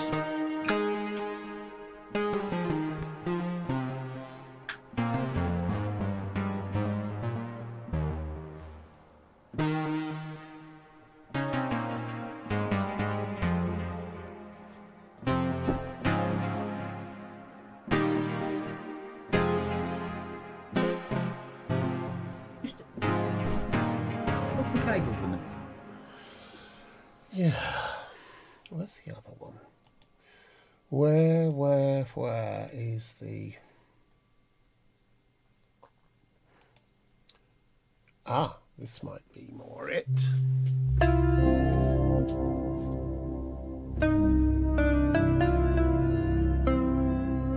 Yeah, that's getting there.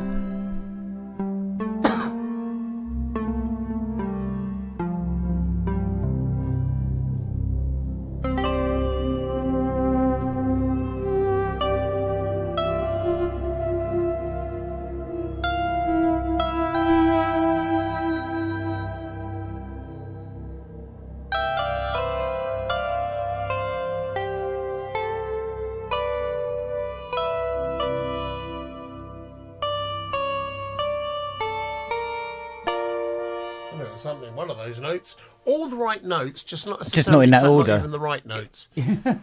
All the right notes and in the wrong order.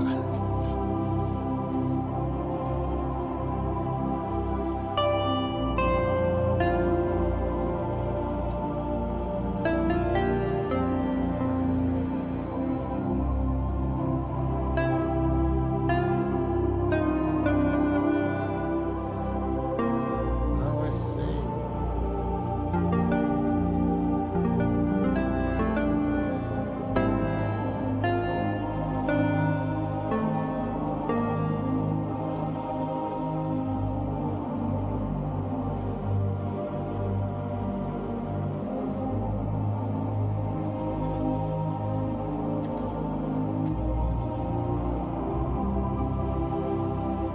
I think I can still remember how to play it. Makes a change. Yeah, that sound is from a new plug. I'm just finishing it off at the moment.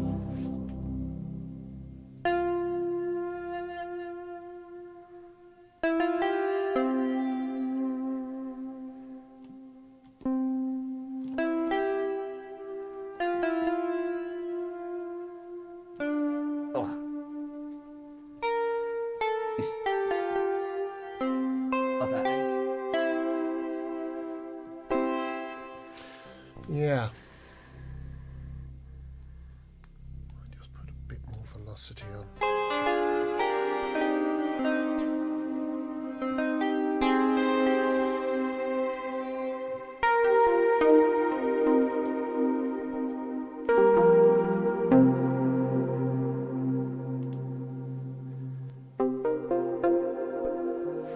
Oh, that's on herself, is it?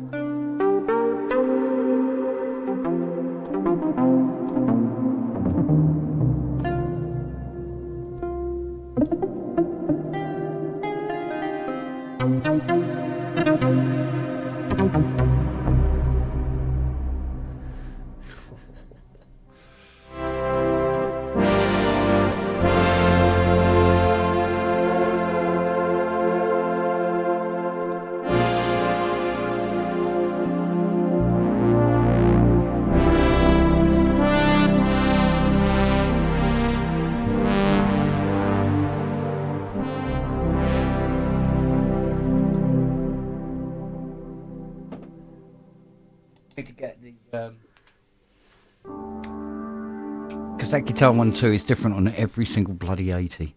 Yeah.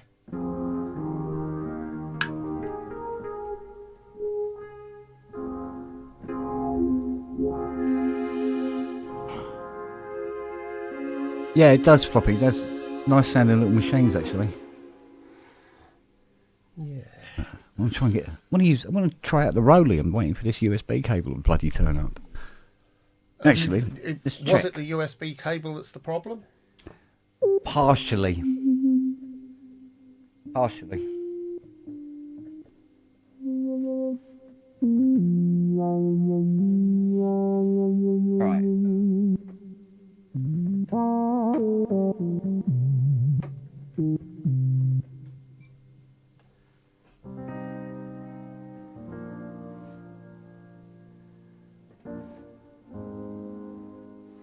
Oh, it's arriving tomorrow now.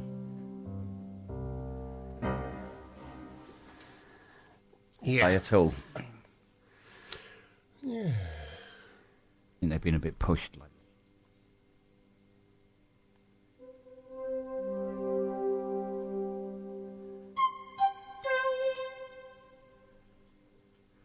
Yeah, those are good. I still love this whole.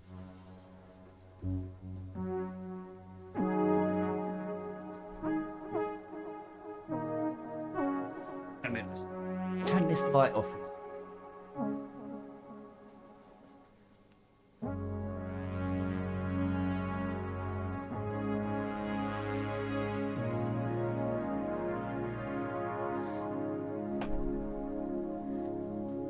It glares off the slate raven, something rotten.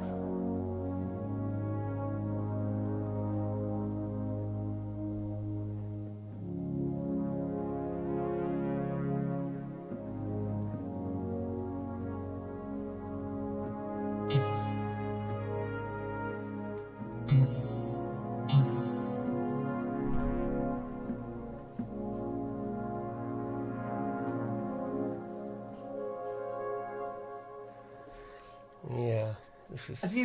Have you found that since the Ludwig patch on there? No, I haven't looked. Let's have a look. Under best of version 3. Okay, Bank. Let's have a look.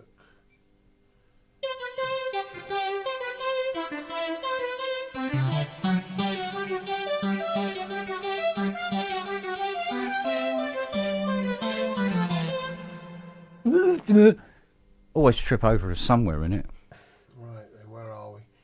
Best of version 3. Right, let's search for... Down the bottom right corner.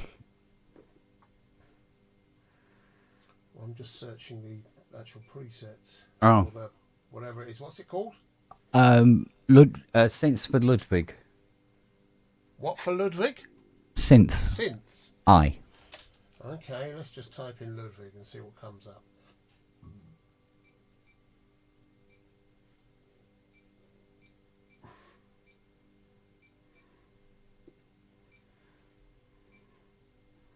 Fuck all. Okay. That's because it's a doofer, isn't it? Right, let's just go back to... If you do it under live, Live set, right? do it under live and find the best of version 3. There we go. Synths for Ludwig.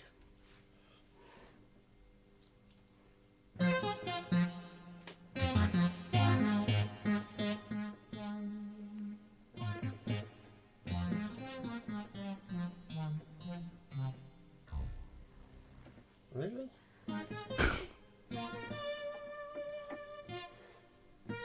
Gives it that Wendy Carlos vibe for sure.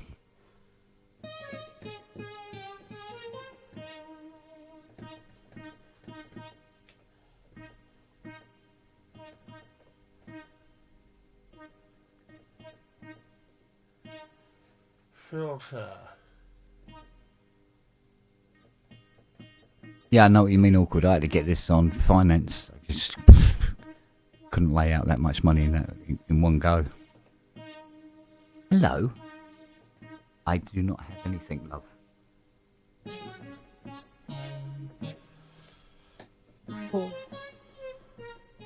I have nothing for you to eat, love.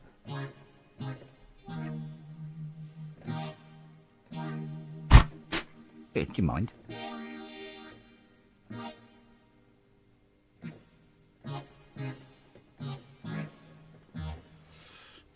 Yeah.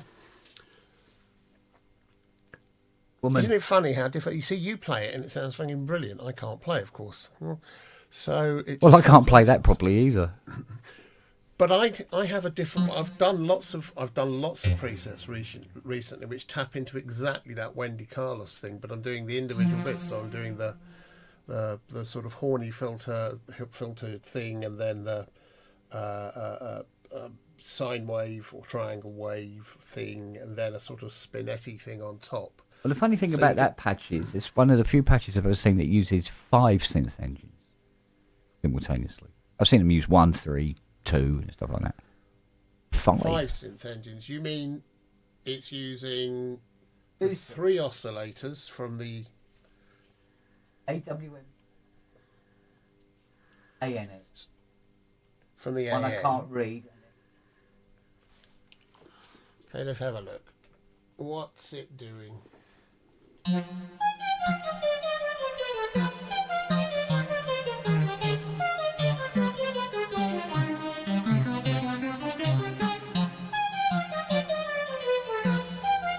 sounds great when you play it. Huh? That sounds really good when you play it. Fucking Yeah. twat. Thanks to Tamita. Otherwise, I wouldn't know half of these things Who? existed. Who's he when he's at home? Who No, well, he's cares? nobody anymore, but he's Well, there is that, yeah. hopefully still alive and kicking around here a little. Kicking what, though? Kicking who? You're not dead Okay. until the last person speaks your name. Can't remember who said that. So there's there's 2 AN engines, there's an FM, and there's an AWM. Okay, gotcha.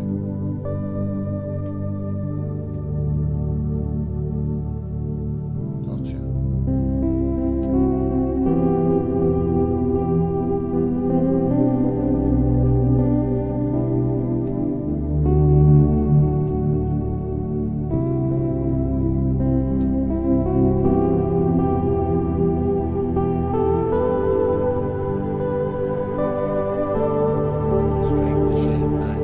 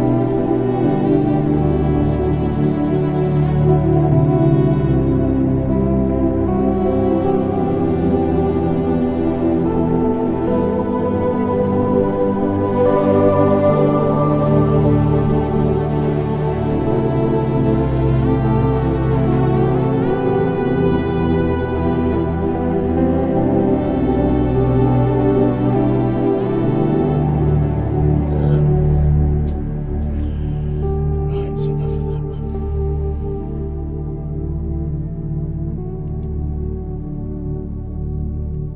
Yeah. It's nice to be able to play instead of being plugging cables in and feeding shit round corners and I just have to get my head out of the sound design bit to play because I'm doing a different thing when I'm trying these things out, and I'm just discovering some weirdy woos of something that I've already done. You know how that goes. You've gone from alpha to beta to Charlie to RC release, and different little things to the base code, and suddenly all the stuff you've done.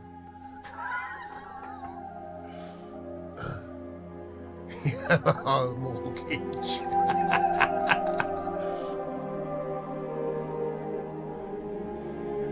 Yeah.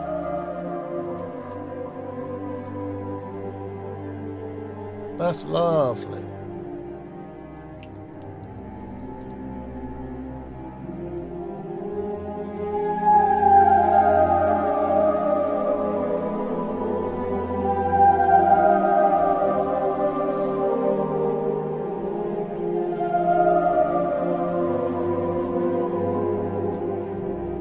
Still don't know what the thing's called, but it's got a nice sound to it, you know.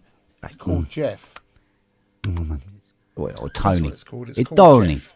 Tony. Tony. It's got Tony. You looking at me? Are you looking at me? Tony. Hey, Prometheus, don't worry about it. I only play in C anyway. Robbie comes on, he'll play in B and D, and I go, I am fucking lost. I'm looking at the keys going, Well, I just like to play things that are very close together so I can do it all at once. Or try to do it all at once. yeah. Hello. Treacle, hello. What's going on here? What's that?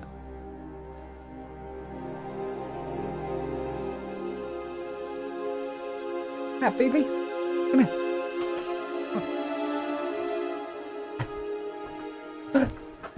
Oh. That together with that.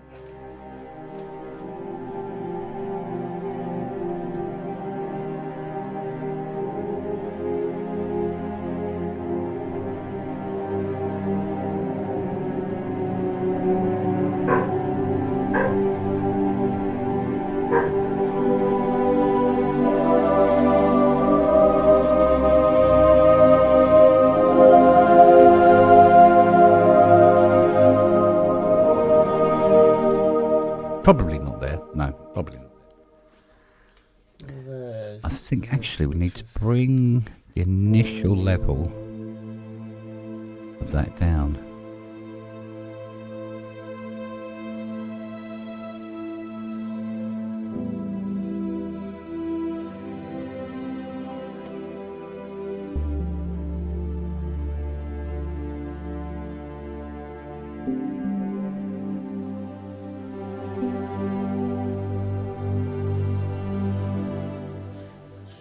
Yeah, go on.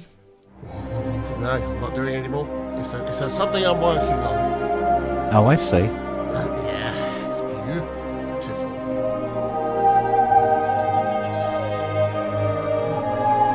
Oh, that's love.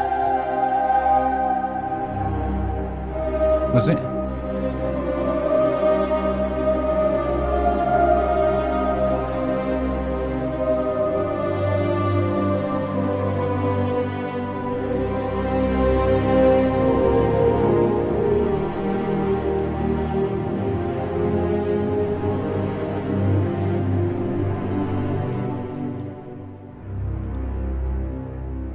Simba. Join me and we will rule the galaxy together.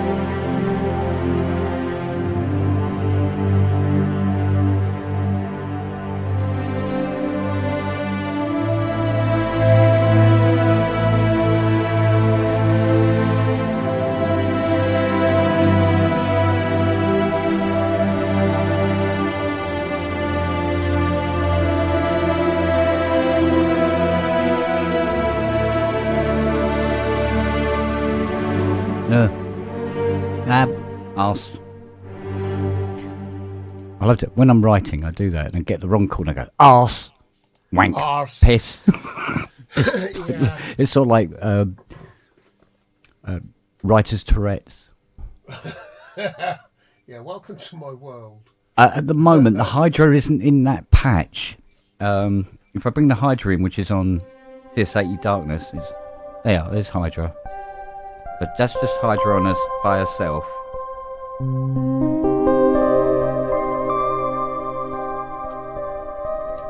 And then you can bring in the other two libraries, which is Dominus and Augmented Strings.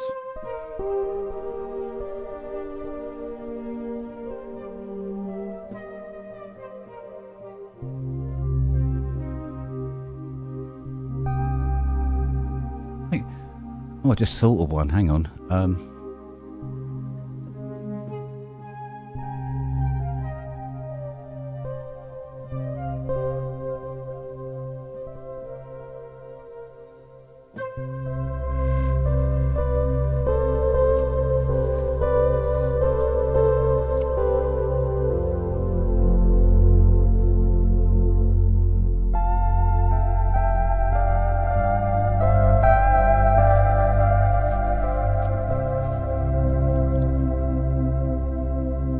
Morricone, there's another one. There's another one. You know all of them, don't you?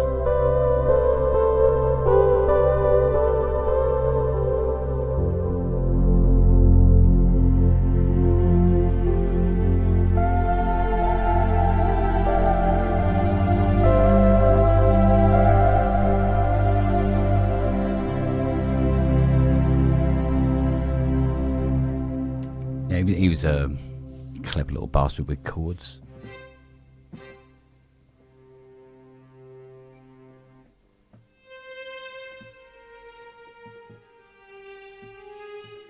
If we do this,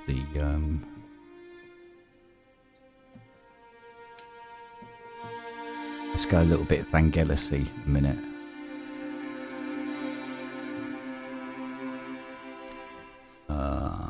So if we go to Scarbies, where's all my Scarbies libraries?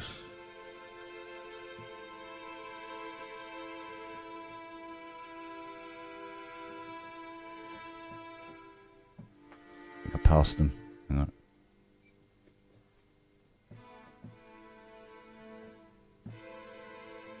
There we go. Scarbies Vintage Keys.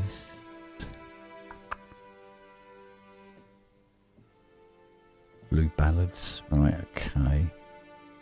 And put that through. I'll tell you what, let's push it first. And dial it back if I have to. Right, I'll have this a minute.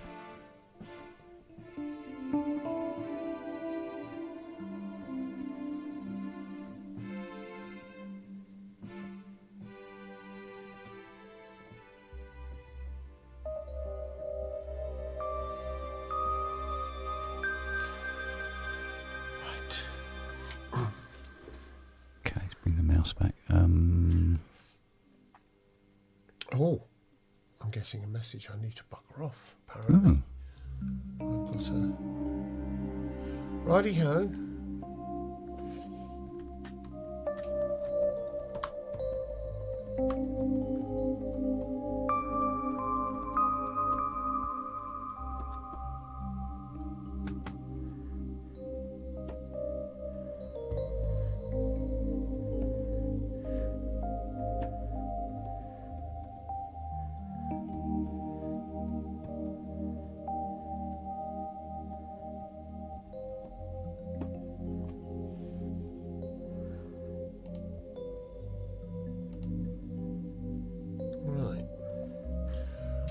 Okay. Well, apparently I've got to disappear for a bit. Are you going to be around for a bit, or just tinkering, or just going to... Yeah, I'm tinkering and doing bits with the studio. I think Matt's popping in at some point as well again. Okay, I might pop in again. In a while. Good man. See you in a while. Bye. See you, babe. Bye.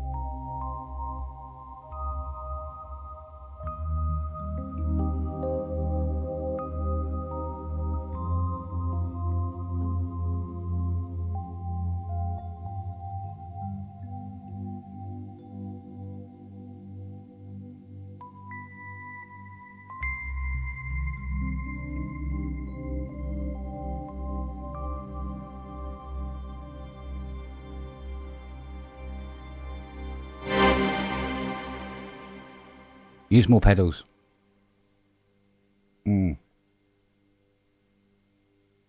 Oh. Oh, yeah. I got so many. Hang on, flex panels all over the StreamYard page. Can't see what I'm doing. Oh, there we go. It is a lovely sound, I must admit. Mixing the different things together. I mean, each sound on its own are nice, but when you start blending them together and then control their volumes with expression pedals and stuff and aftertouch, it really does start to get quite sort of like emotive, which is the sort of music I love. I love doing that. I don't know why. What are you looking so happy about? Hey? What? Yes, hello. Yes, hello. Being ignored. I do beg your pardon. Look at this. Trying to get the studio done. Yeah, I know it doesn't look it at the moment. You know, pissing about, but right, that's because I am. What? Oh, God. Hang on a second. I have to give the dog a cuddle. Oh, what is it? Oh, you poor. Affected. Oh, call the RSP. Where's your sister? Go and get Nelly. Where's Nelly? Go and get Nelly.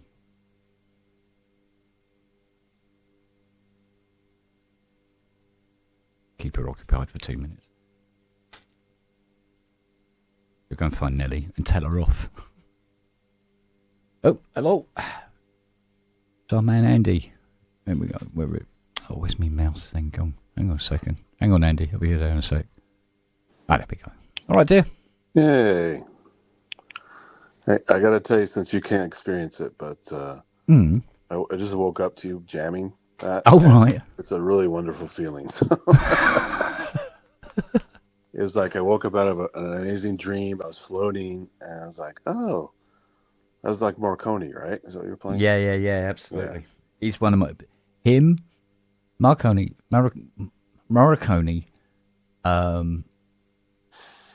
Tomita, Vangelis, Fruitbat. Who else is there? Tom Arnold, James Horner. Horner, yeah. Well, you know what's really funny about Horner is he did stuff for Roger Corman a long time ago. Yeah. And they ended up using his music a lot in, like, rehashed it, and he even rehashed his own themes in other soundtracks. He, like, stole from himself. John Barry, yeah, that's another one. Yeah. But, yeah, it was just cool because I got back super late, and I had listened to your pub while I fell asleep, and I woke up and you were playing that. I was like, oh, that's awesome. So, yeah, it's a selection of different Vangelis chords put together in, well, just make them up as you go along sort of thing. Yeah, it sounded like order. What is that one from? Is it from? What album is that? Mr. Cairo? Is it? There's a bit of it in all of his albums. Mr. Cairo chords in there, pops up all over the place, so you get those sort of chords in. Albedo 0.39. There's a bit of it. Vangelis. There's a little bit. What's of that one? That's the not Vangelis. Blade Runner.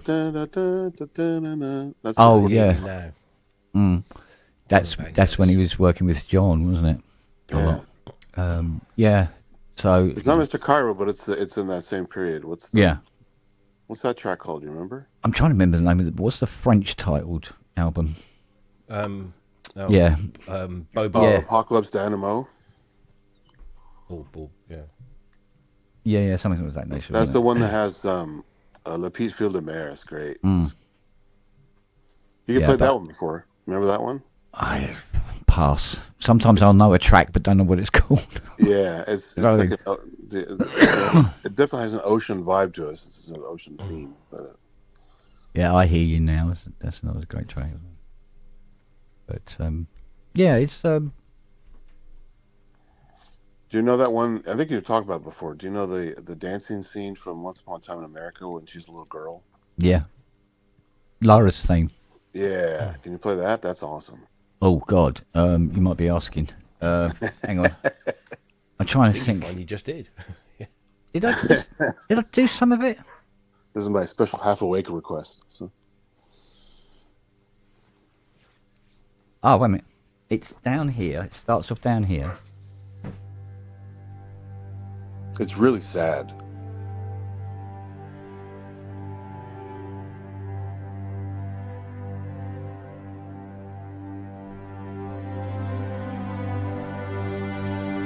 No, it's... I'll get it in a minute. Like, spoiler alert, Robert De Niro dies listening to it. He's thinking about it. He's an old man. Like that. That's it, yeah.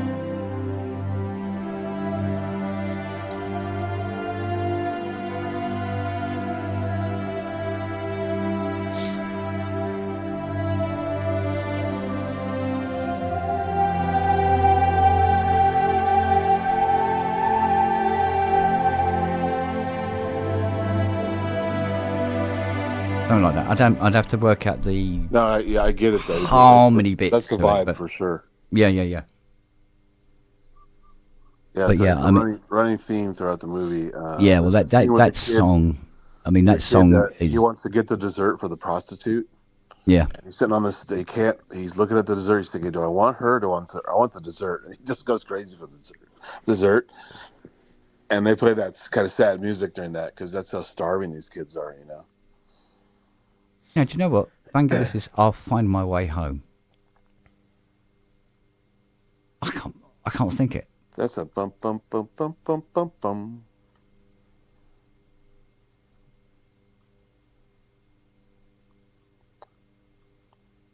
I like. There's one. Talk to the Mountains or something. Know that one? So, the funny thing about his collaboration with that guy, John Anderson's voice works in Yes. I didn't really like him singing with the Vangelis music. I like the music by itself. Yeah, I know what you mean. So I have instrumental versions. Oh, Yeah. yes. Yeah. That's it. Bum bum bum bum bum bum bum. You ask me where to begin. Yeah. Am I so lost in my sin? We'll stop that before we get a copyright. Good hairstyle there. Jeez.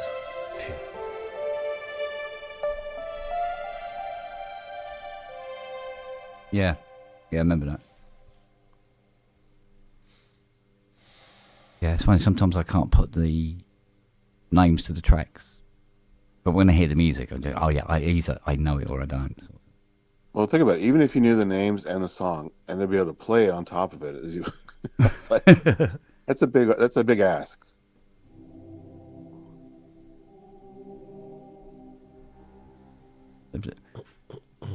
What was it? Something that John Barry did about, oh Christ, about 4, maybe 5 Bond films in. When he did, he was doing the chord things that he does, but he did one where it went, hang on, let me just turn off the choir a minute. Where it goes. No, I've got just the choir on now. What's going, what gives, dudes? No, that's not it.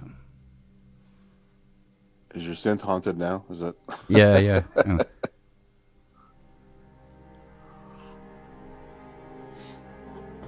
Like that. The usual.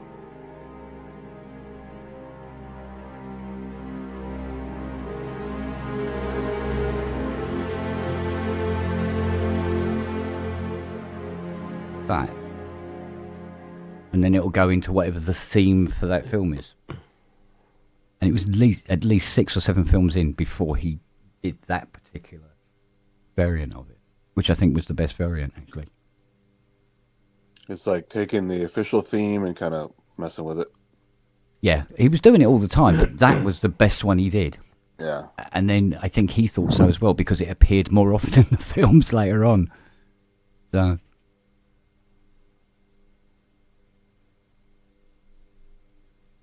Vangelis is very much known for his soundtracks, although his soundtracks were never necessarily in films.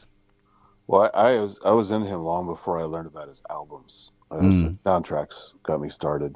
Mm.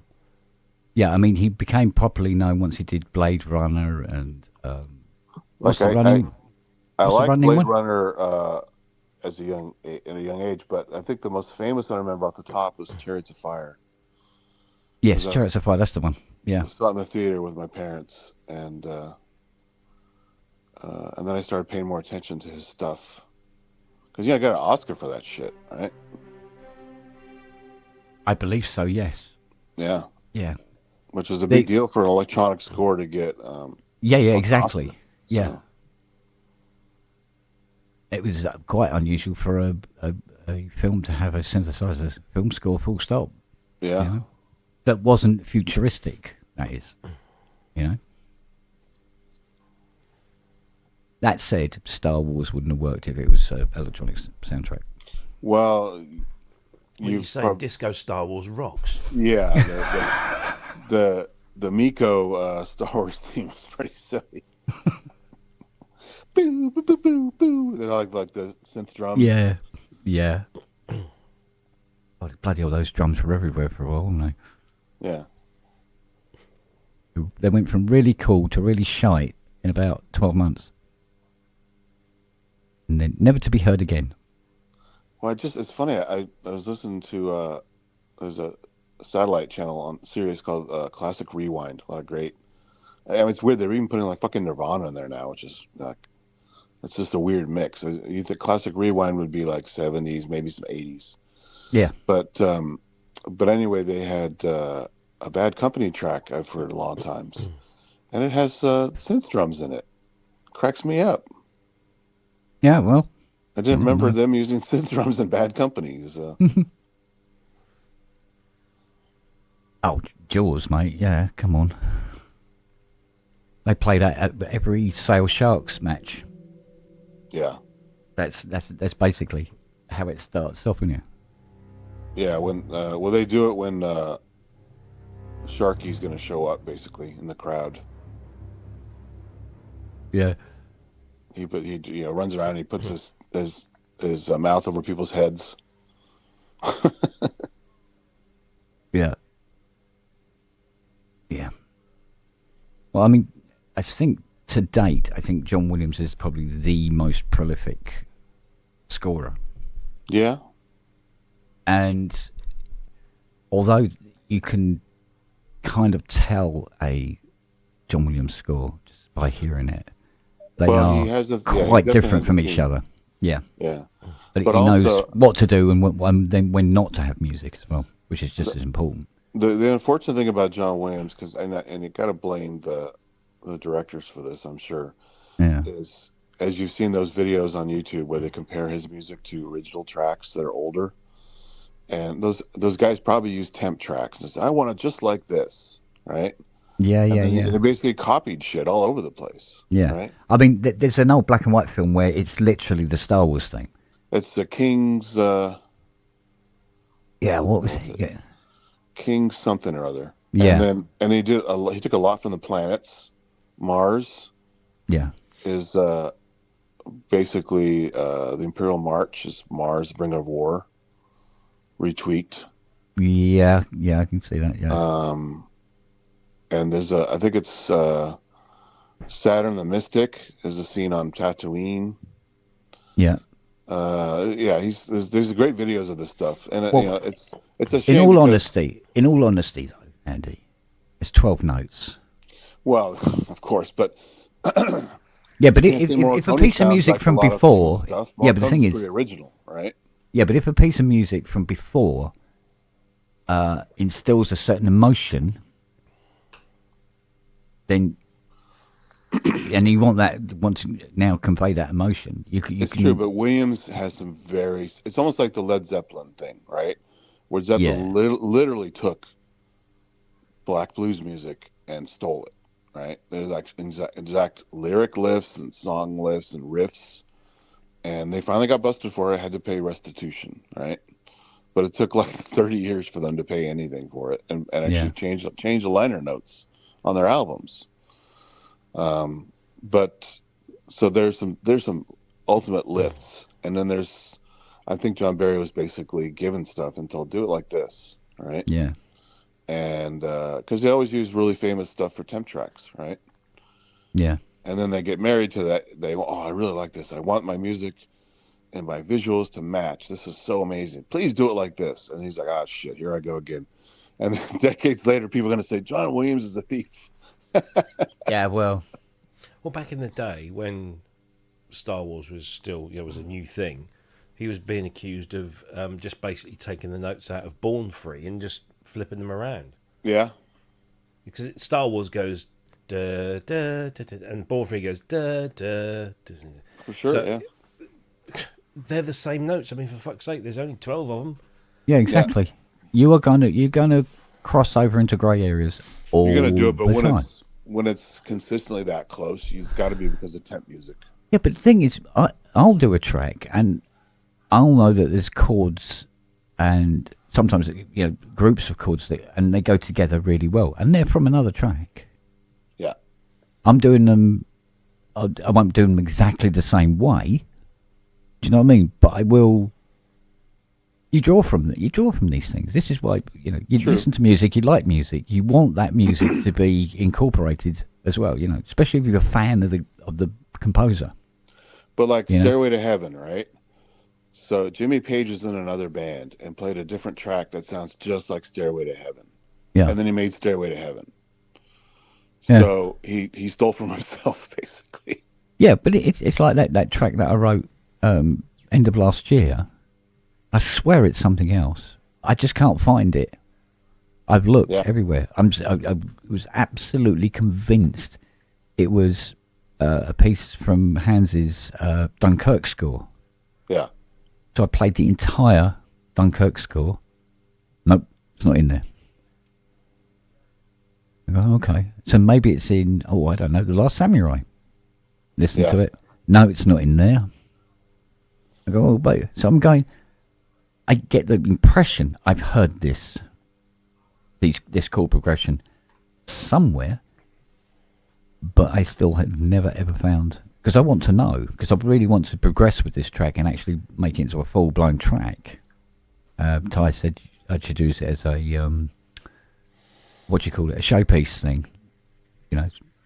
If I approach a director or something, they want to see a show reel, so, and this was going to be on it. It's really hard to work in a vacuum, right? You make music because you obviously like music. Yeah. Hear a lot of stuff that you like. You want to say, I want to make something like that. Like, yeah. Big Tangerine Dream fan, so I make a lot of stuff that kind of sounds like them because I like them, and I want to make something similar. Try not to lift. I may have lifted a riff or two if I listen carefully. I don't know. I try not to lift, but and I do some kind of the world music fusion stuff. Yeah. I'll listen to a bunch of Chinese music, a bunch of Korean music, or whatever, and I'll do something in that style. But I try not to lift. Just try to be like a style.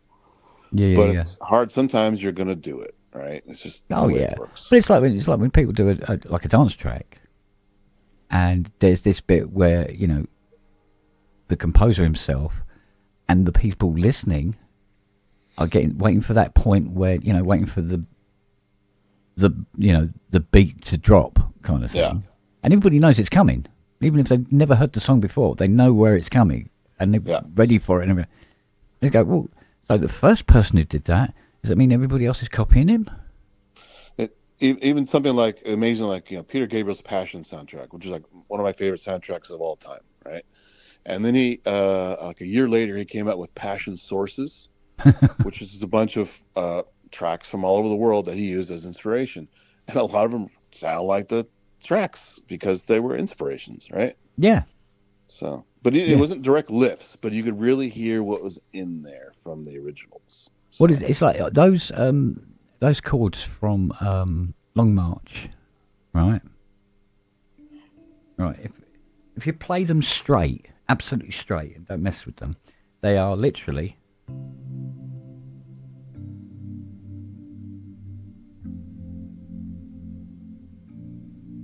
And those chords will be in 30 billion songs that have been done before, right?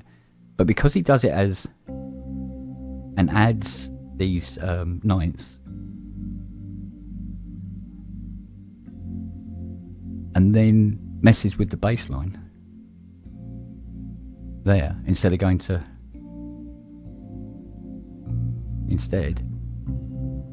it sounds more original, but they're chords that are in. He's doing inversions and stuff. Yeah, I mean, it's exactly. The whole thing yeah. about rock, like 1-4-5 is such a common. Yeah. Now I must admit, because I've seen a little bit of video where were like, for instance, where they were comparing the theme of Star Wars with that black and white film. Yeah. And they go, oh yeah, you can clearly hear it, and you're going, yeah. They go, you can clearly hear it, and I'm going, no, you hear something very close, but it's not the same. Well, Lucas and Spielberg and all those guys are all obviously old movie fans, right? Growing up with movies, they must have heard it along the way and goes, "That's great. I want to sound like this. This is great." Or they use the temp music or whatever. So I don't want to shit on John Williams, say he stole.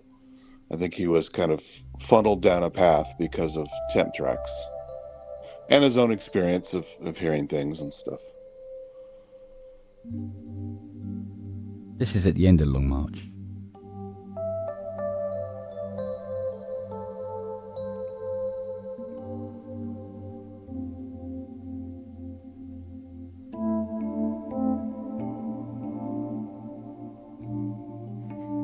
Right? Still the same. Yeah, I get there in the end.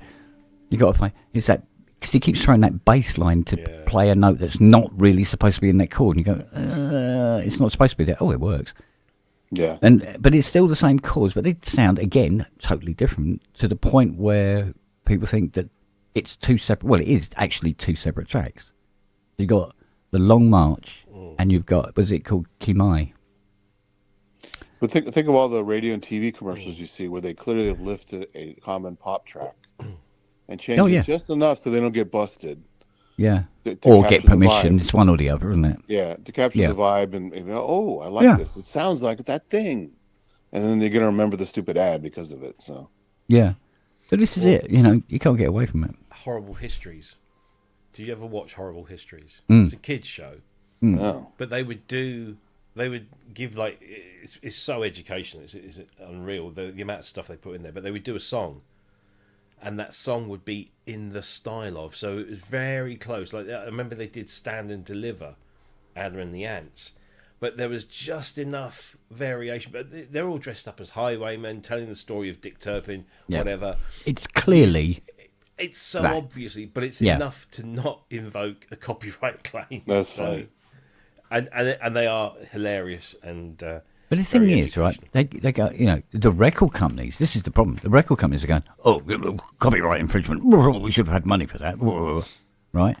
But as far as the band's concerned, I'm sure they're going, fucking introduce our music to the kids as well. Exactly. Record sales go up more next time round. I mean, the one that always makes me laugh but also spit feathers is the whole Bittersweet Symphony thing when I think it was Alan Klein that the Stones manager that heard the song, and I don't know, I doubt very much he sat there and goes, oh, they've sampled a cover version of a Rolling Stones song. That's what it was. It was a Music for Pleasure album where this. Oh, I didn't know that. I thought actually it was from a Stones thing. It was no. So now what happened was that there's a label that EMI had called Music for Pleasure. I was like elevator music. Kind of thing, They would release all sorts of things, like compilation albums of 50s rock songs sung. Do you remember Rocky Sharp in the 80s? The 50s throwback guy who had Rocky Sharp and the something. He was a kind of a 50s throwback act from the 1980s. He did this whole album of all of those classic 50s rock and roll songs like Something Else and all that kind of stuff. And they would put it out, and they also did orchestral stuff as well. But this guy, I can't remember his name. He had a band, an orchestra, and he'd do interpretations, and he did an album of Rolling Stones interpretations. Wow! And so when you hear those strings at the beginning of Bittersweet Symphony, those are the strings from an interpretation of the Rolling Stones song The Last Time. They don't appear in the original recording of The Last Time, but they appear in this interpretation or rearrangement for orchestra by this other guy. But of course, because it was an interpretation of a Jagger Richards composition. That's where Alan Klein got wind of this. That's funny. And basically said, right, you either pull the record or give us points on the record. And so they had to put Jagger and Richards down. And for 30 odd years, Jagger and Richards never really felt comfortable, but they were earning money, and Sure. Richard Ashcroft earned nothing because basically everything went to them, until it was a few years ago. They eventually, I don't know how it became settled, whether it was just the conscience got better of them, or whether there was a counterclaim or something, I don't know. But eventually they paid Richard Ashcroft a chunk of cash, because they understood that it wasn't just like they'd gone into the record and sampled the actual Stones recording.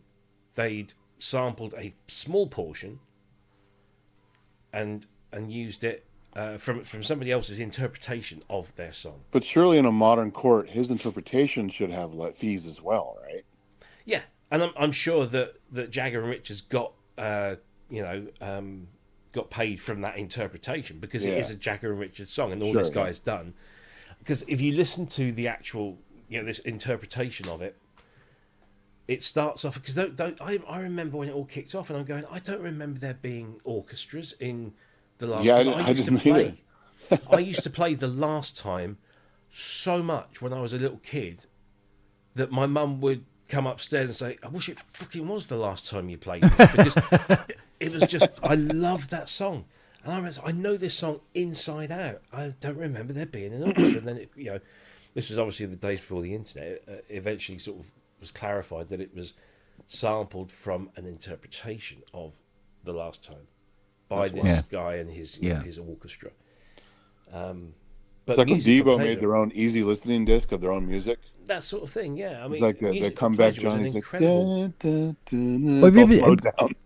Have you ever seen the ukulele orchestra of Great Britain do their piece where they play a bit from this classical piece? I think it's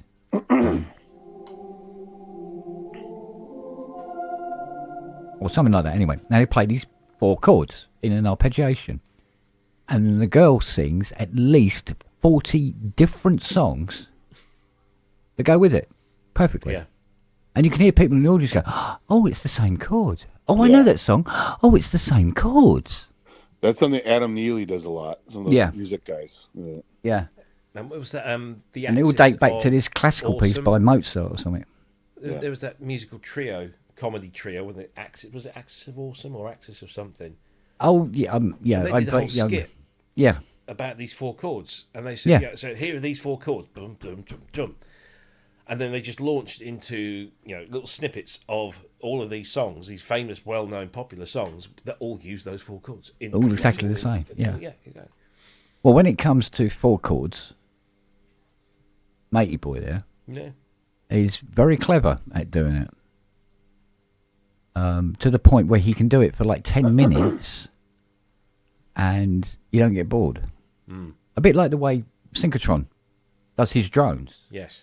And they remain interesting. Even 2 hours later, they're still actually interesting, So, I mean, Inception, 4 chords. The whole fucking film. A whole score, 4 chords. Well, there's a really famous riff.